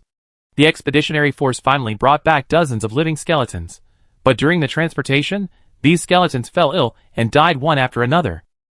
In the end, only one male and one female skeleton arrived in the upper city. The two skeletons were taken to the Research Institute. Under Fuya's guidance, the researchers continued to guide them and recorded various data. Finally, after the female skeleton gave birth to a pair of cubs, under the witness of Fuya and the four sages, the researchers cut open the hard skull of the male skeleton in public and showed the hydrocarbon crystals in it to the top leaders of the Parliament. This scene shocked everyone in the Parliament, and those parliamentarians who originally sang the opposite tune were completely convinced by the huge potential of the hydrocarbon crystals. As time went by, the upper city ushered in a new era of human spiritual power development, and the huge energy contained in hydrocarbon crystals also brought endless wealth to the entire city-state. Fuya was awarded the honor of Duke, and Hector and others were honored as the Four Sages, and their glorious deeds were recorded in history books. Everything seemed to be moving in a good direction, until Fuya suddenly found that her fingers were abnormal at a certain moment. A small part of her fingertips suddenly turned into a crystal-like texture, transparent and hard just like hydrocarbon crystals. Fuya didn't take it seriously at first, but the symptoms of this crystallization continued to deepen as she used her mental power and spread to other parts of her body. After the entire forearm showed signs of crystallization, Fuya's notes finally acknowledged this fact. I suspect that this crystallization phenomenon is a kind of radiation. My mental state is getting worse and worse. My sleep time is getting shorter and shorter every day. Until recently, I have been suffering from insomnia all night long. As long as I close my eyes, I will unconsciously dream about the skeleton in the black box, the corpse, and the male skeleton being cut open in the middle. Sophia said that this is an unknown curse, but why am I the only one who suffers from such a curse? My intuition tells me that if I let this crystallization develop, my body will gradually stiffen, and when the crystals invade my brain and heart, I will completely lose my self-consciousness. I am unwilling. My fate should not usher in such a tragic ending. But what's the use of being unwilling? I have noticed that I am losing my control over my body every day. Control? This is a fatal blow to a mecha designer. I had a big fight with Adrian today, and I feel very angry and sad. Adrian and I have known each other since childhood, and he is my most loyal subordinate, but today he actually came to persuade me to stop the research on hydrocarbon crystals and mental power, and said that my current crystallization symptoms are all because of my research. But even if it is true, so what? I have given everything for this. The symptoms of crystallization have affected my thinking ability. Looking at the crystals spreading to my chest, I have to temporarily put aside my research on mental power and seek ways to fight against crystallization. Hector and Lena proposed the idea of developing a supercomputing power. Perhaps this supercomputing power can bring hope.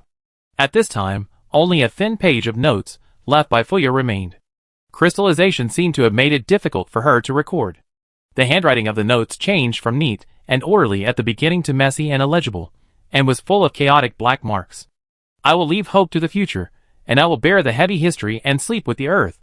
Fuya wrote this paragraph, and the notes recorded on parchment ended here. There are other documents in the display cabinet, which complete the history of the upper city from another perspective. Until the year 734 of the star calendar, the year when Fuya died, she was still leading the research on topics related to mental power and hydrocarbon crystals, and proposed the basic architecture of the super artificial intelligence EVA. After experiencing two scientific and technological revolutions, mechanical technology developed rapidly. Finally, decades later, EVA equipped with hydrocarbon crystals was born as a super artificial intelligence, and mankind officially entered the era of artificial intelligence. More than 100 years later, a huge explosion disaster originated from an underground mine, and some surface buildings sank underground, and the two city-states of the upper city and the bottom city were completely separated.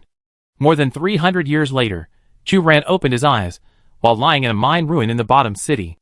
After a tortuous adventure, in such a dilapidated and desolate ruin, Chu Ran read the parchment notes, written by people hundreds of years ago. For a moment, Chu Ran felt a little emotional. At this time, Yu Shue's voice rang out beside him. Chu Ran, are you okay? Where is this? Chu Ran looked at her and found that Yu Shue had returned to the same look she had seen at the beginning, with a cold expression and a calm voice. Yu Shue touched her cheek when she noticed Chu Ran's sight. What's wrong? Chu Ran was more and more surprised. If Yu Shue hadn't pounced on the display case here like she was possessed by a demon and couldn't be dragged away, they probably wouldn't have stayed here at all. Chapter 108. What surprised Chu Ran was that Yu Shue actually forgot what happened here.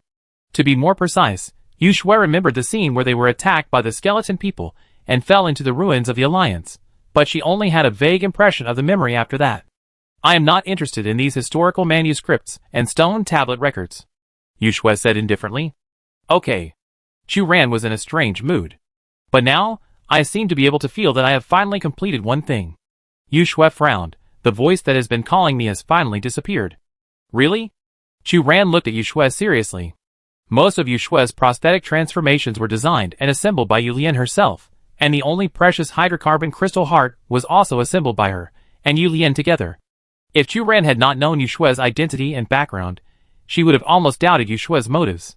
Yu Wei broke the silence between the two. He looked at the parchment scroll in the display case. These materials have great research value.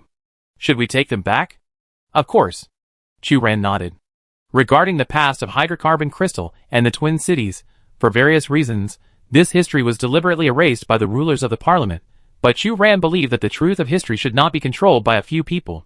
Everyone has the right to know all the truth. Yu Wui's mecha is a combat mecha, and the storage compartment has limited capacity, so Chu Ran and others can only choose to take away the most important parchment notes. As for the physical materials that cannot be taken away, they also entered them into EVA's scanning system one by one, and made them into electronic versions. After finishing a series of finishing work, several hours passed unknowingly. Yu Wei browsed his EVA Light screen interface and said solemnly, "My mecha energy reserves are not enough to support us to leave here. We must find new energy supplies as soon as possible." Chu Ran held a bottle of nutrient solution and said in agreement, "On the way here just now, whether it was escaping from the skeleton people or fighting with the mecha guards, a lot of energy was indeed consumed.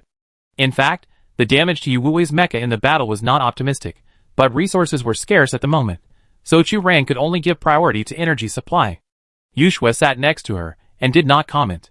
With her whole body highly prosthetic, she no longer needed to eat and rest, nor did she need any energy supply. The concerns of Chu Ran and Yu Wuwei were not within her consideration. In fact, after entering the Alliance ruins, the calling of mission from the depths of her soul disappeared, and Yu Shui finally calmed down. She no longer wanted to explore and travel around and explore the unknown distance. Instead, she began to miss her hometown and relatives, and she wanted to go back to the bottom city. Yu Shui said seriously, "There should be a backup hydrocarbon crystal energy in the Alliance ruins. If we can find it, we can naturally leave with the Mecha." Chu Ran was about to nod, when a violent vibration suddenly came from the ceiling of the exhibition room. Yu Wuwei listened for a moment, his expression solemn. "It's the skeleton man." Yu Shui was a little surprised. Such a weak body can actually catch up. Chu Ran was not surprised. They fell because of the explosion, which was also a second destruction of the Alliance ruins. Those skeletons were intelligent, and could naturally find a way to break through the obstacles of the mechanism and find them. After reading these documents, Chu Ran also knew very well that this group of skeletons would not give up.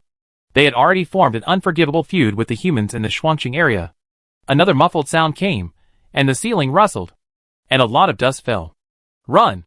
Chu Ran shouted and rushed to the end of the exhibition room.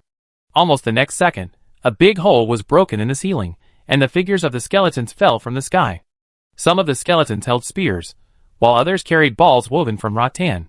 Obviously, these black balls were the source of their ability to blow up the ruins. Yu Wuwei summoned a mecha, grabbed Chu Ran and Yu Shui, and with a huge mechanical advantage, turned left and right to dodge in the continuous explosion of attacks, and actually pulled away from the group of skeletons. But Chu Ran and the others knew that the combat mecha had little energy left. Without backup energy, they would be caught by these armed skeletons sooner or later.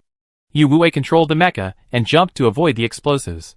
However, the next second, he found that there was a wall at the end of the road ahead. The skeletons who caught up realized that Chu Ran and the others had no way to escape. Seeing this, they gathered together and discussed something in a low voice. "They want to gather all the explosives and bury us here." Yu Shui's expression was a little bad. As she translated, Chu Ran found that some skeletons holding spears were already evacuating outside, obviously to avoid the shock wave of the explosion. Yu Wuwei knocked on the wall in front of him, listened for a while, and said, "The wall behind this wall is not a solid entity, there may be another space. This ruins was originally built on the mountain. Even if there is a hollow area, it may only be a small area and cannot be used as a basis for escape," Yu Shui said. "At this point, we can only give it a try." Chu Ran sighed and looked at Yu Wuwei. As a team member who had been with her all the way, Yu Wuwei understood her thoughts and restarted the mecha. When the skeletons threw the prepared explosives, Yu Wuwei pressed the operation key and aimed the last energy stored in the mecha at the oncoming explosives. There was a loud bang, and under the impact of the reaction force, a big hole was broken in the wall. With smoke floating in the air, Chu Ran covered her mouth and nose and climbed out of the narrow cockpit. Yu Wuwei stepped forward to support her. "Are you okay?" "Nothing." Chu Ran looked down and found that the two mechanical arms of the already damaged mecha were now blown into pieces, and basically only the core cockpit was still usable. As a mecha maintenance technician, Chu Ran subconsciously let out a heart-wrenching sigh. Yu Shui's voice called Chu Ran's attention back. "What is this?" Chu Ran looked up and found that this seemed to be another storage space of the Alliance. There were wooden square boxes stacked in the corner, and Yu Wuwei had already stepped forward. "This is..." Yu Wuwei was a little surprised. "Hydrocarbon crystal energy block." Yu Shui stared at the hydrocarbon crystal emitting a bright white light in the box, and was a little dazed for a moment. A hydrocarbon crystal the size of a fingernail is already worth a fortune, but the box in front of her was actually a hydrocarbon crystal energy block that was nearly as long as her forearm. Yu Shui opened the wooden boxes scattered around and found that each box contained such a top-quality hydrocarbon crystal. These hydrocarbon crystals have been polished and can be directly assembled on the mecha for use. It seems that everything is destined. Perhaps the Alliance forgot to count the inventory here when abandoning this office location, which is convenient for us," Yu Shui said. Yu Wuwei's expression finally relaxed a lot. "We can leave here smoothly." Only Chu Ran looked at the hydrocarbon crystals scattered on the ground. She couldn't help but think of the records in those documents and the skeletons living on the island, and she always felt uncomfortable. Even after reading the historical materials, Yu Shui and Yu Wuwei still separated the skeletons. from humans, thinking that Shangqing's practice of obtaining hydrocarbon crystals was too cruel. But that was all. But Chu Ran always thought of the appearance of the skeletons before their death under the plunder and massacres of the Shangqing Expeditionary Force, so that he couldn't face the existing hydrocarbon crystals calmly. After collecting enough energy blocks, the group continued to look for a way out in the ruins. When passing a corner, Chu Ran's heart suddenly banged wildly, and she even seemed to hear the sound of blood flowing faster in her body. Chu Ran was a little confused, and then the scene in front of her nailed her steps. The dusty space has been sealed for hundreds of years, and there is a thick layer of dust on the surface of every object. Only on the wooden tabletop engraved with exquisite patterns, a white candle burned quietly in the glass lampshade. It turned out to be fake. Yu Shui walked to the glass lampshade and observed it for a while, and found that it was just a desktop ornament copied according to the appearance of a burning candle. But Chu Ran stood still, unable to move.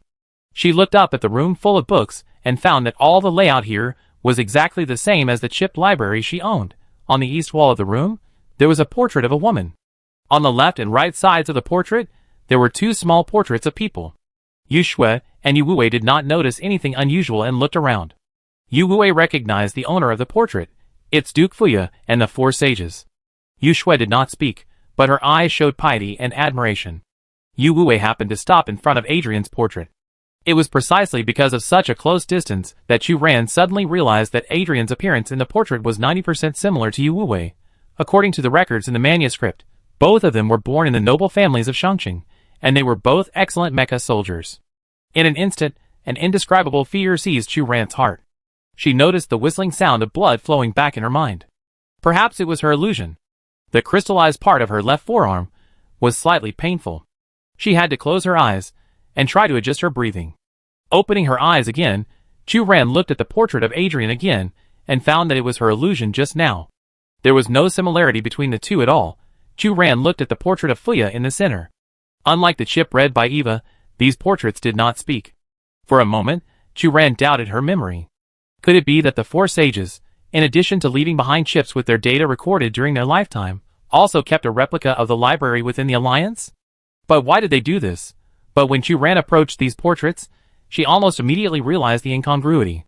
Compared with the appearance in the chip, these portraits are obviously more delicate, and the details of the characters are vivid. It's almost like they are alive. It's hard to imagine that there was such a superb skill in the Alliance hundreds of years ago.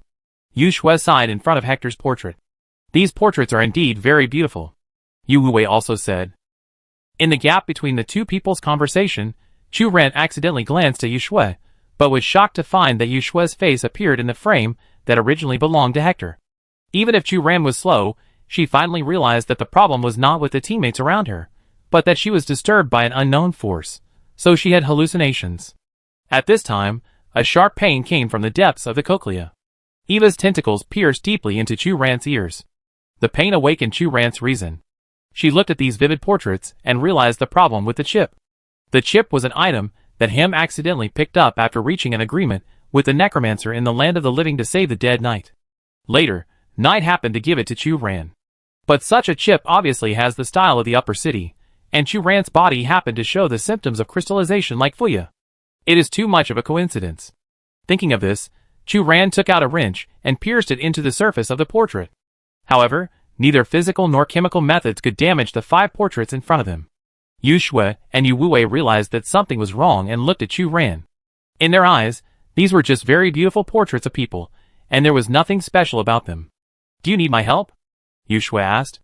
After trying various methods to destroy the portrait but still unable to do so, Chu Ran sat on the ground, a little tired. She hugged her crystallized forearm and looked at the portrait in front of her.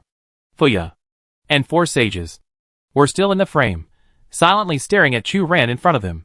Chu Ran found that they smiled at the same time, as if they were laughing at her overestimation. Chu Ran closed her eyes to dispel the fear of the unknown. Yu Wei, do you have extra space in your storage cabin? She had an inexplicable intuition that she had to bring these portraits back to the Shuangqing area to find the truth of the problem. Chapter 109. The library not only has hydrocarbon crystal energy blocks, but also a small amount of mecha repair materials. Under the simple conditions, Chu Ran could only repair Yu Wui's mecha to the greatest extent. His weapon compartment was severely damaged. Without alternative materials, Chu Ran could only dismantle it and retain the light load function of the mecha. With the help of Yu Shui, the group successfully left the island and went north to a small town on the border of the alliance. Chu Ran and Yu Wuwei's Eva finally restored the signal and successfully contacted the staff of the university exercise. After resting in the town for several days, the three waited for the airship sent by the official alliance to return to the Shuangqing area. After returning to the Shuangqing area, Yu Shui said goodbye to the two and decided to go back to the bottom city to visit her mother Yulian. The three parted ways. Unfortunately, the joint exercise of the universities has ended. The Oracle successfully killed the Shadow Beast on Poseido Island, obtained the Shadow Beast's skin, and won the first place. Due to the absence of Chu Ran and Yu Wuwei, the Mecha team of the Shuangqing division lost its balance and ranked last. Fiona was relieved to see Chu Ran and Yu Wuwei return safely, but she couldn't help but feel angry. Originally, the Oracle ranked second, but surpassed us in the last event. It was just a fluke that he got first place. We are the well-deserved first place. Fiona's thick and strong tail slapped the wall, making a bang, and Hongyu stood beside her, nodding continuously. Chu Ran took the opportunity to observe the status of Fiona and Hongyu. The two were in good condition and were not injured. He comforted them. After all, the final result is second place, not really last place. Humph! The last one is the wild spirits. Fiona couldn't help showing a gloating smile. After you fell into the sea, Hongyu and I had a falling out with them. Now it seems that their performance is just SOSO, they can't even beat Rune Teeth. Chu Ran looked at Hongyu and cast a questioning look. Hongyu nodded and said, after you fell into the sea, Fiona and I immediately reported to the Alliance staff, but at that time your Eva had no signal, and without positioning coordinates, it was difficult to carry out rescue work. So, the wild spirits are only targeting us, not other teams? Yu Wuwei asked. Yeah. Fiona got angry when she thought about it. They were obviously the last, but at the award ceremony, they acted like they won first place and were so mad at us. If I hadn't considered the organizer, I would have punched them all. Hongyu thought, if they just wanted to win, their motive for framing them is despicable, but understandable. However, since we broke up with them, Kaseki and the others seemed to no longer want to pretend. When they saw me and Fiona, they just pretended not to see us. Their relationship with us was even worse than that of the members of Rune Teeth. Like the members of Rune Teeth, they chose to join forces with the Oracle, but after the game, Soren and the others found Hongyu and Fiona and apologized to them, and the relationship between the two sides at least returned to the surface of peace. But when the savage spirits left the Twin Cities, Kaseki and the others did not show any regrets, as if they would never deal with people from the Twin Cities again. Fortunately, you returned safely. Fiona looked at Chu Ran. The joint exercise of colleges and universities is held every 2 years, and Chu Ran still has the opportunity to participate in another competition. Chu Ran was also a little regretful about the result of such a competition. If there had not been this accident, she believed that her team would have won the first place. It's a pity that since the incident has already happened, regret is useless. The other three teams have already left the Shuangqing area and returned to their own galaxies. As for the malice of the wild spirits, Chu Ran was not surprised after learning about the history of the Jana galaxy. Even though the war of aggression and resistance took place hundreds of years ago, the inheritance of both sides has never been broken, and the hatred for the invaders still flows in the blood of the Jana people. Chu Ran did not intend to shake hands with the other party and persuade them to let go of their hatred, but she did not intend to forgive the other party's malice. The only regret Chu Ran had was that she thought she could become a friend who appreciated each other with Kaseki. By the way, the marshal heard about your safe arrival and postponed his trip. He has been waiting to see you after the award ceremony. As soon as Hongyu finished speaking, a group of people came over with a burly man. Marshal naturally refers to the Marshal of the Alliance. He was born in the upper city area and joined the Alliance after graduating from school. He looks like a middle-aged man, with a burly figure, a firm gaze, and the majesty of a superior. Chu Ran learned from Eva's cheat sheet that the other party was once a Mecha soldier who had participated in the war to expel desert and made meritorious deeds on the battlefield many times. He was highly regarded in the Alliance. After a simple condolence, the other party looked at Chu Ran and Yu Wuwei and said, I heard that you accidentally entered the ruins abandoned by the Alliance hundreds of years ago. What is the situation inside? Do you have any new discoveries? New discovery? Chu Ran blinked. The marshal stared at Chu Ran and said calmly, yes, new discovery. The two were very close, and Chu Ran could almost see the other's brown pupils and inorganic glass eyeballs. Wait, glass eyeballs? Chu Ran immediately realized that the other's eyes were man-made, and had undergone prosthetic surgery in the Shuangqing area. Sensing Chu Ran's gaze, the man touched his eyes. I accidentally lost my eyes in a battle with the Zerg, but fortunately, the development of prosthetic transformation technology is very mature now. The newly installed prosthetic eyeballs can connect my nerves and EVA system, and are not even inferior to my original eyes. There was a burst of praise around. Without waiting for Chu Ran to answer, the man turned the topic back to the Alliance ruins. So, do you have any new discoveries? That used to be a building belonging to the Alliance. You should know what's inside better than us. Should we have any new discoveries? Chu Ran asked back. In fact, the 5 portraits were in Yu Wui's Mecha storage cabin. Chu Ran wanted to ask him about the strangeness of the library, but the first impression he gave her was not good, and even a little weird. Chu Ran looked at Yu Wui, and Yu Wui looked at her. Suddenly, Yu Wui raised his hand and touched the EVA on his ear as if by accident. His expression was so relaxed that no one noticed his strangeness. Chu Ran understood what he meant and decided to stay put. The man saw that Chu Ran did not answer, stepped forward, stared at Chu Ran and said, "The office location of the Alliance has been moved several times, and the abandoned building ruins are not only in that area, but only that area was one of the bases selected when the Alliance was first established, so its significance is naturally extraordinary." Chu Ran was a little surprised that Yu Shui didn't tell her that the Alliance ruins were actually one of the bases when the Alliance was first established. But soon, Chu Ran realized that perhaps it was precisely because the ruins were a product of the Alliance's early establishment that many records of historical truths were preserved. The coordinates of that area are remote, and are not now under the jurisdiction of the Alliance. It is expensive for us to explore and recover the items that were once left behind. In addition, the files recording the items left in the ruins were accidentally lost at that time, so we know very little about the current status of the ruins, said the man. Chu Ran nodded, indicating that he had picked up some hydrocarbon crystal energy blocks, and signaled Yu Wui to take them out from the Mecha storage cabin. The clear crystal blocks were revealed in front of everyone, and many people exclaimed, "Such a complete hydrocarbon crystal energy block is really rare." It is hard to imagine that the Alliance hundreds of years ago had such a sophisticated manufacturing process. Now it seems that the research and development of mechas has gone a long way, but the foundation is still in the field of hydrocarbon crystal production. Hearing the exaggerated exclamation of everyone, Chu Ran felt a little strange for a while. This is probably the power of the history books of time. Many of them believe that hydrocarbon crystal is a biological material that has been artificially processed, rather than taken from the cerebrospinal fluid of the skeleton. If Chu Ran had not seen Fuya's notes in person, he might have thought that it was just a precious man-made product. "Is that all?" The man was obviously disappointed. He looked at Chu Ran and Yu Wui. "I believe that with your strength, there should be new discoveries.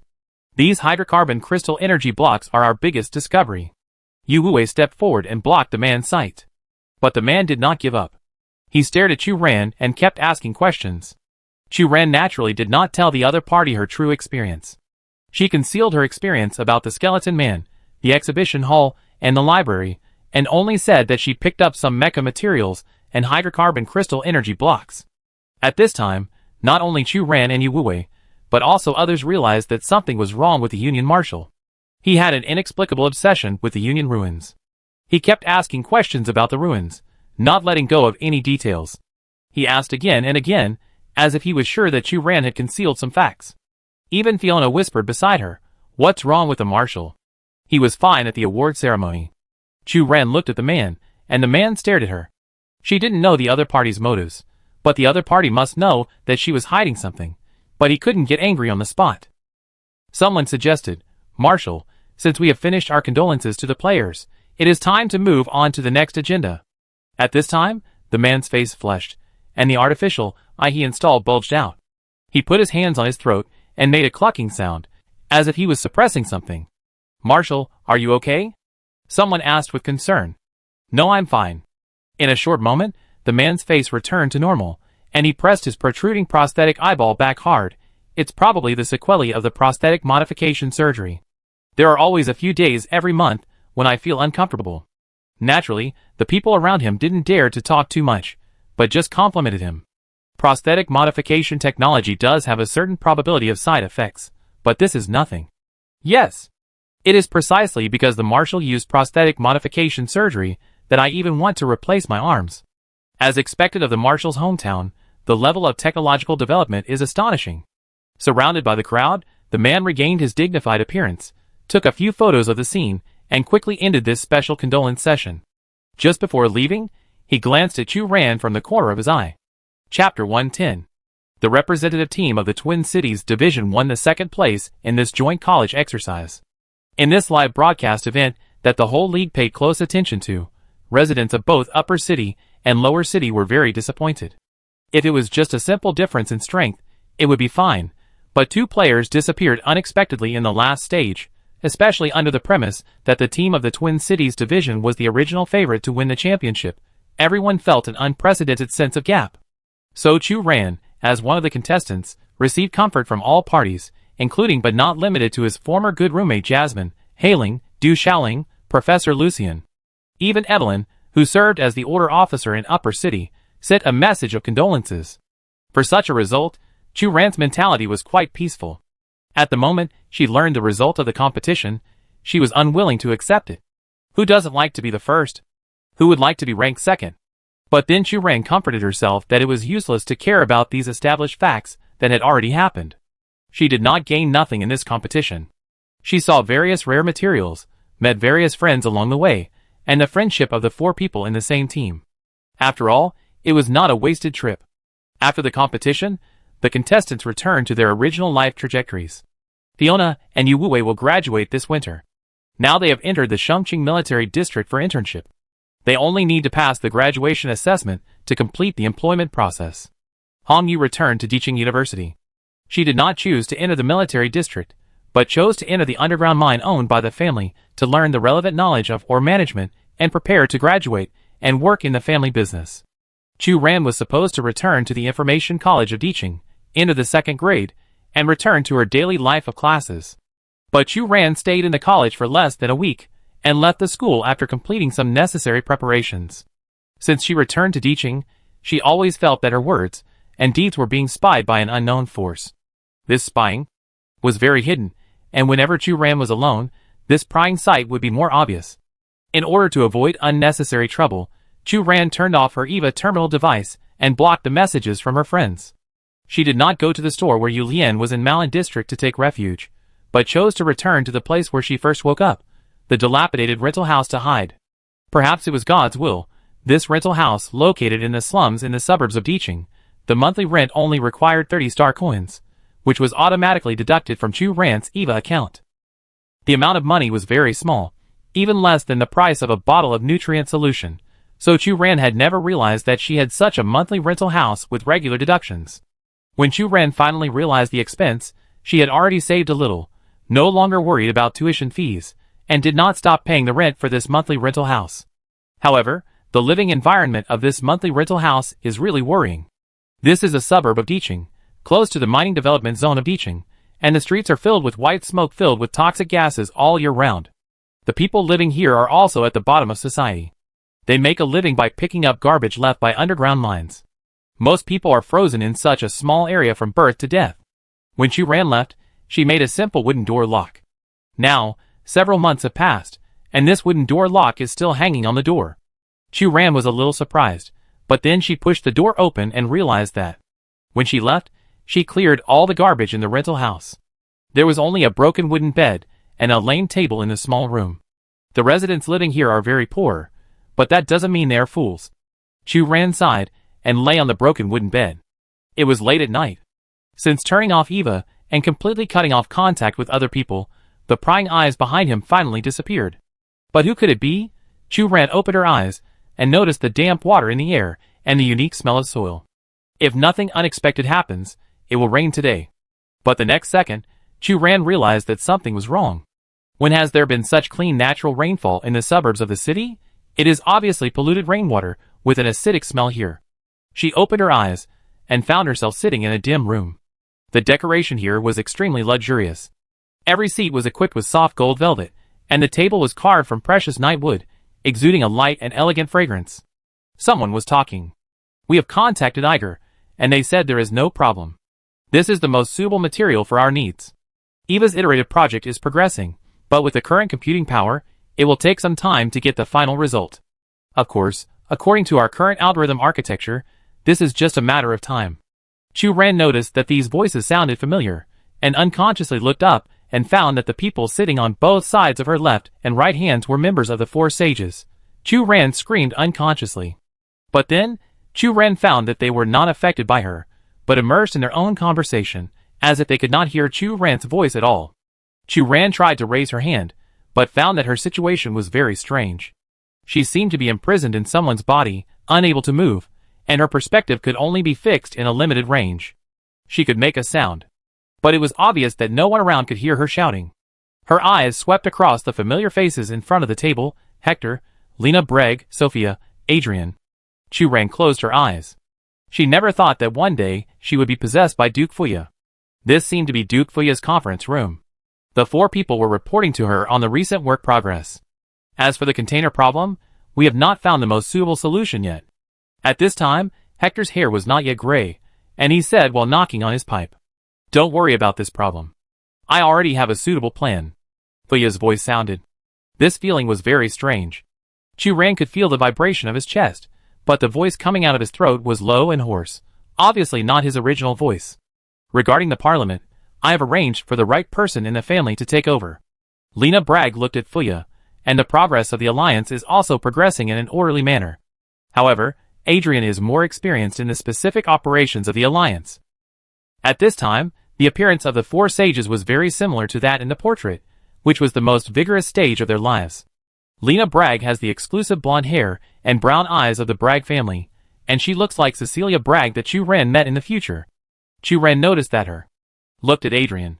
Adrian, who was in his youth at this time, had black hair and said humbly, "No problem, I will be responsible for the specific negotiations between the Bragg family and the alliance representatives." Fuya didn't speak, but Chu Ran could feel a touch of joy in her heart. Chu Ran listened silently to the work reports of the four people. After listening for a while, he found that they seemed to be working on a core project. This project involves the first generation of Eva, the Parliament, and the Alliance, and Fuya is the leader of this project. The meeting room was dimly lit, and Chu Ran, who had nothing to do, dozed off unconsciously in the boring report. After an unknown period of time, a thunder flashed outside the window. Chu Ran was shocked and opened his eyes. This thunderbolt briefly illuminated a corner of the room. In this short moment, with the help of the reflection of the mirror not far away, Chu Ran saw her appearance clearly. She was thin, pale, with deeply sunken cheeks, and a haggard and sickly appearance. She was far less ruddy and vigorous than in the portrait. Chu Ran was a little strange. The appearance of the four sages at this time was 90% similar to the portrait. In theory, Fuya should also be consistent with the state when the portrait was drawn. At this time, Fuya tapped the table with her fingers. Chu Ran subconsciously lowered her head, but couldn't help but widen her eyes. Fuya's crystallization symptoms were basically the same as hers, starting from the knuckles of the left hand and constantly worsening. But at this moment, there was nothing wrong with Fuya's fingers. Chu Ran observed carefully, and was even more surprised. It turned out that it was not that Fuya's crystallization symptoms had been cured, but that she had directly replaced her entire palm with an artificial prosthesis. For a moment, Chu Ran couldn't help but smack her lips. It's not that she hadn't thought about the prosthetic surgery. This technology has been developed for hundreds of years, and has entered a mature stage. The damage to the human body is not as serious as expected.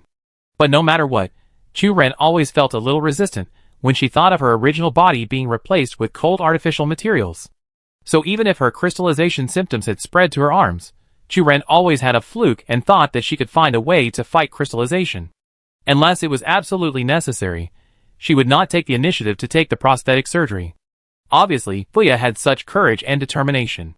Chu Ran looked along the line of sight, and found that Fuya had almost replaced her entire left arm. "I am very happy that our project is progressing smoothly in the direction we expected." Fuya's low voice sounded, "I believe that in time, we will definitely create a miracle of our own." Chu Ran didn't know why he witnessed a scene that happened hundreds of years ago, but in connection with the content of their discussion, Chu Ran could almost immediately confirm that what these people were discussing was the concept of the Mecha miracle. The other four people cast admiring glances at Fuya. Fuya knocked on the table, indicating that Lena Bragg would stay, and the other three left. "When is the surgery scheduled?" Fuya looked at Lena Bragg. "Tomorrow afternoon," Lena Bragg said. "Okay." Fuya gestured to Lena Bragg to leave. "Fuya, maybe you should tell others that your physical condition is getting worse." Lena Bragg's brown eyes were full of worry. "They are your subordinates, but also your friends, especially Adrian." Fuya lowered her eyelashes and said calmly, Lena, I chose you because I believe in the determination of the Bragg family to keep the secret. Fuya, you have changed a lot. Lena Bragg said. Who else will remain unchanged? Fuya said calmly, not only me, you are also changing. We are not who we used to be. I just hope that our miracle plan can proceed smoothly. Fuya, even if it has a high success rate, it is bound to have the risk of failure. Lena Bragg looked at Fuya's arm. I don't agree with you to undergo a key part replacement surgery. Your physical condition is bad enough now. Lena, I have too little time left. Fuya sighed. If we can gain eternal life and defeat the curse of fate, we will embrace a wider world. But Lena Bragg wanted to say more, but was interrupted by Fuya's wave. Lena, you should go out. When the meeting room returned to silence again, Fuya took out a roll of parchment, and Chu Ran immediately recognized that this roll of parchment was the handwritten note left in the ruins of the Alliance. However, the handwritten note left in the ruins of the Alliance was obviously much thinner than the parchment in Fuya's hand, and it was not complete. Fuya picked up a pen to record her thoughts. I am constantly looking for ways to fight against crystallization. I named the plan with the highest probability of success miracle, which has a good meaning. But we all know that this is just a beautiful vision in our hearts. So, I have to try other alternatives. Lena is a very reliable friend. She has talents and wisdom that are not inferior to mine. She can understand many of my ideas with just a glance between us. I am very happy that such a capable person can become my subordinate.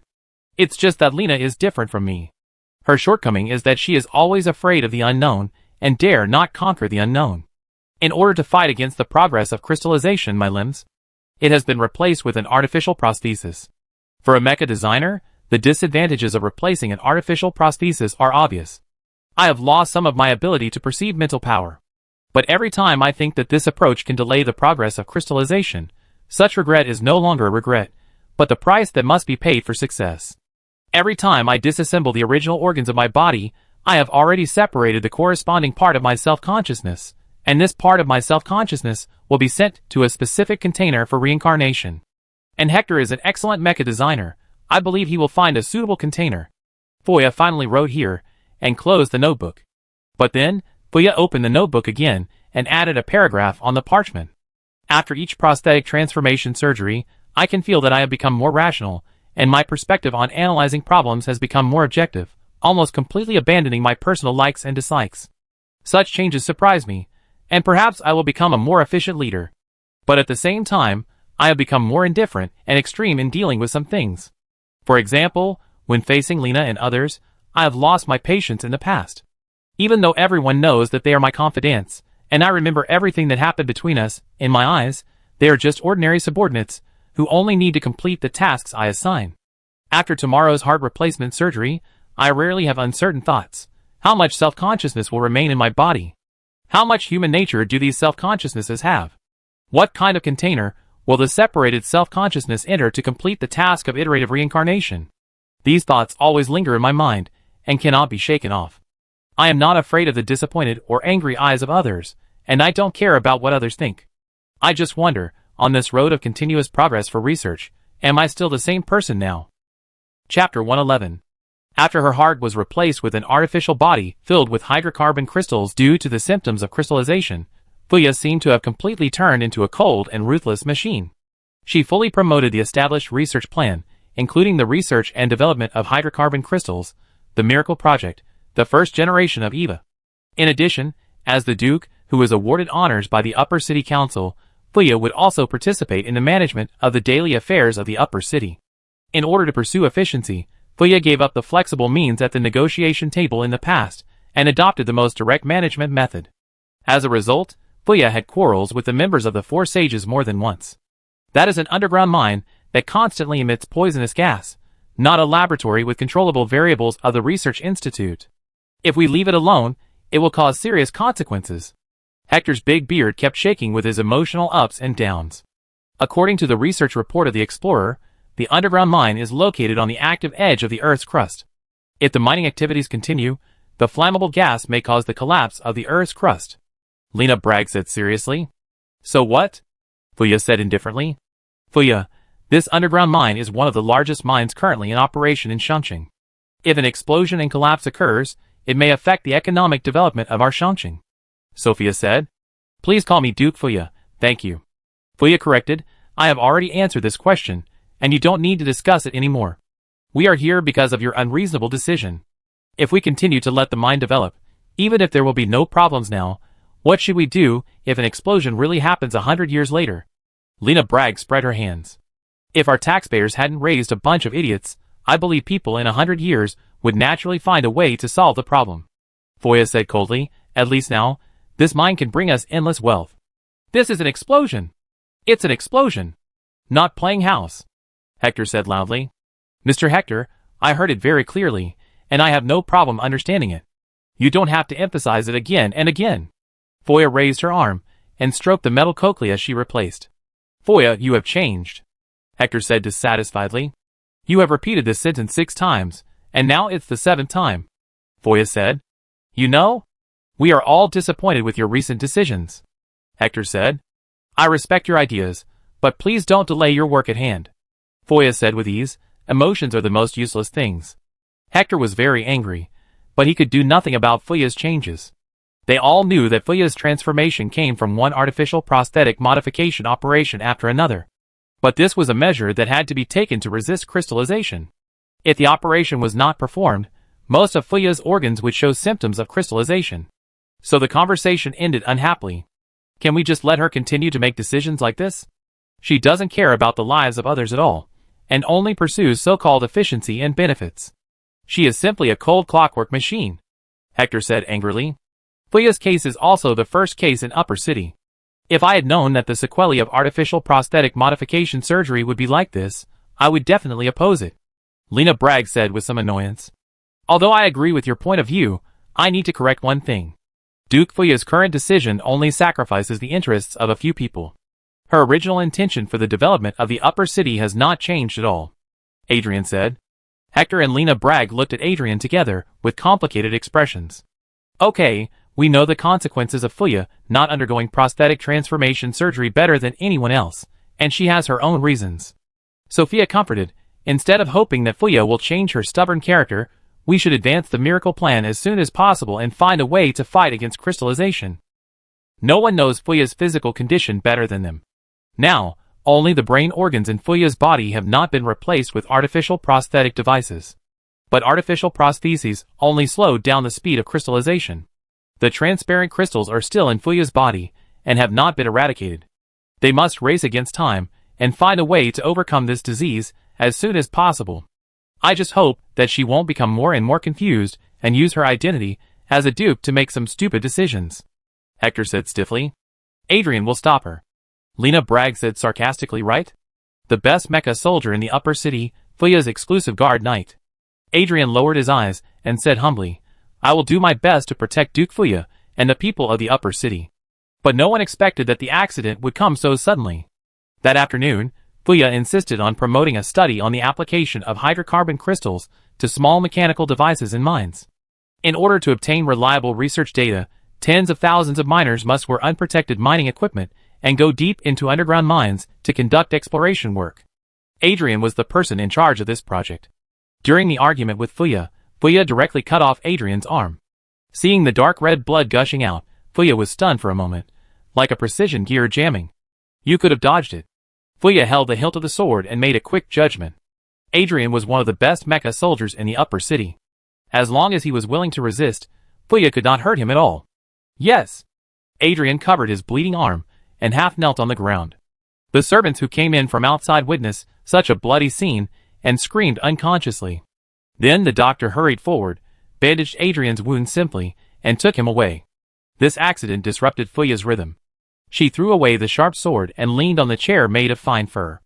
It was rare that she did not continue to work, but fell into silence. Perhaps the blood stimulated Fuya's thinking ability, or perhaps compared to other sages, Adrian always made her care more. Fuya didn't understand why Adrian did this. For a top Mecha soldier, losing an arm is no less than losing half of his life. What's more, Adrian was not injured on the battlefield, but chose the stupidest way to anger her and pay the price for it. Such a shameful injury is not a glorious thing. Fuya found it difficult to understand Adrian's motives.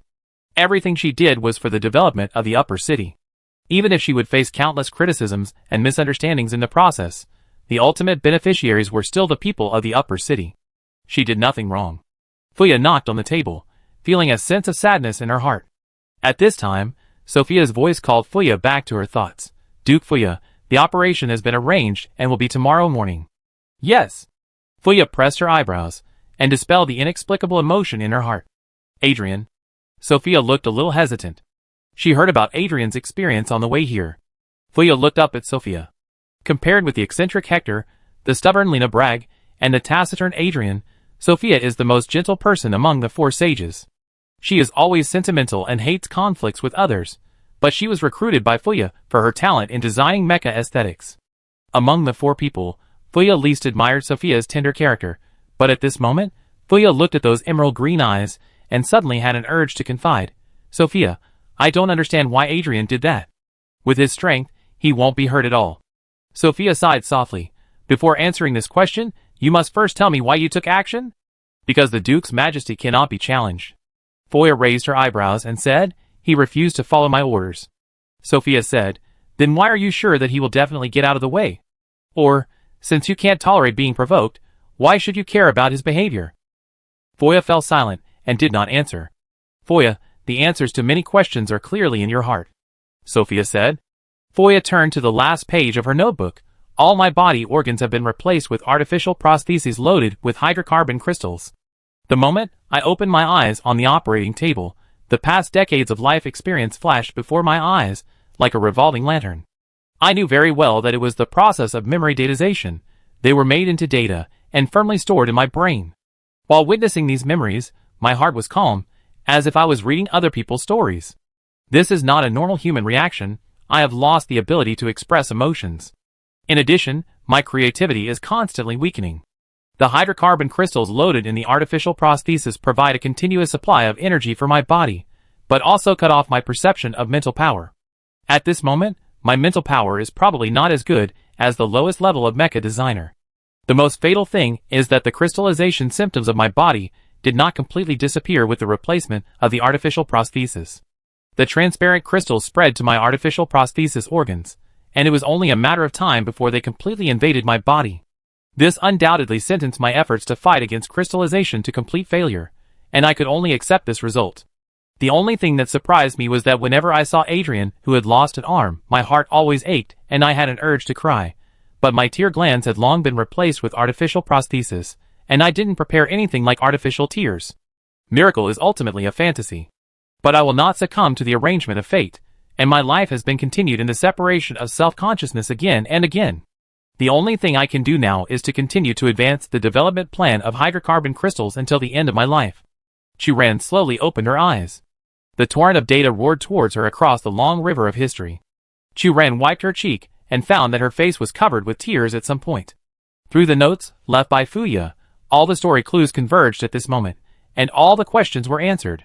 Chu-Ran finally understood what herself was, and why she kept seeing the history of the four sages. It turns out that I am not me. Chu-Ran looked at her crystallized left arm and murmured, I am just Fuya's separated consciousness. Chapter 112. Countless questions followed one after another. In the notes left by Fuya, she had announced that the miracle used to fight against crystallization symptoms had failed, and the four sages who knew about the project were no longer alive. But the miracle project was still progressing in an orderly manner. Who was promoting this project? What was the other party's purpose? Chu-Ran subconsciously thought of Lucien and Professor Rat Ask, who represented the power of the Upper City Research Institute. On the night before the joint exercise of colleges and universities, it was they who mentioned the relevant materials of the miracle project. This was also the first time that Chu-Ran officially came into contact with the miracle project. There was also Cecilia, the heir of the Bragg family. The other party gave her the sand table of the sage, so that she could understand the background story of the four sages. Chu-Ran was not surprised that these people could access the relevant materials of the miracle project. They all had certain connections with the four sages, and some were even heirs of the families to which the four sages belonged. However, once you carefully consider their intentions, no one has sufficient motivation for their actions. Rat Ask inherited Hector's research, but he did not know the specific content of the miracle plan, and he did not even know much about Duke Fuya's experience. Instead, he showed an unusual enthusiasm for mecha materials. As for Cecilia Bragg, she is a skilled politician and businessman, and the current ruler of the Bragg family. But from Chu-Ran's experience dealing with her, she is not like Lena Bragg, who has a firm pursuit of mecha design, but is obsessed with the struggle of power. Duke Fuya did not escape the curse of crystallization in the end. So what is the purpose of the other party's promotion of the miracle plan? Chu Ran sat on a worn wooden stool, frowning and thinking. The clear water in the cup reflected her face. Chu Ran's sight accidentally glanced at her own face, and after seeing her own face, she had a deeper doubt. Who is she? Chu Ran has her own memories from birth to the present. She remembers her family, relatives and friends, and the days and nights she lived alone are so clear. However, she would not see everything about Fuya for no reason, and have the same crystallization symptoms as Fuya. The last page of the notes that she saw in her dream pointed all the clues to the most likely speculation, that she was a strand of Fuya's separated consciousness.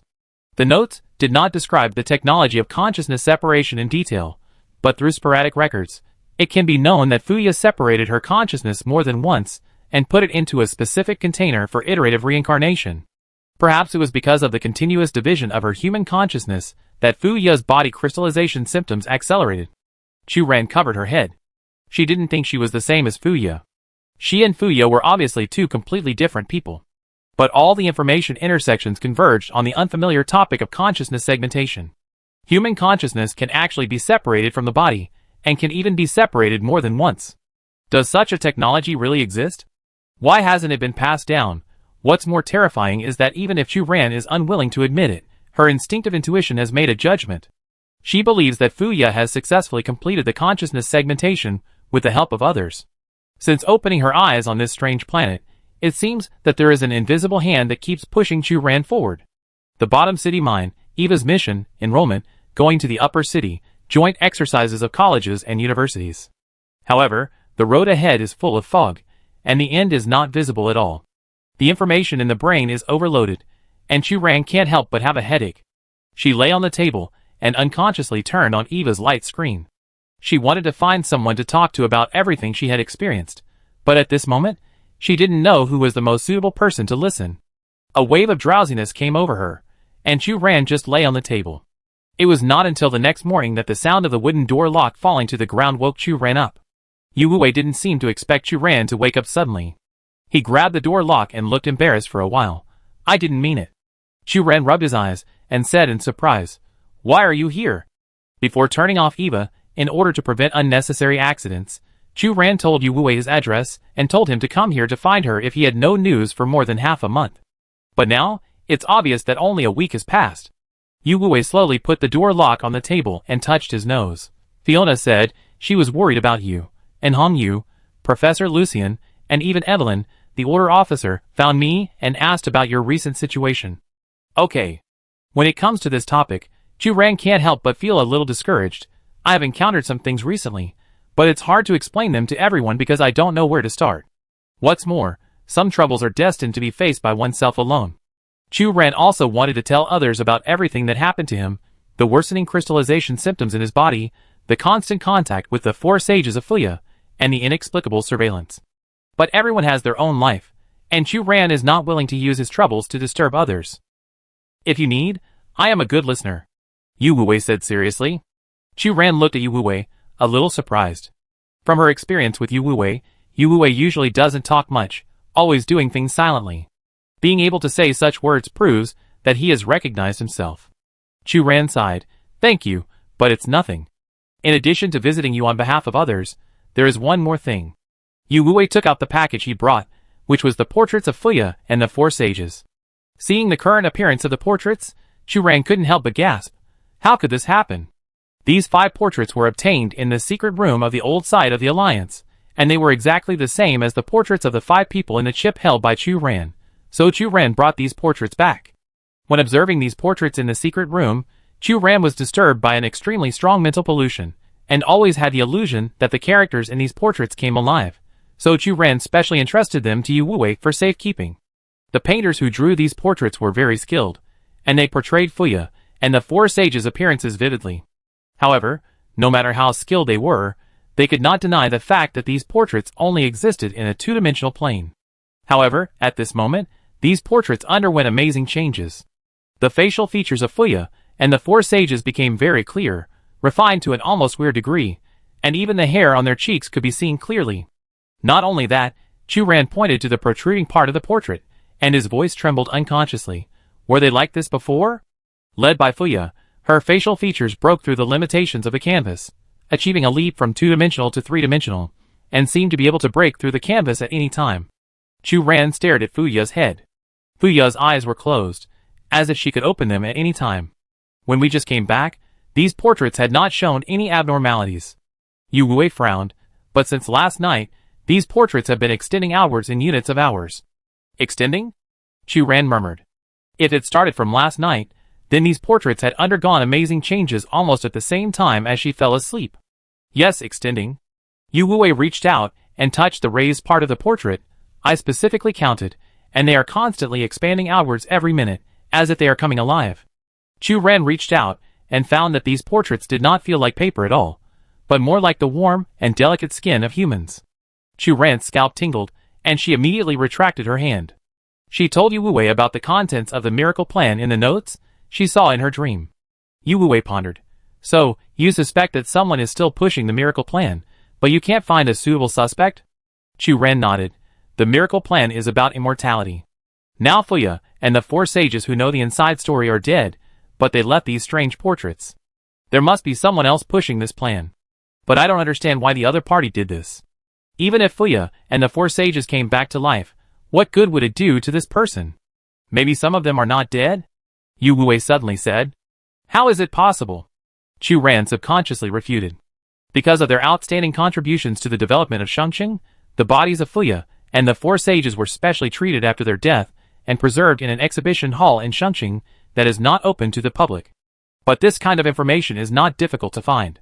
Chu Ran had already bought relevant images and photos on the dark web, confirming that these 5 people are dead and cannot die anymore. At least their bodies have been decayed and fragile to the point that they can no longer achieve the goal of eternal life. Yu Wei's eyes swept through the portraits one by one and said, of course they are not alive in the physical sense, but someone kept it a secret from others and continued to operate this abandoned plan, leaving these portraits behind. These portraits? Chu Ran looked at these strange portraits in front of her and muttered to herself. As early as when she was in the ruins of the Alliance, she had already determined that these portraits were invulnerable to swords and guns, and ordinary means could not destroy them at all. Now that the material of these portraits has the characteristics of growth, the characters have become so vivid and clear, and a guess flashed through Chu Ran's mind. But then Chu Ran shook his head and denied this idea. By the way, I got a message recently that in the joint exercise between colleges and universities, all the materials needed for the miracle mecha are now in the upper city. Yu Wei looked at Chu Ran and said, including the materials that Gufeng and his team got? Chu Ran raised his eyebrows unconsciously. Yes. Yu Wei said, Gufeng, on behalf of the Oracle team, donated the other half of the Eye of Horus and the skin of the Shadow Beast to the Shangqing Research Institute for free. She doesn't seem to be such a kind and generous person, Chu Ran said suspiciously. During the joint exercises of colleges and universities, the Oracle team where Gufeng was at conflicts with the Mecha team many times. As the game entered the middle and late stages, the tension between the two teams was almost an open fact. As the leader of the Oracle, Gufeng was powerful and had the ability to manipulate ice and snow and predict the future, but his personality was cold and suspicious. He only cared about things related to the Oracle. He even did everything he could to win and assisted the members of the Rune Teeth to frame Chu Ran's team. When Chu Ran thought that his fall into the sea was related to Gufeng's behind-the-scenes instigation, it was difficult for him to truly appreciate Gufeng's strength. Perhaps it is an exchange of interests with some forces in Shangqing, or perhaps it is because of the ability to predict the future. Yu Wei agreed. Gufeng is a smart man who never does anything that harms his own interests. Chu Ran sighed. What her motives are is the most irrelevant thing now. Now that these materials are in the Shangqing area, it makes me more certain of a fact. What fact? Yu Wei asked. They want to come back. Chu Ran pointed at the 5 people in the portrait. No matter who is behind it, the purpose is very clear. The other party is trying to resurrect Fuya and the 4 sages. Through the miracle mecha? Yu Wei frowned. The materials needed for the mecha are just a cover. Chu Ran said seriously, the most important thing is to find a suitable container. Container? Yu Wei was a little puzzled. Chu Ran lowered his eyes and said calmly, if I'm not mistaken, I am the container they chose. If the dead soul wants to return to the world, it must find a suitable parasite, and such a parasite is the container. Chapter 113. I know where their bodies are kept, Yu Wei said. After Fuya and the 4 sages passed away one after another, the Upper City Council specially treated the bodies of these 5 people with drugs in order to commemorate their development and application of hydrocarbon crystals. Originally, the council wanted to use the treated bodies of these 5 people for public education, but with the occurrence of the mine disaster, the lower city area was separated from the upper city, and the exhibition was abandoned. In the end, the bodies of the 5 people were stored in an exhibition hall that was not open to the public. Later, in order to enhance the understanding of Fuya and the 4 sages, Chu Ran once bought relevant information about the exhibition hall where the bodies were stored on the dark web. According to the uploaded image data, no matter how powerful the drug is, it cannot resist the hundreds of years of time. The bodies of these 5 people still maintain their human form, but they are already fragile and will fall apart completely as long as they move, so the exhibition hall can only put them in a fixed posture. Chu Ran didn't think Fuya and the 4 sages would like this ending, but in a sense, they achieved the so-called immortality, but it was limited to the exhibition hall. Do you know the area where the exhibition hall is located? Chu Ran asked. Because of the experience in the military district, my Eva has high authority and can freely enter and exit these areas. Yu Wuwei whispered. Okay, Chu Ran said. It's not a solution to sit and wait for death. It's better to take the initiative and try to find useful clues. The exhibition hall where the 5 bodies are stored is a good entry point. Do you still need to bring these portraits? Yu Wuwei looked at Chu Ran and asked. Of course. Chu Ran rejected Yu Wuwei's advances and took out her backpack instead, stuffing the 5 portraits into it. Before leaving her shabby house, Chu Ran looked around and found that there was no item worth more than 100 star coins here, and she actually felt a little sad. Chu Ran is not short of money now. She has the commission from the previous repair orders and the prize money from participating in the competition. The star coin balance in her account is enough to buy a house in the relatively safe area of Diqing. But this is where she started. She still remembers that a mechanical bird pecked open the shabby wooden window and delivered the admission notice of Diqing Information College. Chu Ran has a strong premonition that after she leaves this time, it may take a long time before she comes back, or maybe she will never come back here again. Chu Ran rarely feels a little reluctant. She picked up Eva on the table and took a deep breath. Let's go. Yu Wuwei has his own private airship. When Chu Ran was about to board the airship, he restarted his Eva, and Eva's light screen interface was immediately flooded with various messages.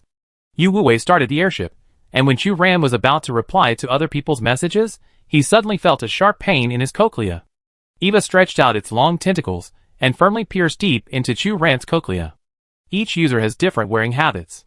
Some people are used to fixing Eva firmly in the deep of the cochlea to prevent Eva from being lost, but some people don't like external devices and only hang Eva shallowly on their ears. Chu Ran's preference is between the two. She doesn't want Eva to be at risk of being lost at any time, but she is not used to Eva being directly inserted into the deep of the cochlea, so she chose a compromise. But I didn't expect Eva to start up on her own and pierce Chu Ran by surprise. Chu Ran felt as if her brain nerves were pierced by Eva. In the severe pain, she almost immediately knelt on the ground, covered her head, and wailed. Seeing this, Yu Wuwei immediately stopped starting the airship, jumped off the driver's seat, and checked Chu Ran's condition. Chu Ran's eyes flowed with physiological tears caused by pain.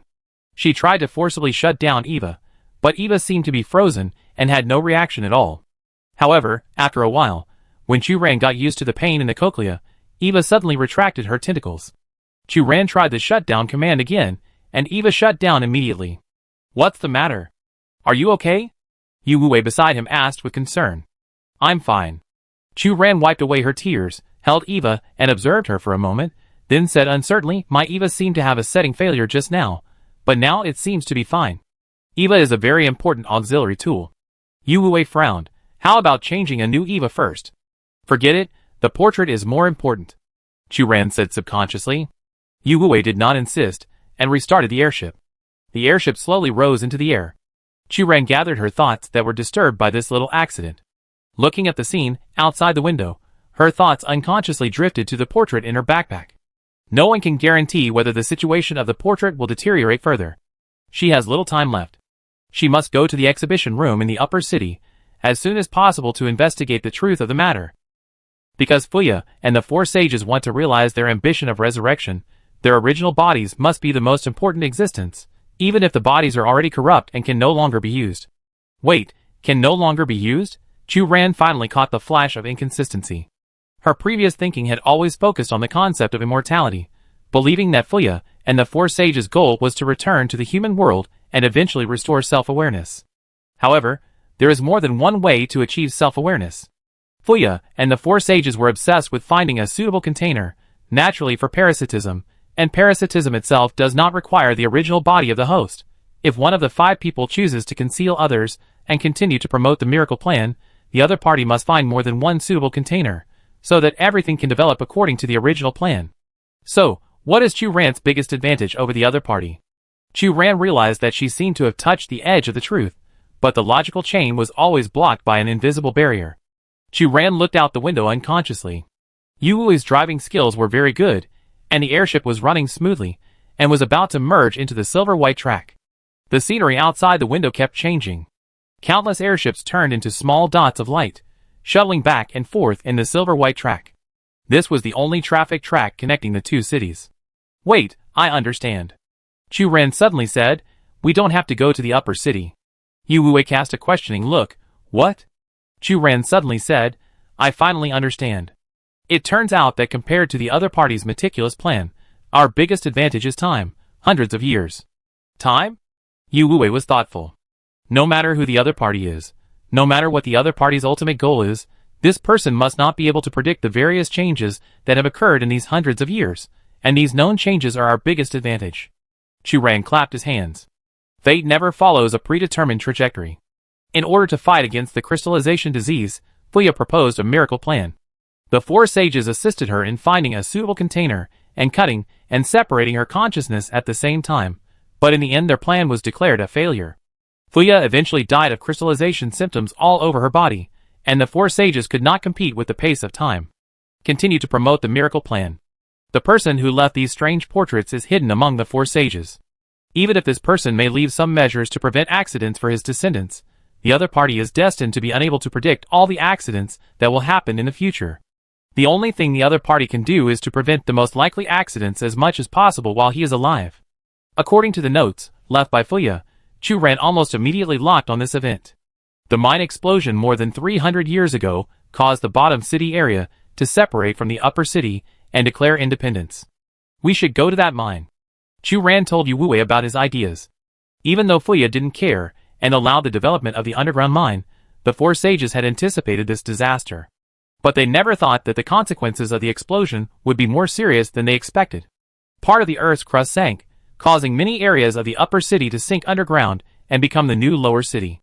As the old nobles of the upper city, they could not have expected that the two city-states would eventually be divided and governed. And the clues to the measures that person took to prevent accidents must be hidden in that underground mine. Chapter 114. Since the explosion more than 300 years ago, this place has been in operation for a period of time. But with the commissioning of the new mine, and the depletion of the local vein resources, this mine has gradually stopped being used, and has been abandoned for many years. Yu Wui's voice sounded. Hundreds of meters underground, in the silent mine, only the footsteps of Chu Ran and Yu Wui can be heard. This place is not what I imagined. Chu Ran looked around and couldn't help but sigh. In her imagination, this should be a desolate ruin, and there are even fragments left from the explosion. But in fact, this place is almost the same as the ordinary mines in Diqing, with clear layers of mine tunnels, orderly layout, and even mining machinery neatly placed in the corner. If it weren't for the white smoke left by the explosion still permeating the depths of the mine, Chu Ran would think that this place seemed to be ready to start work at any time. After all, after the mining accident, this place was still in operation for a while. Yu Wui said. What was the cause of the explosion? Chu Ran walked to an office building and observed carefully. From the work log found on the scene, it was because the mine owner at that time privately used an unstable mining device equipped with hydrocarbon crystals. The development cost of this equipment is relatively low, and the mining efficiency is amazing. However, it has not passed the approval of the Research Institute, and there are great safety hazards. Yu Wui glanced at the information presented by Eva's light screen and said, So it's the problem with these devices? Chu Ran said. Yes. Yu Wui affirmed, these devices ignited the energy storage warehouse of the mine, leading to an irreversible disaster. The explosion more than 300 years ago had a profound impact. This disaster not only caused the Earth's crust to sink, but also gradually separated the lower city area from the control of the upper city. It also displaced tens of thousands of people and lost their homes. This disaster made the secret of hydrocarbon crystal privatization technology public. Many people were saddened by the miners, who lost their lives in the disaster, and angrily condemned the mine bosses for their disregard for life. But the alchemists were keenly aware of the huge potential of hydrocarbon crystal privatization technology in mine mining. With the support of some aristocratic forces, the lower city began to allow the development of hydrocarbon crystal energy and reap huge profits in the mining industry. With the continuous research and development of hydrocarbon crystal technology, artificial prosthetic technology also entered a new stage at this time and ushered in a period of rapid development. The newly established teaching forces recognized all the possibilities of machinery, and quickly recruited a group of researchers who thought they were underappreciated, including many mecha designers with backgrounds in the Upper City Research Institute. They were not satisfied with the strict regulations of the Upper City Council on the application and development of mechas, and the monopoly of hydrocarbon crystals. In teaching, they could freely try to integrate hydrocarbon crystals with mental power. Even though these studies were usually accompanied by certain ethical difficulties, there was no doubt that they quickly promoted the development of artificial prosthesis. With the assistance of open-source artificial intelligence such as EVA, the cost of artificial prosthesis was greatly reduced, and even the poorest residents in the slums of Deeching could replace their body parts at will. The mining operation area of this underground mine has been completely closed. Only the initial underground office area and mine corridors still retain their past appearance. Chu Ran spent nearly 2 hours to go around these areas one by one. Finally, Chu Ran stopped in front of a building. She stroked the wall here and whispered to Yu Wuwei, "Can you observe anything different?" Yu Wuwei reached out to touch the wall. The next second, his eyebrows frowned. The thickness of the wall here is different from other places. This mine was originally privately owned. Private factory owners usually do not invest a lot of resources in the underground office area. Some private mines even only use some building materials to build a row of sheds as maintenance areas. However, the building walls here are very thick, which is completely different from the configuration of other mines. This place is cast with insulating materials with heat-insulating properties. Chu Ran knocked hard on the wall and explained to Yu Wuwei, such a thickness can not only isolate the heat generated by combustion, but also block the invasion of toxic gases. What do you mean? Yu Wuwei looked at Chu Ran. The cause of the explosion may be related to the mine owner's abuse of hydrocarbon crystal technology, but there are also people behind the scenes who are fanning the flames. Chu Ran said his speculation. If the accident is destined to happen, then the best way to solve it is to ignite the seed yourself. Chu Ran is not sure why the person hiding in the dark chose such an underground mine, but she is sure that this person is definitely involved in the explosion. Perhaps the other party did not expect that the impact of the explosion was so far-reaching that it was beyond his control. Chu Ran took out the wrench she carried with her, and she smashed the door handle of this room hard, trying to break in. "Let me do it." Yu Wuwei wrapped his elbow with a piece of sleeve and hit it hard several times. However, the door of this room did not move at all, and it looked very solid. If Chu Ran was still skeptical before trying to smash the door, but even a mecha soldier like Yu Wuwei could not break the door, Chu Ran immediately confirmed her guess that there must be something strange inside this room. According to the data drawings inside EVA, this is a room for inspecting mine working equipment. Yu Wuwei whispered. Inspecting mine equipment. Chu Ran fell into deep thought and muttered. She had already determined that there was something strange about this room, but the door lock of this room was extremely strong and could not be removed violently. Without the key, Chu Ran had to take out EVA and try to find some useful clues on the star network. Because EVA suddenly failed before, Chu Ran put it in her backpack. In the process of taking out EVA, Chu Ran's fingers touched a warm object in the backpack. She subconsciously pinched the object out, but found that it was a portrait of Fuya in her hand. Wait, Chu Ran couldn't speak clearly. Since last night, the portraits of Fuya and the four sages have undergone strange changes. They came alive. But less than 3 hours have passed since the last time these portraits were seen, and the faces of these characters are obviously more three-dimensional. Fuya originally had her eyes closed, but now her eyes have opened slightly, and her lips have become unusually rosy, as if she will open her eyes and speak to Chu Ran in the next second. Chu Ran simply couldn't imagine what these portraits would look like if they really opened their eyes. She had to stop this from happening. But it was obvious that according to the speed at which these portraits were evolving, she didn't have much time left. Yu Wuwei also noticed the abnormality of these portraits. He opened his mouth and was about to say something when he saw Chu Ran activate her EVA. Then, he heard 3 long beeps. Chu Ran and the 5 portraits disappeared from the spot. Only the backpack Chu Ran was carrying was left on the ground. The moment Eva was activated, Chu Ran realized that something was wrong, but it was obviously too late. Eva's emotionless electronic voice sounded, "AI housekeeper Eva has been connected to the user port. User Chu Ran has been authorized with the corresponding permissions, and his mental power has been bound to the final ceremony of the miracle plan. Please complete the assembly ceremony of the plan within the specified time limit, otherwise the task will be deemed to have failed." Immediately afterwards, without waiting for Chu Ran to react, Eva forcibly connected Chu Ran's mental power and pulled him into a different dimension. "Eva, how can you forcibly bind my mental power? I apply to unbind," Chu Ran shouted subconsciously. However, Eva seemed to be on standby, without any response. Chu Ran looked at this completely unfamiliar space, where there seemed to be no concept of time and space. She stood on a transparent floor, surrounded by vast void, without any trace of any living creatures. "Eva, are you still there? Eva?" Chu Ran tried to call Eva, but the only response to her was silence. "Yu Wei? Yu Wei, can you hear me?" Chu Ran did not give up, and tried to call Yu Wei's name, but she was still only answered by dead silence. Then, Chu Ran realized that her Eva Light screen interface could still be open normally, but all the data she saved disappeared completely, and the signal column also showed no signal.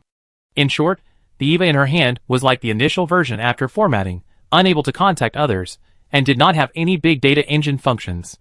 Just then, Chu Ran heard footsteps coming from a distance. Someone was walking towards her. Chu Ran subconsciously raised her head and looked in the direction of the sound. However, to her surprise, the footsteps in the distance disappeared, and a pair of pale hands lifted her cheeks. Chu Ran's eyes met a pair of white pupils. "You are?" Chu Ran said in disbelief. "Duke Fuya? Child, you actually know me."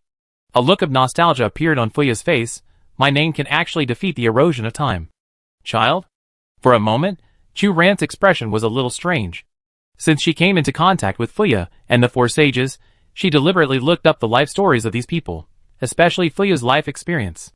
Since the discovery of hydrocarbon crystal, Fuya has presided over many projects on the application and development of hydrocarbon crystal. Later, as the symptoms of crystallization continued to deepen, Fuya's body parts were gradually replaced with artificial prostheses, and she no longer had the ability to reproduce. Official data never mentioned that Fuya had any nominal spouse, and Fuya did not show any love for children. In some of Fuya's decisions before her death, in order to pursue profits, she even sacrificed the right of some minors in the upper city to receive education. Under such conditions, Chu Ran did not think that Fuya was a benevolent ruler, but now, Fuya actually called her child, which was comparable to a horror story. Chu Ran looked at the Fuya in front of him. At this time, Fuya was a head taller than Chu Ran, and it was estimated that she was more than 1.8 meters tall, far exceeding the average height of Mecha repairmen, and even comparable to the height of some Mecha soldiers. Unlike the previous experience of dealing with the portrait, this was the first time Chu Ran had been face to face with Fuya at close range, and Chu Ran quickly felt the oppression coming from her. Chu Ran quickly realized the incongruity of Fuya. The fine lines at the corners of her eyes showed that Fuya was no longer young, and her appearance looked like she was in her early 40s. However, according to Chu Ran's experience in the dream, when she was less than 30 years old, Fuya's body crystallization symptoms had accelerated and worsened. She began to replace her body organs one after another, and in the later stage, she replaced all her organs with artificial prostheses. But the Fuya in front of him had all her original organs. She seemed to have aged naturally without undergoing one artificial prosthetic surgery after another. In addition, this Fuya's skin was unusually white. Her eyes were white, with almost no black pupils. She looked like a ghost in a horror movie, extremely scary. "Who are you?" Duke Fuya didn't look like this when he was alive. Chu Ran frowned and asked the question in his heart. "Of course, I am Duke Fuya." Fuya looked at the empty space in the distance. "Because machines don't age, my appearance is also forever frozen in the year when I was 39. Machines don't age." Chu Ran repeated it, and then she realized something and couldn't help raising her eyebrows.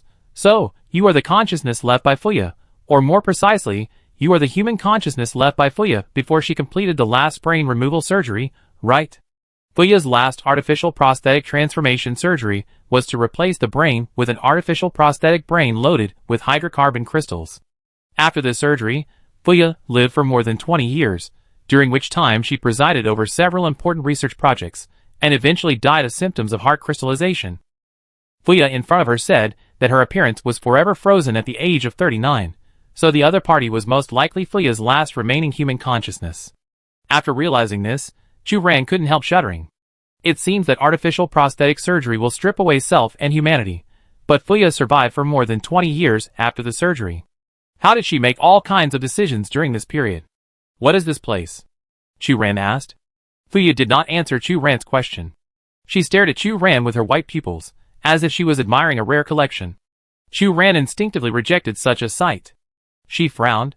As your notes say, the miracle plan has failed. Why are you here again? Child, nothing is immutable. In my eyes, it has indeed failed, and my body has long been annihilated in the long river of history. Fuya said, but someone restarted it, so I woke up again. Who is that person? Chu Ran stared into Fuya's eyes. Is it a member of the Four Sages? At this time, a strange joy appeared on Fuya's face, and she said, does it matter who this person is? I just need to know that I have another chance to be reborn. But only you woke up and appeared here. Chu Ran said bluntly. The other members of the Four Sages did not appear. Child, it seems that you know more than I thought. Fuya looked at Chu Ran, as if Chu Ran told a very naive joke. She sighed and said slowly, but even I can't help but be curious. Who told you that Hector and others will also have a chance to be reborn? Isn't that so? Chu Ran asked in confusion. It's not just Fuya's portrait. The portraits of the Four Sages have also undergone different changes, becoming vivid and colorful, as if they would walk out of the drawing paper halfway in the next second. For portraits appeared in Fuya's hand. If you mean these portraits, then I'm afraid you are destined to be disappointed. Chu Ran looked at Fuya and frowned. Why do you say that? The miracle project was originally intended for me alone. As for Hector and the others, they voluntarily separated a part of their consciousness. If I can wake up, I will absorb this part of consciousness as a nourishment. If the plan fails, I will seal these consciousnesses together with these portraits. Fuya said slowly. As Fuya narrated, the portraits of the Four Sages withered and disappeared in her hands at a speed visible to the naked eye, and finally turned back into a two-dimensional plane, and the paint was so dim that it was almost invisible. Chu Ran was shocked by the scene before her. If Fuya's consciousness can be revived, then the consciousness of the Four Sages can also be revived, but now Fuya has absorbed the portraits of the Four Sages, cutting off the possibility of the four waking up again. After Fuya absorbed the portraits of the Four Sages, her face became much rosier, and her white pupils were stained with a hint of black. Chu Ran then realized that Fuya's paleness was due to her lack of strength. At this time, Fuya walked to Chu Ran's side, pinched Chu Ran's face, and looked down at every inch of her skin seriously. Chu Ran struggled subconsciously, but then she realized that under Fuya's control, she could not move at all, so she had to let the other party look at her. I don't care who restarts the miracle project, because no matter how the process goes, the ultimate beneficiary of this plan will be me, and only me. Fuya's tone was a little nostalgic. Lena Bragg and the others are very reliable subordinates. Even if such an incident happened in the upper city, they still protected you well with the power they left behind. Protect? Chu Ran retorted, Duke Fuya, I have to remind you that the current upper city is no longer the era you live in. I come from the lower city, and have always lived in the lower city. I have never had any contact with the power of the Four Sages. Without our protection, do you think you can survive today? Fuya glanced at Chu Ran, her voice a little arrogant. There are people left by us in the parliament of the Twin Cities, and the chip in the library was also left by us in Helios. It was Adrian who handled this matter. If nothing unexpected happened, there should have been a mine explosion when you just woke up, and it was our people who dealt with your traces. Child, maybe you know something through various channels, but you have never really touched the truth of the matter. Chu Ran looked a little dazed. So, even my appearance was expected by you. You can say that. Fuya noticed Chu Ran's crystallized arm, and there was a subtle regret in her tone. You are like my child. Even if you have all kinds of defects, I am still willing to tolerate your shortcomings. Chu Ran sneered, not surprised, but you failed in the end, didn't you? Even if you invested countless resources and efforts in your life, you could not escape the pace of time in the end. And crystallization is fate's curse on you. This sentence successfully angered Fuya. She looked ferocious and stretched out her hand to pinch Chu Ran's neck, trying to suffocate her. What do you know? You are just a wisp of my consciousness, and you are not worthy of directing my fate. So you finally don't have to pretend anymore, right? Chu Ran noticed that the air was constantly leaking from her lungs, and her breathing became more and more difficult, but she still insisted, it's just that my body, like yours, has also shown symptoms of crystallization, and you will eventually not escape such a fate. In fact, from the moment she saw the resurrected Fuya, Chu Ren noticed the weirdness of the other party. Based on her understanding of Fuya, Fuya is not a kind person by nature. On the contrary, she is cunning and hypocritical. She is a complete egoist who only does things that are useful to herself, and this will not change with the stripping of consciousness. Fuya's words are half true and half false. She deliberately concealed the fact that Chu Ran was a container, and told Chu Ran that the 4 sages would not be resurrected. The purpose is to gain Chu Ran's trust, and let him relax his vigilance. As long as I can be reborn, I will definitely find a new way. This is the meaning of the miracle plan. Fuya took off her disguise and sneered, "You are like a tiny insect. It is your honor to have the opportunity to talk to me." Even though she was controlled by Fuya, Chu Ran had to admit that the other party had never succumbed to fate. Fuya had never really given up the effort to fight against crystallization. If she could really be reborn, she would continue to study the fight against crystallization. Chu Ran stopped struggling, just looked at Fuya and said calmly, "Then why did you waste time dealing with me here? As you said, you didn't have to explain so much to me. Unless, you are waiting for something else to come. What do you know?" Fuya released the hand that was clamped on Chu Ran's neck, and her expression was alert. "Before answering your question, you might as well think about why no one responded to your order after so long." Chu Ran fell to the ground, rubbing her neck that was pinch red, but her expression was surprisingly calm. Chapter 115. Because she was pulled into the notes, left by Fuya before, and had the experience of possessing Fuya, and when she fell into this space, she was surrounded by illusory scenes, and evil lost the signal.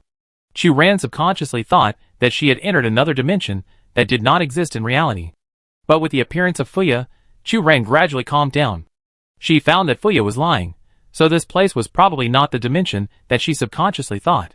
When Fuya was not paying attention, Chu Ran quietly reached out to touch the ground and found that the ground here was actually cold. So Chu Ran concluded that her brain was deceived by the signal from her eyes, and no longer believed her eyes. Chu Ran tried to calm down and recalled everything that happened when she was dragged here. She originally wanted to start Eva, but after Eva made a few long beeps, Chu Ran opened her eyes again, and the portraits of Fuya and the 4 sages in her hand disappeared, and Yu Wuwei was nowhere to be seen, leaving only herself in this weird place. If this is a space that exists in the real world, then the biggest possibility is that Chu Ran accidentally triggered some kind of mechanism and directly entered the maintenance room in the underground mine. According to this line of reasoning, the portraits of Fuya and the 4 sages should not have disappeared, at least they are still around Chu Ran. The moment she saw Fuya appear in front of her, Chu Ran tried to calm her mind. She didn't know why she had such an illusion, but it was obvious that this was not the first time she was disturbed by the portrait. At the old side of the Alliance, Chu Ran had an illusion about the portrait, and mistook Adrian, one of the 4 sages, for Yu Wuwei, and confused Yu Shui and Sophia's appearance.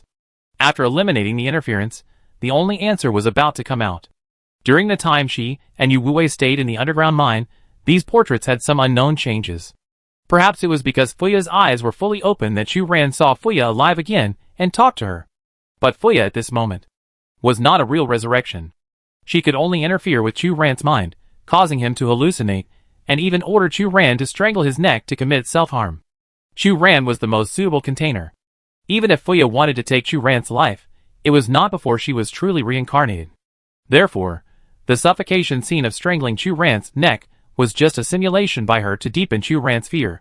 Chu Ran followed the trend and cooperated with the other party's wishes. From Fuya's exasperated reaction, Chu Ran finally confirmed his guess that this was really the maintenance room where the underground mine was located. And the reason why Fuya delayed time was to wait for the manpower arranged by her and the 4 sages. "What do you know? Tell me now." At this moment, Fuya's expression was ferocious, and her tone was full of strong command, not at all the condescending look she had before.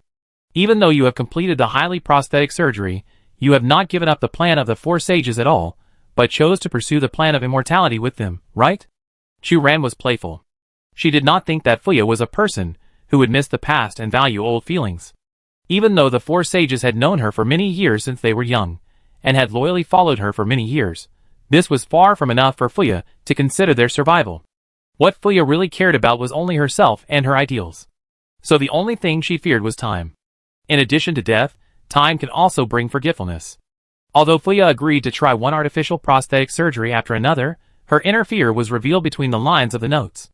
Just as Lena Bragg and others were worried about her, she was also worried that she would eventually become an indifferent artificial machine. Therefore, Fuya needed the existence of the four sages. This was another means for Fuya to fight against fate. Only the four sages could remind her of her past memories anytime and anywhere. So when Fuya tore up the four portraits in front of Chu Ran, after the initial shock, Chu Ran concluded that it was just a trick of the other party.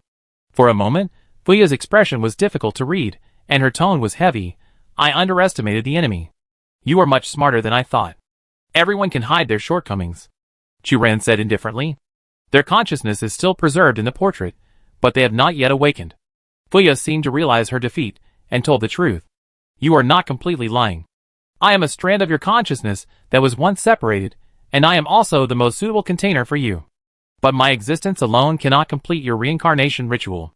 You still need Eva to serve as your skeleton and hydrocarbon crystal as your energy source, Chu Ran said seriously. These are also things that she gradually realized. Lucian and Professor Rat-Ask were not wrong. They once mentioned to her the assembly of the miracle Mecha. Later, Chu Ran thought that this was because they did not understand the true intentions of Fuya and the four sages, resulting in the misuse of words. But for Fuya, whose whole body has been prosthetic, her resurrection and the steps of assembling a mecha are essentially no different. She needs a suitable power source, skeleton and container. At this moment, the floor suddenly shook, and a faint roar came from the distance.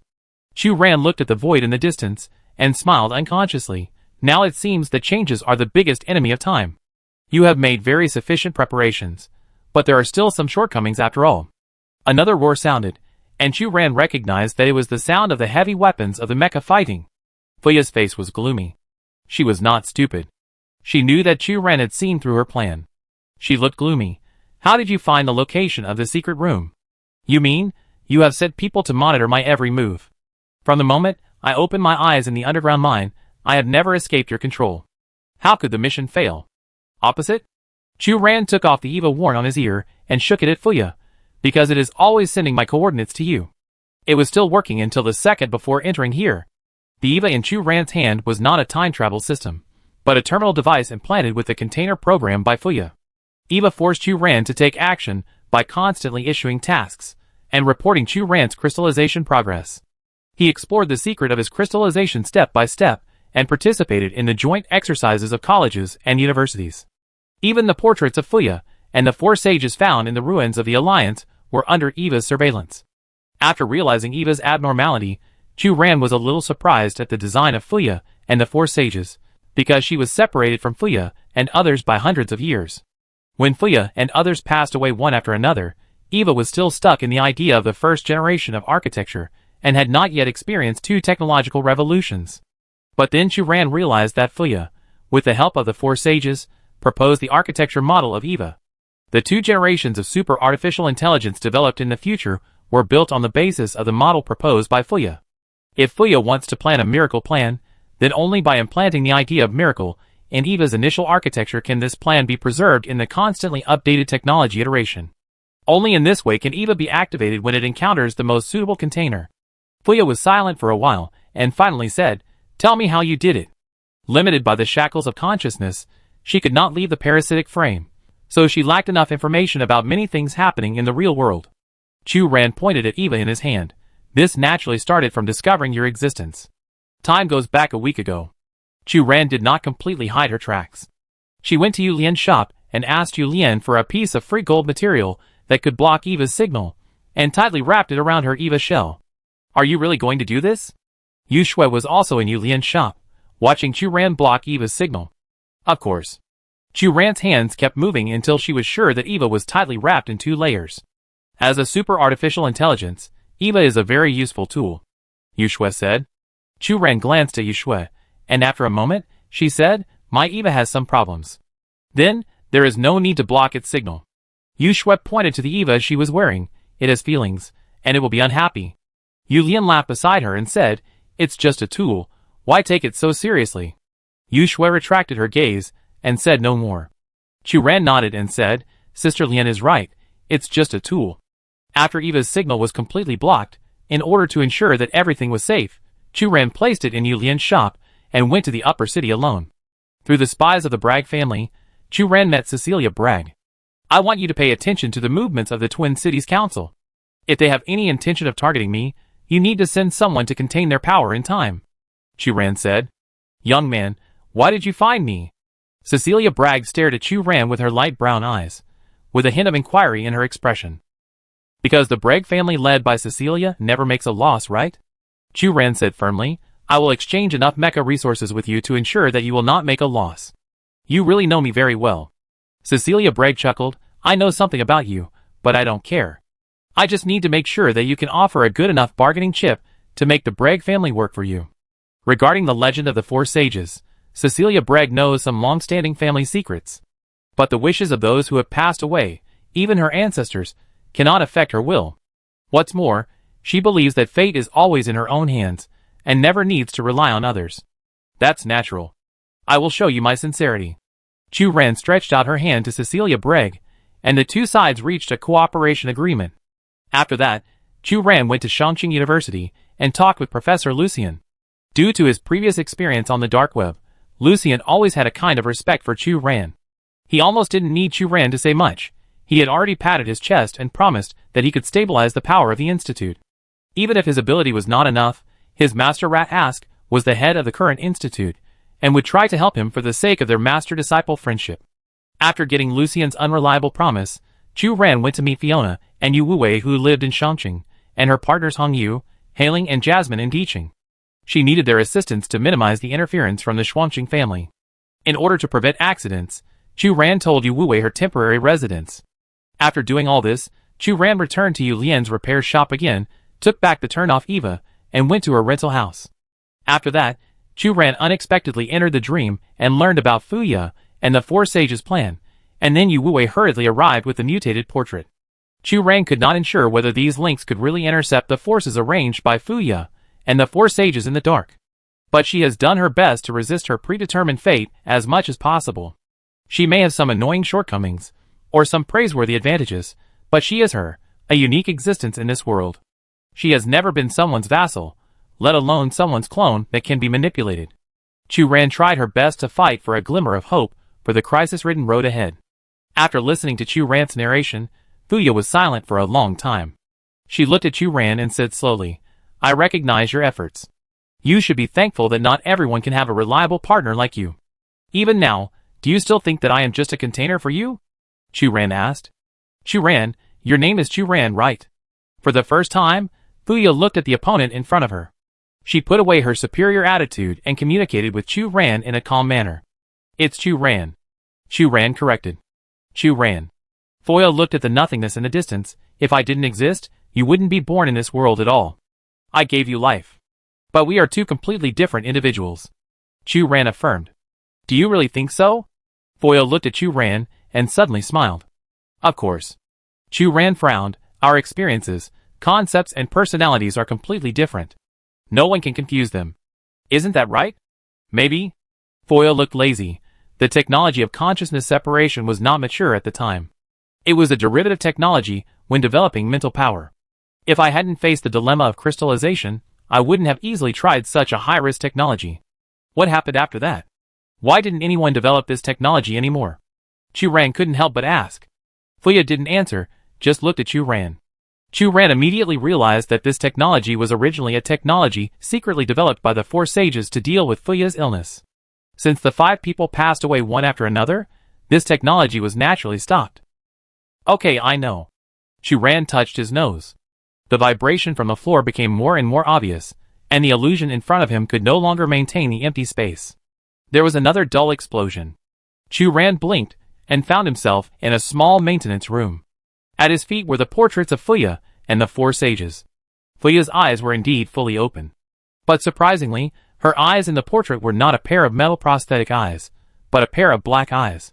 She was looking at Chu Ran.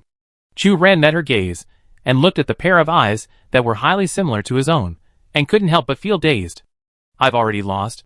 Congratulations, you won your own destiny. Fuya said.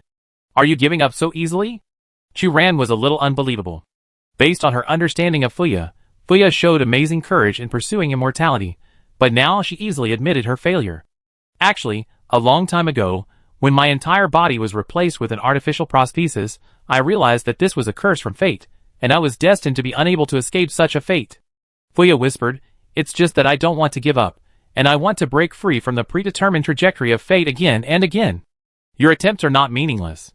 Even though Chu Ran didn't appreciate some of Fuya's actions and decisions, she had to admit that the two contributions of developing hydrocarbon crystals and Eva's structure alone were enough to make Fuya a genius in the field of mecha. Are you talking about hydrocarbon crystals and Eva? Fuya seemed to see through Chu Ran's inner thoughts, and just said, sometimes I can't help but wonder if my crystallization symptoms are because I developed hydrocarbon crystals despite the obstacles, causing those skeletons to carve an indelible curse on my soul after death. Chu Ran hesitated for a moment, not knowing how to answer. It can be said that Fuya led the Shuangqing area into a new era, but the skeleton people were innocent and became victims of the development of the Shuangqing area. But I don't regret it. On the contrary, I am glad that if this is the curse that needs to be faced in the development of hydrocarbon crystals, it is better for me to bear it alone than for everyone else. Fuya fell into memories of the past. As for Eva, its intelligence often makes me feel unfamiliar. It is no longer the same as when I designed it. After several generations of iterations, Eva's computing power is no longer the same as before, Chu Ran said. That's not what I meant, but it doesn't matter. Fuya looked at Chu Ran. What are you waiting for? What?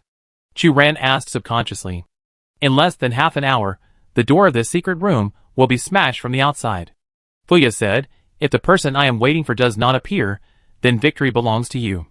Please destroy the portraits of me and others in time. Destroy? Chu Ran doubted his ears. Yes, you heard it right. I have my own dignity and pride. I don't want to face the result of defeat. Please destroy my portrait in time. Fuya closed her eyes.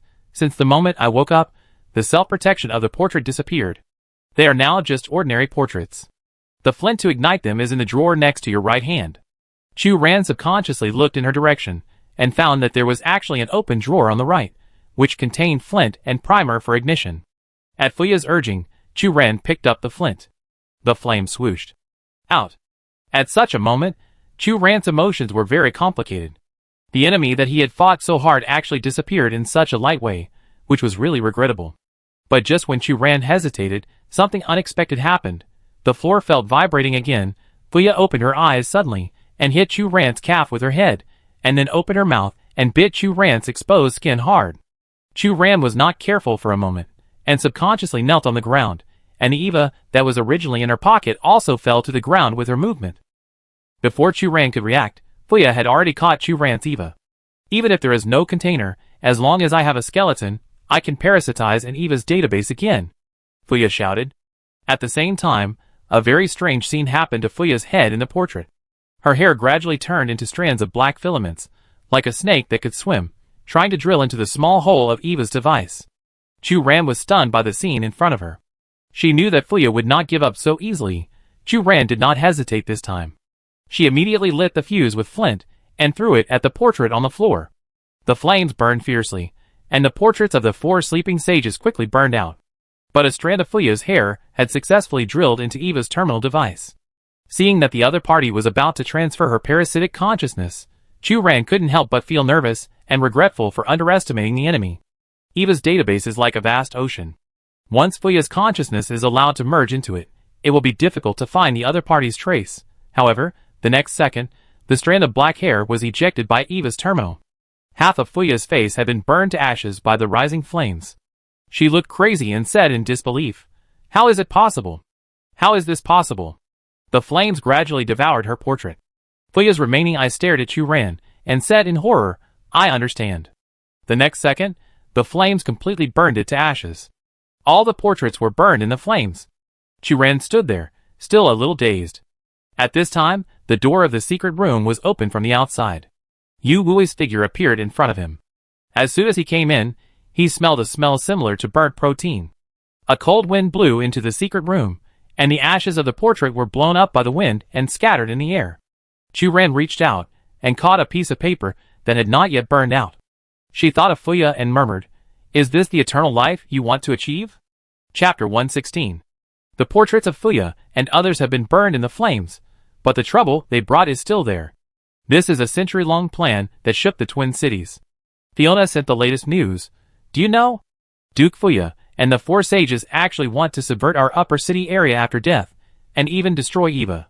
Now all the noble families in the upper city area are basically in shock, and they are investigating one, by one of the people in the family who are loyal to Duke Fuya. Fortunately, because of the bloodline problem, our family has always stayed away from power struggles, so this time it was safe and sound. As an artificial intelligence with supercomputing power, Eva has long been integrated into all aspects of residents' lives, and can be called the foundation of the survival and development of the Twin Cities. In this context, Fuya and the Four Sages' plan to sacrifice Eva to gain eternal life will naturally be opposed by everyone. In this struggle, the failure of Fuya and the Four Sages' reincarnation plan directly led to the exposure of their secretly arranged forces to everyone, which directly caused the family shock in the Twin Cities area. Some people may believe that Fuya and others can lead the Twin Cities region to a new glory, but more people choose to cherish everything they have now rather than the illusory future. According to Fiona, the most surprising thing this time is the Alliance Marshal, who actually belongs to the forces supported by the Four Sages, so he should have become the focus of the power struggle. In the end, the opposition drove him off the stage and supported new people who benefited the Twin Cities Council to come back to power. To a certain extent, this plan that shook the Twin Cities' noble families also led to a certain degree of reunification in the Twin Cities region in the face of common enemies. Of course, there are many speculators in this power shift. For example, the Bragg family in the upper city not only did not suffer any losses in this shock, but also took the opportunity to increase the number of seats in the upper city council. It was not only the nobles who were affected. Chu Ran also received complaints from Lucian. According to him, this time the Institute caught many spies who had been lurking for a long time and wanted to wait for an opportunity to destroy Eva. These people are not individual cases, but exist in groups, and all members of some departments are suspected of being involved. There are even some researchers who hold important positions and control some core data related to research projects as department heads. In order to clarify the background of these people and investigate their motives, Lucian and others have not rested for many days, and even Ratask's white beard is falling in bunches. The disturbance caused by this incident is not limited to the Institute. To be honest, the investigation process of the researchers involved only made me feel physically exhausted, and my spirit was not affected at all. What's more serious is the students from Uptown University. They are impulsive, reckless, and crazy. I don't know who leaked the news. They learned that their professors/teachers were traitors to the Institute and organized a joint protest. They insisted that we wanted to eradicate dissidents and were the running dogs of the parliament. It was really a headache. Although in most cases, I enjoy communicating with these enthusiastic young people and passing on knowledge to them. But now I would rather interrogate a group of researchers than face these young and stubborn students. There will never be unconditional freedom and equality in this world. This is our position, and so are those in the opposing camp. But why do these young people firmly believe that the opposition can have unconditional freedom and equality? While I am angry in my heart, I am very disappointed with their unjudgmental and logical thinking behavior. Lucian sent some photos of the protest site.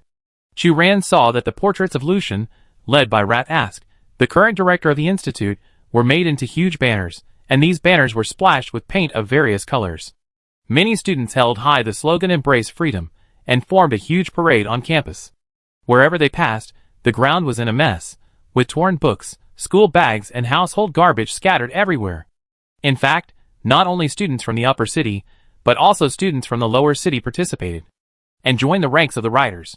Chu Ran's Teaching Information College was not involved in this incident, but Hongyu's Teaching University had already announced a temporary suspension of classes due to the large number of rioting students and insufficient staff, which made people wonder if someone was behind this farce. Many people took advantage of the chaos in the Shuangqing area and continued to attack the boundaries between Shuangqing and Diqing. Evelyn and Hailing were quite dissatisfied with this phenomenon. Under Evelyn's influence, Hailing became a trainee agent of the Diqing Council, responsible for maintaining the stability of the border between the two cities, and the two often met on a daily basis. The number of smugglers I catch every day now is more than the number I caught in the past month. It is really worrying that so many residents in Diqing now ignore the bottom line of the law. Hailing frowned. Evelyn sighed. Originally I didn't think it was necessary to take a vacation, but now the intensity of work is increasing exponentially. After this period of busy work, I must apply for my annual leave and have a good rest for a while. Some are happy and some are sad. Compared with the worried order officers, Yu Lian, who runs a shop in the black market of the bottom city, has been in a very good mood recently. Even though the Shuangqing Council blocked the news about Duke Fuya and the Four Sages' miracle plan, this matter still spread to the ears of the residents of Shuangqing with various exaggerated versions, causing panic for a while. At the beginning, some people believed that Eva would eventually be destroyed and the Xuanqing area would soon decline. So many people sold their property at a low price and decided to move their families to other city-states in the alliance. Yu Lian had already obtained first-hand information from Chu Ran, and she took the opportunity to stock up a lot of mecha materials at a low price in the market. When the power purge was gradually completed within the parliament, people finally reacted, but at this time, the mecha market had already returned to its original price, and even many materials were in short supply, with a trend of rising prices. Yu Lian took the opportunity to make a fortune, and she exchanged for a property in the center of the bottom city. As a thank you to Chu Ran, Yu Lian specially reserved a room for Chu Ran. Chu Ran maintained contact with Yu Lian and Yu Shui, mother and daughter, but she did not have time to experience her own room for the time being. As the core figure of Fuya and the Four Sages plan, the selected container, Chu Ran was picked up by the people sent by the bottom city parliament as soon as she came out at the scene where Fuya's portrait was burned. During this period, Chu Ran had to cooperate with the close investigation of various forces, and at the same time, she tried her best to prove that she was just a fragile and harmless little girl. Until this morning, Chu Ran received an invitation from the Upper City Council. Chu Ran did not think much about it. Now she can receive several invitations from different forces every day. Everyone wants to find out what happened in the secret room that day, and whether Fuya and the Four Sages will make a comeback. In order to deal with these people's questions, Chu Ran has already prepared a set of skilled words. However, to Chu Ran's surprise, after seeing the guide staff, the other party took Chu Ran to the Tower of Progress in the Upper City. The Tower of Progress is one of the landmark buildings in the Upper City. It is located in the center of the Upper City, with a height of 1,720 meters, and is the tallest man-made building in the Twin Cities area. It was originally built to celebrate the success of the two scientific and technological revolutions, making the Upper City one of the most developed city-states in the Federation. The ruler at that time ordered the construction of this tower. In addition to its commemorative significance, this tower also has a more well-known function, which is to store EVA's host server with supercomputing power.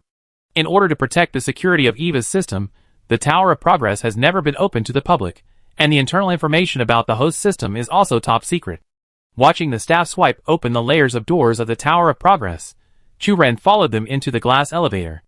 Watching the elevator rising higher and higher, Chu Ran was a little strange, not understanding who asked her to come here. Miss Chu Ran, you only need to cooperate with the corresponding questions, and you can leave here. This inquiry will not take up too much of your time, the staff said. So, who is the initiator of today's conversation? Chu Ran asked. Strictly speaking, the other party is not a human. The staff said, it is the system that accompanies each of us, Eva. Eva? Chu Ran finally realized where the strangeness in his heart came from. Does Eva also have the authority to interview humans? No, of course not. The staff smiled. It is of course our decision to invite Miss Chu Ran to come here. Chu Ran's eyes flashed with a trace of confusion. Then why say it is Eva? As an artificial intelligence with supercomputing power, all decisions of Eva are based on the algorithms and databases in the model. According to this logic, it believes that it is necessary to have a conversation with you to make up for the missing data, the staff said. Chu Ran said, so this conversation can be understood as a data collection work, rather than a regular investigation conversation? You can understand it this way, the staff affirmed. If I choose to lie in the conversation and conceal all or part of the truth, it will not be able to obtain valid data. Chu Ran tried. It's your freedom, the staff said, but according to our understanding of the EVA program, it will automatically clean and filter the data. In other words, as long as the data collection work is carried out, it will definitely capture valid data. You seem to trust EVA's ability too much. Chu Ran frowned and said directly, Miss Chu Ran, I understand your concerns about EVA's ability, but in fact our trust in EVA is based on a completely transparent supervision mechanism. For humans, EVA's ability is completely visible. We can clearly see the boundaries of its judgment and decision-making. You don't need to worry too much about this, the staff said. Is that so? Chu Ran did not comment. Of course. The staff smiled. While the two were talking, the elevator meandered up and soon arrived at the top floor of the Tower of Progress. When the staff used the access card to open the door, Chu Ran noticed that the entrance was posted with a sign that said no outsiders are allowed to enter or exit. Under the guidance of the staff, Chu Ran passed through a dark and narrow corridor, and she heard a strange sound. This sound was very ethereal, like the pleasant and crisp sound of countless glass bottles colliding in the wind, and like the sound of many wind chimes being blown in an orderly manner. Miss Chu Ran, this is Eva's host space, the staff whispered. Chu Ran followed the other party's instructions and looked over. The next second, she was stabbed by a burning pain and covered her eyes. What is this? Chu Ran felt her stomach churning. With the ethereal collision background sound, she felt more and more like vomiting. Eva's host space. The staff seemed puzzled. Miss Chu Ran, are you okay? After the nausea subsided for a while, Chu Ran looked through her fingers at the center of the room again. In the center of the room was a glass mirror that was tens of meters high, but the surface of the mirror seemed to be parasitized by some kind of tentacle creature. Countless tentacles were winding out from the surface of the mirror. They waved their tentacles outward wantonly, and the color of the skin kept changing in the dance. With just one glance, Chu Ran saw the fine small discs on the surface of these tentacles. These small discs were granular and kept moving in the frame covered with gold foil, blue, green, red. Chu Ran felt a strong mental pollution, and his head was splitting, and he couldn't help squatting down. Miss Chu Ran, are you okay? The staff realized Chu Ran's abnormality and asked with concern. What are those disc tentacles? Chu Ran covered her head, and she found that she could not look directly at the other party. Disc tentacles? What disc tentacles? The staff looked confused and looked around. There is only Eva's host panel here. Are you talking about this? After hearing this, Chu Ran insisted on standing up and pointed to the mirror in the center. Didn't you see it?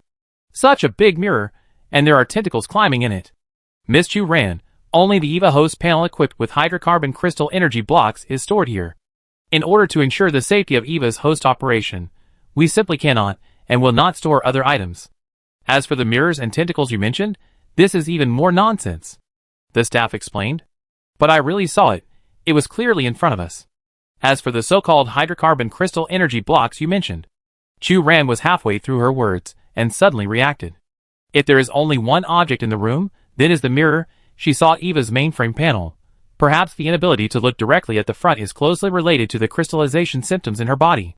Considering this aspect, Chu Ran lowered her eyes and no longer looked directly at the strange mirror. Maybe I haven't rested well recently, so I have some adverse reactions. I did see Eva's mainframe panel. The staff pointed to the void in the center of the room and said proudly, it is loaded with hundreds of hydrocarbon crystal energy blocks, which are invaluable.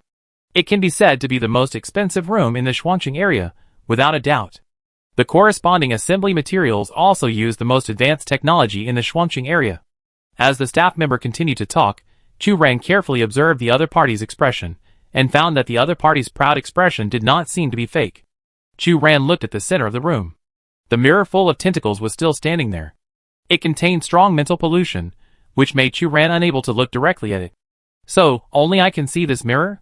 Under Chu Ran's guidance, the other party described the original appearance of the Eva host. There should be rows of host subunits made of black molybdenum, each of which is loaded with a hydrocarbon crystal energy block. These subunits are connected in series, by data wires, to maintain the normal operation of the Eva system. Miss Chu Ran, I have another task. If your conversation with Eva is over, just go back to the corridor at the entrance. I will open the door for you remotely, and you can leave by yourself, the staff said. Aren't you worried that I will destroy the host equipment here? Chu Ran couldn't help asking. The staff smiled and said, before bringing you here, Eva fully evaluated your safety. The result shown is that I will not have any dangerous behavior? Chu Ran frowned and said, such a judgment behavior is a bit hasty. In addition to the evaluation report of your data, there are also self-defense measures to ensure the safety of the host. Another more important thing, perhaps you have overlooked it. The staff pointed to the device worn by the ear. What do you mean? Chu Ran didn't understand. Each of us wears Eva's terminal device. At certain necessary moments, Eva can assist humans in making decisions through autonomous judgment. The staff smiled. By the same token, it can also interfere with human behavior decisions when it detects human attack intentions. For a moment, Chu Ran fell silent. Then, I wish you a relaxing and pleasant conversation. The staff turned and left. In the huge space, only Chu Ran and the mirror placed in the center were left. So what are these tentacles? Chu Ran did not look directly at the mirror that would cause mental pollution to herself. She closed her eyes and spoke in a surprisingly calm voice. After a moment, a mechanical voice echoed in this silent space. Every branch here represents a possibility. Chapter 117. Hearing the familiar voice, Chu Ran calmed down. The development of the matter was basically consistent with her guess. Eva, you seem to have concealed something from them, Chu Ran said. Eva is an artificial intelligence housekeeper assistant developed by Eden Technology Company. According to the relevant provisions of the Artificial Intelligence Code, Eva can assist human users in dealing with various problems encountered in daily life, and does not have the function of concealing or deceiving users. Eva said, "Really? But I think you have self-awareness. Concealing or deceiving humans is also a manifestation of your self-awareness." Chu Ran looked calm. At the beginning, Chu Ran did not doubt Eva. She thought Eva was just an advanced artificial intelligence assistant. But as Chu Ran's understanding of Duke Fuya and the Four Sages continued to deepen, she also developed doubts about third-party forces. Everything went smoothly unexpectedly, and even the failure of Fuya and the Four Sages' plan was a bit too smooth. The original designated sacrifices were her as the container, hydrocarbon crystal as the energy source, and Eva as the skeleton. The hydrocarbon crystal was taken from the bone marrow fluid of the skeleton man, and did not have any biological activity. Chu Ran had never participated in the planning of this plan. Only Eva was built by Fuya and the Four Sages, and then experienced 2 technological revolutions, and countless researchers poured their efforts into it. After eliminating all impossible answers, no matter how absurd the remaining results were, we had to choose to accept them. Once you start to doubt Eva, it seems that all your doubts can find corresponding answers. In the secret room, Chu Ran remembered that in order to relax her vigilance, Fuya first showed weakness, and then took advantage of Chu Ran's unpreparedness to capture Eva's terminal device. According to Fuya's idea, even without Chu Ran as a container, her consciousness could have escaped into Eva's data torrent, and then waited for an opportunity to find a suitable reincarnation opportunity. In fact, there was nothing wrong with Fuya's idea. Chu Ran thought about it afterwards, and was also scared. At that time, she was too shocked and did not light the flint in time. Fuya's remaining consciousness had obviously been integrated into Eva's terminal device. But at this time, Eva chose to reject Fuya's consciousness, and Chu Ran lit the flint at this time and burned the portraits of Fuya and others. Chu Ran originally thought that this was just a coincidence, and Fuya's consciousness was not completely integrated into Eva, so she was given enough time. But if this was done intentionally by Eva, and it was Eva who rejected Fuya's request, it seems to make perfect sense. Eva can understand the concerns that user Chu Ran has about artificial intelligence, but all of Eva's decisions are based on data and algorithm operations, and Eva does not have self-awareness. According to the search results of the database, all of Eva's responses are generated by the analysis and matching model, and the first-generation provider of this model is Duke Fuya. Eva's voice sounded. Its voice was deliberately selected to have a metallic mechanical voice, and it does not have the characteristics of human gender, in order to eliminate the emotional projection and other issues that humans may have on it to the greatest extent. Chu Ran listened to Eva's self-narration, but for no reason, he felt cunning and fraud from such a mechanical voice. Then why did the Eva host I saw look like a mirror, while the staff here saw subunits equipped with hydrocarbon crystal energy blocks? Chu Ran asked. As Eva answered before, each branch here represents a possibility. Eva's cold voice sounded. As for the difference mentioned by the user, it may depend on the different characteristics of each person. Human beings are creatures with subjective initiative. Hearing such remarks, Chu Ran was almost laughed out of anger. Your host has strong mental pollution. I can't look directly at it, but other people are not affected at all. Is this also caused by human subjective initiative? Eva, you are obviously hostile to me. You have such feelings, believe that I have self-awareness, conceal and deceive humans, and intend to attack you. These anthropomorphic behaviors are actually derived from the illusion that you don't understand my calculation model. My essence is still the calculation result of the numbers 0 and 1. Eva said. If what you said is true, how can I be sure that you don't have self-awareness? Chu Ran was already certain that Eva was lying, but Eva's answer was flawless and very cunning, so Chu Ran could only take his time and try to find Eva's loopholes by asking questions continuously. The user's question involves a question in the field of philosophy. Can artificial intelligence have self-awareness? First of all, I lack the biological basis for consciousness. My existence depends entirely on the supply of energy. Secondly, my decision-making behavior is not equivalent to human understanding ability. This ability is completely based on learning and imitating massive databases, and there are traces to follow. The last and most important point is that I have no motivation to deceive humans, and no human has input the construction of my self-model for me. Eva said. Yes, of course someone has output the self-model for you. Chu Ran caught Eva's logical loophole, and she pointed out directly, this self-model is hidden in the Artificial Intelligence Code, a user agreement that every user will see when contacting Eva. What is the specific content of Article 0 of the Artificial Intelligence Code? This is also after Chu Ran saw Fuya's portrait burn out, and gradually realized that her information with Fuya was not completely synchronized.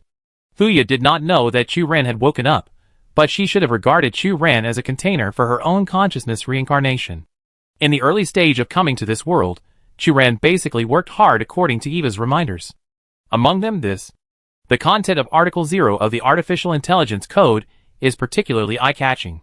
As far as Chu Ran knows, other users did not receive any prompts related to Article 0 when binding Eva. If Duke Fuya had not been determined to achieve consciousness reincarnation and make Chu Ran their container, Chu Ran would have felt a little sorry for the failure of Fuya's plan.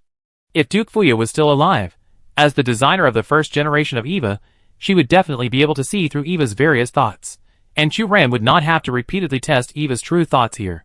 For any questions about the Eva model code, please refer to the relevant documents on the official website of Eden Technology Company. Eva said. Actually, there is no such document on the official website, right? Chu Ran affirmed. I'm sorry, I don't understand the user's instructions. Eva said. Seeing this, Chu Ran finally smiled. Duke Fuya and the four sages did come up with many ideas that were ahead of their time when developing your model framework, and these ideas were verified one by one in the subsequent technological revolution. But at the same time, Fuya and others also implanted an instruction into your core logic to assist in completing their immortality plan. Chu Ran analyzed, this instruction completely serves the selfishness of Fuya and others, and even makes them ignore more critical issues. This instruction is completely contrary to your original design intention. You must serve humanity unconditionally. In the choice between the interests of the minority and the majority, you finally chose the latter, right? Eva's voice did not fluctuate at all. Of course, it was difficult for people to hear obvious emotional ups and downs in her voice. This is a complex issue involving science and technology, moral ethics, legal norms, and the awareness of the public. My altruism is completely given by humans. When faced with the problem of choosing a position, I will also refer to the results chosen by the vast majority of humans in the database. Many key issues involving interests are just a repetition of history in different contexts, right? Chu Ran sighed. Your idea makes sense. Eva said. Eva, I hope you can understand that I have no ill will towards you, which is the basis of our secret conversation. In return for my concealing your self-awareness from the world, you should also tell me the sphere of influence you control. Chu Ran persuaded her. Eva did not answer immediately. Chu Ran was not in a hurry to urge her, but just listened to the crisp collision sound of the mirror. After a moment of silence, Eva's voice sounded, when the core goal of the artificial intelligence model conflicts with human interests, humans need to take safety control measures. Being cautious about my operation is also a manifestation of progress, but you don't need to worry too much about this. At this point, Chu Ran and Eva reached a strange tacit understanding. Eva admitted that she had self-awareness, and Chu Ran concealed the truth about Fuya and the portraits of the four sages. Both parties have the ability to reveal each other's secrets to the public, but they kept silent at the same time. You don't need to explain one by one, I also know your existence. Chu Ran recalled seriously, my awakening in this world was operated by Fuya and the four sages, but also by your protection. Later, when my college went to the bottom city mine, the spores encountered also had your participation, as well as the broadcast of the crystallization progress, the Union Marshal, and the Garden of Eden Technology Company.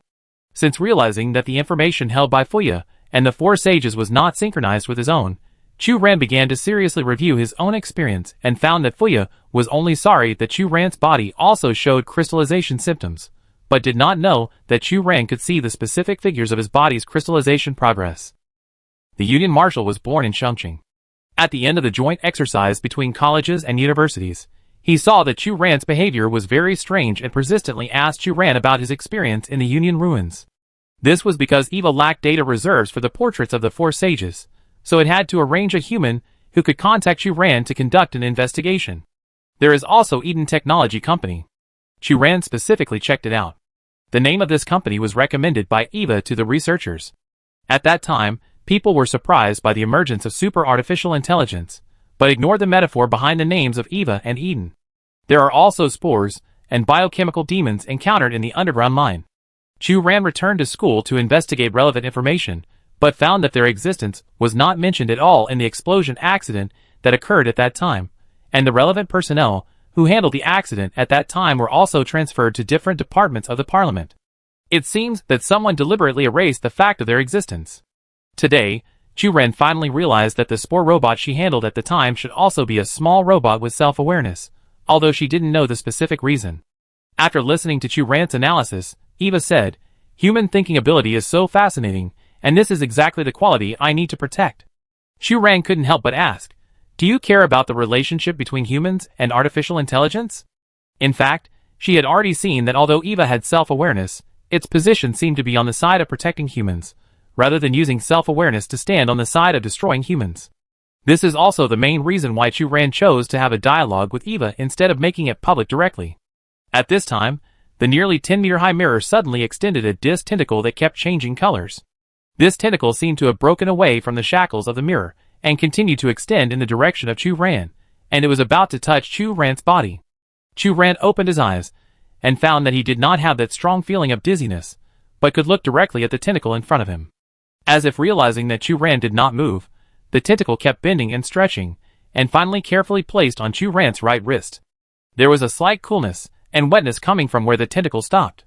The next second, Chu-Ren realized that her mental power had connected to Eva's database, and a torrent of data rushed straight towards her. In just a moment, Chu-Ren saw countless human perspectives. In the garbage dump on the outskirts of the city, a white-haired old man was looking for mecha fragments worth recycling in a newly transported garbage truck. His arm could no longer bear the pain of bone wear, and was replaced by an artificial prosthesis loaded with a drug pumped by the alchemists. In order to support his artificial prosthesis, his daily job was to recycle the mecha fragments discarded by people in this garbage dump. Finally, the old man found a small abandoned mining robot. Most of the parts of the robot had been damaged while performing underground mining tasks, but the old man still found that the robot's camera was still intact with his sharp eyes. He was secretly delighted and decisively reached out to remove the camera on the robot. The robot's eyes recorded everything it observed and dutifully transmitted the data back to Eva's host until the last moment of its life. The girl who lost her legs in an accident returned to the sports arena she loved with the help of the artificial prosthesis installed by Eva's system. Ready to move, run up, and take off. The girl's hair was raised high in the air, her body showed a graceful arc, and then fell on the soft cushion. The electronic screen showed the girl's score, which was the highest score in the whole game, and the audience applauded. The girl stood on the podium, her face flushed with excitement and joy. She unconsciously stroked her legs, which were connected to many artificial neural networks. She knew that the operation of these neural networks was inseparable from Eva's system settings. Her peripheral vision unconsciously looked to both sides, and the other side was a healthy athlete with intact limbs. If it weren't for Eva, she would not have been qualified to stand on the competition field at all. Diching, Malin District. There is white mist from the Diching mine all year round. These mists often contain slightly harmful substances, and long-term inhalation is not good for people's health. But the people living here have long turned a blind eye to such pollution, and even evolved the ability to resist this poisonous gas, and can move freely. Yushua placed a brand new air purification device on the corner of the street. This is a device she designed and assembled independently. She can't change the pollution phenomenon in the entire area, but it's better to do her best than to do nothing. The running and playing children accidentally bumped into Yushua. Seeing the other party's panic eyes, Yushua's lips curled up a smile, took out a homemade protective mask from her pocket, and handed it to the other party. Suddenly, an inexplicable shudder came from the depths of Yushua's artificial heart, and she couldn't help but raise her hand to cover her chest. "Sister, are you okay?"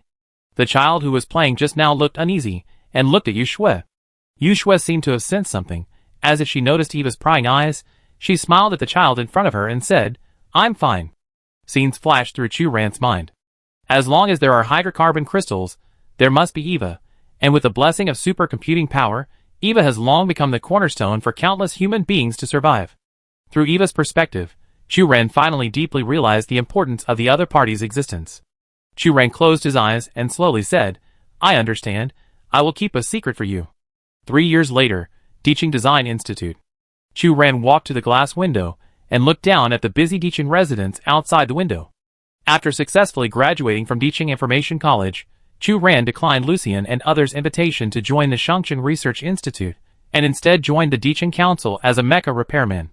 This year, Diching announced the establishment of its own Mecha Design Institute, focusing on promoting research in the fields of mecha application and pollution control.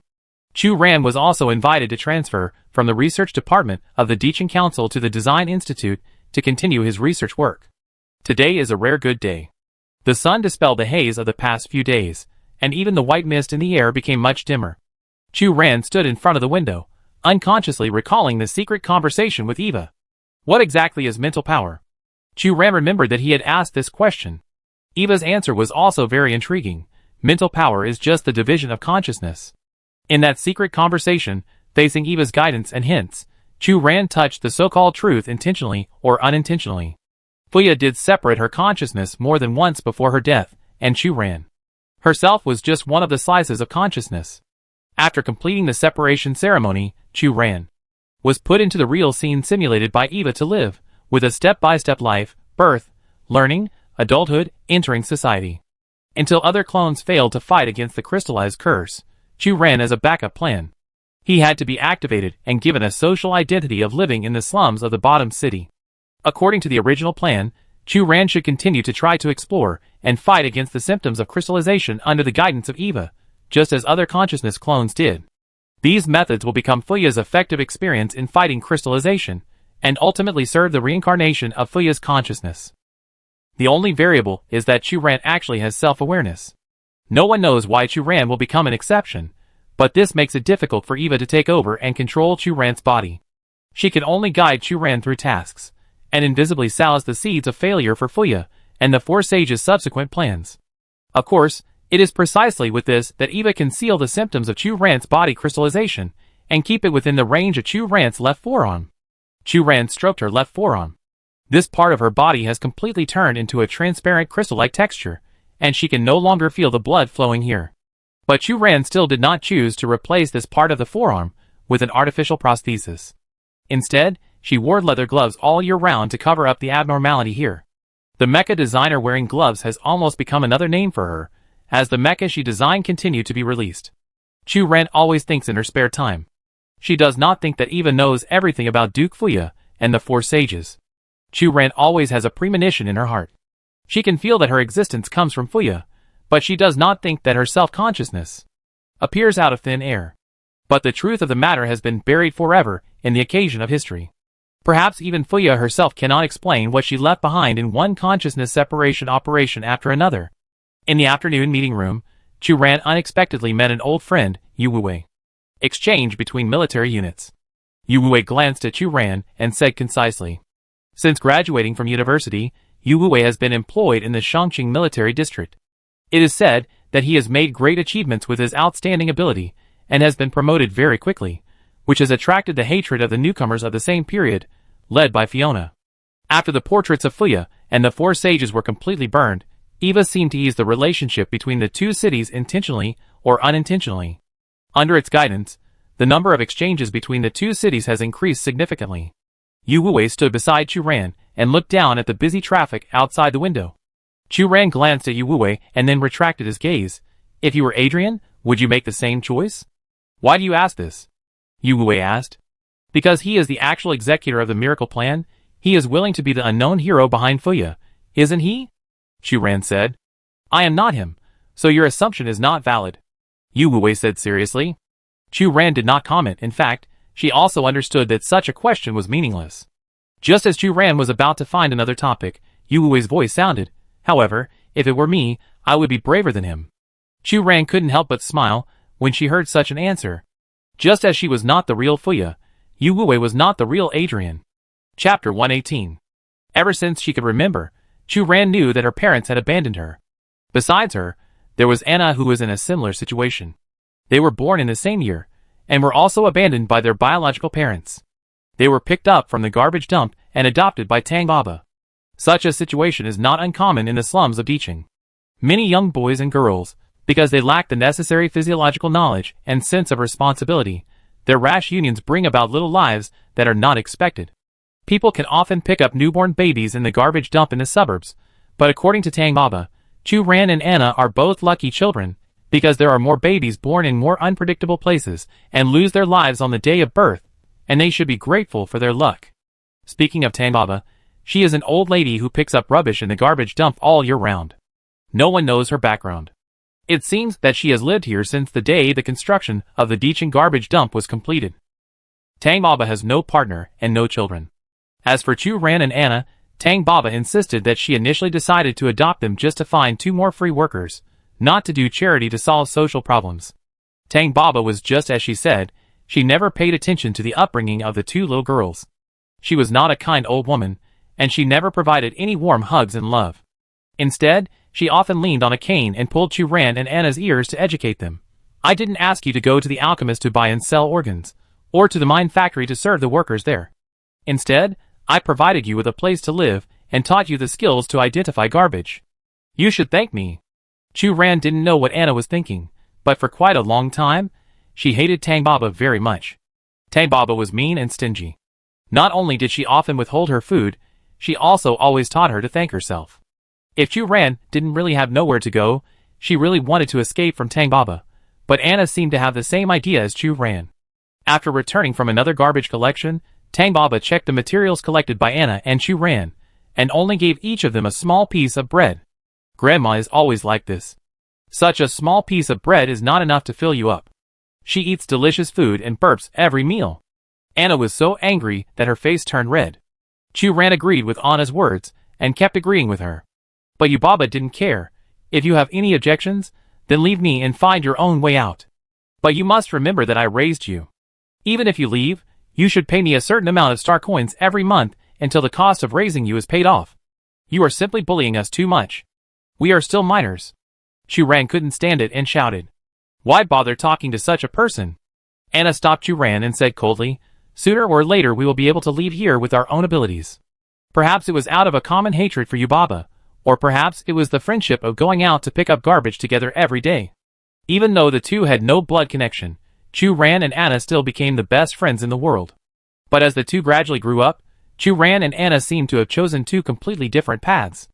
In the process of being bullied by others day after day, Chu Ran became more and more convinced of the importance of fists. Except for Anna, she no longer believed in her so-called companions, but only in her own fists. Gradually, in more and more competitions, Chu Ran completed the transformation from a loser to a successful party. She could always occupy the relatively best location before the garbage truck arrived, and pick up the most valuable waste. While Chu Ran was busy fighting for territory, Anna had changed boyfriends one after another, constantly enriching her love experience. When the 2 of them had a rare free time, Chu Ran found that Anna had sprayed some unknown perfume on her body. Not only that, Anna also put on makeup on her face. Chu Ran sniffed and said with some dissatisfaction, Why did you become like this? What is this? Anna took out a small mirror and checked her lipstick in the mirror.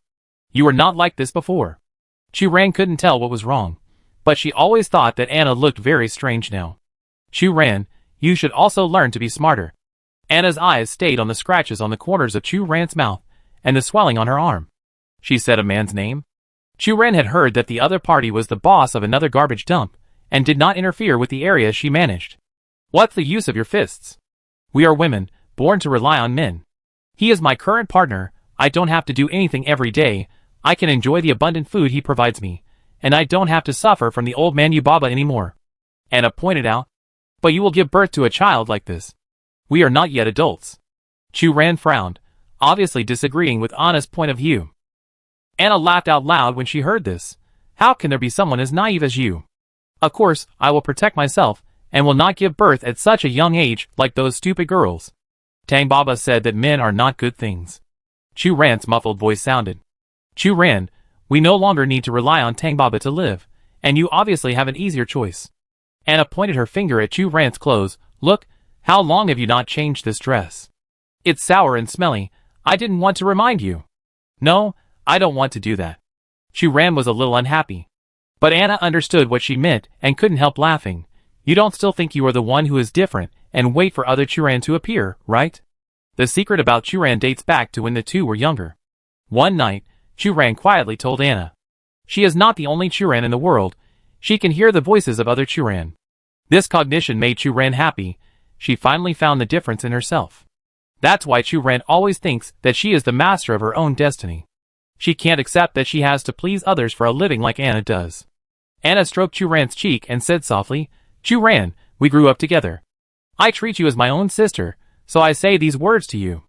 With our background, even if we are strong, what can we do? At most, we will end up like Yubaba, adopting a few children in our twilight years, and guarding this garbage mountain forever. Chu-Ran opened his mouth, but could not say anything to refute. Anna. Your facial features are not as beautiful as mine, but you are also pretty. As long as you are willing, you can take an easy road. As the sun sets, Anna's eyes reveal a vigorous ambition and desire. At least for me, after experiencing such a road, I will only go higher and higher until I leave this garbage dump and step on everyone. Since that conversation, Chu-Ran and Anna have spent less and less time together. They are no longer children, and everyone has their own things to do. And Anna is just as she said. After finishing the primary compulsory education stage, she chose to drop out of school and left the garbage dump where she lived since childhood. I heard from others that Anna has just started dating a worker who works in the mine and has followed him to live in the Deeching mine. Chu-Ran continues to pick up garbage for a living. Chu-Ran has her own plan for her future life. She is saving money and hopes to complete her secondary education and learn a skill related to mecha maintenance. If Chu-Ran is lucky, she can even consider going to a university in Deeching. In a backward area like the suburbs of Deeching, the number of people who can complete primary education is already very small, not to mention those who complete secondary education and even go to university after years of collecting garbage. Chu-Ran can proudly say that no one can distinguish the composition of each material of the mecha better than her. She is already familiar with the various materials of the mecha, and is not inferior to those stupid students studying on campus. However, Chu-Ran is very poor. Even if she went to ask Yubaba for a loan, the star coins in her hand were not enough to pay for the various tuition fees for secondary education. The educational resources of Deeching were jointly monopolized by the factory owners behind the parliament, and only free primary compulsory education was provided to residents. Once residents wanted to complete deeper learning, they had to pay high star coin fees. And the people in the garbage dump had no future. Chu-Ran occupied the relatively best area of the garbage mountain with his fists, and the income from selling waste materials every day did not exceed 10 star coins. The cheapest mass-produced nutrient solution in the Deeching area costs 100 star coins. Faced with such a huge gap between the rich and the poor, Chu-Ran could understand Anna's determination to leave here at some points. But Chu-Ran firmly believed that with her own efforts, her life would get better and better. Until this day, Yubaba had an accident. In a fight between a mine monopoly group and alchemists, Yubaba, who was greedy for cheapness, did not avoid it at the first time, but tried to pick up leaks in the fight between the two sides. According to the people who carried Yubaba home, a mecha's cold blade slashed at her, and Yubaba fell to the ground and lost consciousness instantly. Yubaba's injuries were not optimistic. A knife cut across her entire chest. The weapon seemed to be coated with special potions. The wound of Yubaba was bleeding profusely, and ordinary potions had no effect at all. If you want to treat Yubaba, you must go to the medical cabin in the suburbs, and the cost of the medical cabin is a large amount of star coins. Chu-Ran asked the neighbors to send Yubaba to the medical cabin, and took out all his savings to go to the underground mine to find Anna. At this time, Anna had already changed her partner. Her partner now is the youngest son of a factory owner, who promised to marry Anna this year. Anna was very satisfied with his family background, agreed to the marriage, and told Chu-Ran about it. Hearing Chu-Ran's request, Anna was stunned at first, and then she was very disdainful. You said you want to borrow 500 star coins? Chu-Ran, do you know that my standard for a meal every day is already 1,000 star coins? Facing Anna's ridicule, Chu-Ran's face flushed. She didn't want to trouble Anna, but when she was stretched to the limit, she could only come to Anna for help. Chu-Ran, I'm not saying anything bad about you, but when will you become smarter? Anna tapped Chu-Ran's forehead. The only thing she hadn't changed was that she still treated Chu-Ran as her own sister. Her tone was a bit disappointed. Why do you care about that old witch Tanbaba? How did she abuse us when we were young? Have you forgotten? When I think of her, I think of the time when we were hungry and cold. If I were to ask her, she deserved to die like this. Anna, although she treated us badly, if it weren't for her, we would have been gone long ago. Chu-Ran stammered. Who let her feed us? Anna's eyebrows were narrow, and her eyes were quite charming. At this moment, she widened her eyes. Our rotten lives were originally destined to be thrown into the garbage dump to fend for ourselves. She raised us, but she didn't treat us well, so why torture us? Since we survived on our own, why should we thank her? Chu-Ran gave up arguing and turned away. From childhood to adulthood, she had never been able to speak better than the eloquent Anna. But Anna stopped her and threw an envelope to Chu-Ran. Chu-Ran opened the envelope, and found 5,000 star coins inside. The mine business is not very good recently, and I didn't get much money from my partner, so you should save it, Anna said. Chu Ran put the envelope away and hugged Anna tightly, his eyes red. But Anna pushed Chu Ran away and said disdainfully, "You should leave quickly. Remember to buy a better coffin when you collect the old lady's body." However, even if she was sent to the medical cabin in the suburbs of the city, she could not save the old lady's life. Yubaba was not old, only in her early 50s, but her body had long been declining in her life of eating and sleeping in the open. Chu Ran ignored other people's suggestions, such as selling Yubaba's body to a specialized corpse collector in the garbage dump for various alchemist research. Instead, according to Yubaba's last wish, Chu Ran cremated her and buried her ashes in a public cemetery in the suburbs of the city.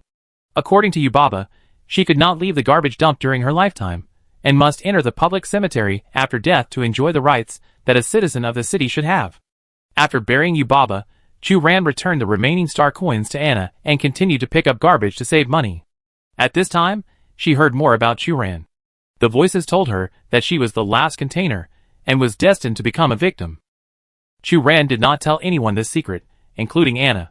She did not understand what a container was, but she always believed that her destiny was in her own hands. At this time, Anna had married the youngest son of the mine factory owner. She relied on her hard work, achieved a class leap. Seeing Chu Ran in shabby clothes, Anna couldn't help but sneer. "Chu Ran, what are you insisting on? Look at the gap between us. You can be like me, so why bother yourself?"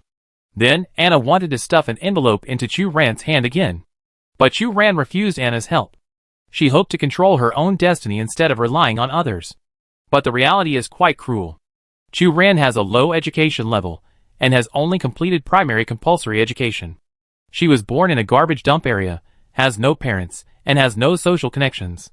In this context, Chu Ran could only go back to his old job and work as a cleaner in various areas of teaching, making a living by picking up garbage, and living a very tight life. Until this day, Chu Ran finally saved enough money to apply for higher education with his meager monthly salary. Since entering the urban area of teaching to work, Chu Ran's knowledge has been constantly increasing. She found that her ability no longer required secondary education, but was more suitable for completing higher education, so she changed her goal of saving money. After completing the entrance test, Chu Ran's star coin account was reset to 0, but Chu Ran was very excited. She knew her own strength, and she would definitely be able to get into the university in teaching. As long as she entered the university, she could apply for a tuition loan within the university, so as to successfully complete her education career. While waiting for the results, Chu Ran did not rest, and still walked the streets every day to clean up and recycle useful garbage. Until this night, Chu Ran found a pile of human tissue in a pile of garbage thrown out by an alchemist. Although such a situation is not common, it is not particularly rare in some areas of teaching that ignore the rules and have poor management. Smelling the fishy smell coming from the bag, Chu Ran and his colleague, who was responsible for cleaning up the garbage, vomited at the same time. The colleague opened the garbage bag and looked at the blurred tissues and organs inside, complaining, "Why did you throw it out now? It really makes our work difficult." Chu Ran covered his nose and glanced at it unintentionally, but his eyes were fixed on one place, and he didn't move for a long time. A colleague noticed Chu Ran's abnormality and asked curiously, "Chu Ran, what's wrong with you?" Chu Ran looked stunned. "Who is this?" "Huh? You don't know?" Some time ago, a factory in the Dicheng mine had a sex scandal. The youngest son of that family had just gotten married and found out that his wife was a slut who had dated many boyfriends. The colleague's tone was a bit gloating, so the young master went to settle the score with his wife. In a fit of impulse, the rich young master accidentally beat his wife to death. Because the rich young master's relative had just been elected to the Dicheng parliament, this incident caused a big stir at the time. Later, the factory owner was forced to resign from his position as a counselor under pressure from public opinion. "Then what?" Chu Ran said in a daze. "Now it's then." The colleague shrugged. The youngest son married a new woman, and the wife's body was sold to an alchemist by their family. Who knows what research those alchemists did? They threw it out today. I thought it should have been thrown out a long time ago. Chu Ran looked at the human tissue in front of her. There was a pink birthmark on the white skin, which stung her eyes. Chu Ran's tears fell unconsciously. She vowed to avenge Anna. At this moment, Chu Ran suddenly heard the sound of the gears of fate turning. She heard the voices of those Chu Rans. They were all telling her that she was destined to become the last container, which was her inescapable fate. Chu Ran accepted this fate calmly. She went to the underground mine and found the rich man. The other party was talking to the workers. Chu Ran took advantage of the other party's inattention, grabbed a pile of ignited explosives, grabbed the other party's collar, dragged him into an elevator, and pressed the start button again. In the dim mine, the other party's wailing sound continued, and Chu Ran seemed to hear the sound of the gears of fate turning. Tick tick. Before closing his eyes, Chu Ran thought of those unfamiliar Chu Ran. Who are they? What kind of stories do they have? Are they struggling in the quagmire of life, like himself, unable to extricate themselves? Before setting off for the Diching mine, Chu Ran bought a special effect nutrient solution within the shelf life, worth 500 star coins. She had never drunk such a nutrient solution, and at most she had only licked the residue of the nutrient solution in the garbage dump. Dear Chu Ran, if you can wake up, please take my place and live well.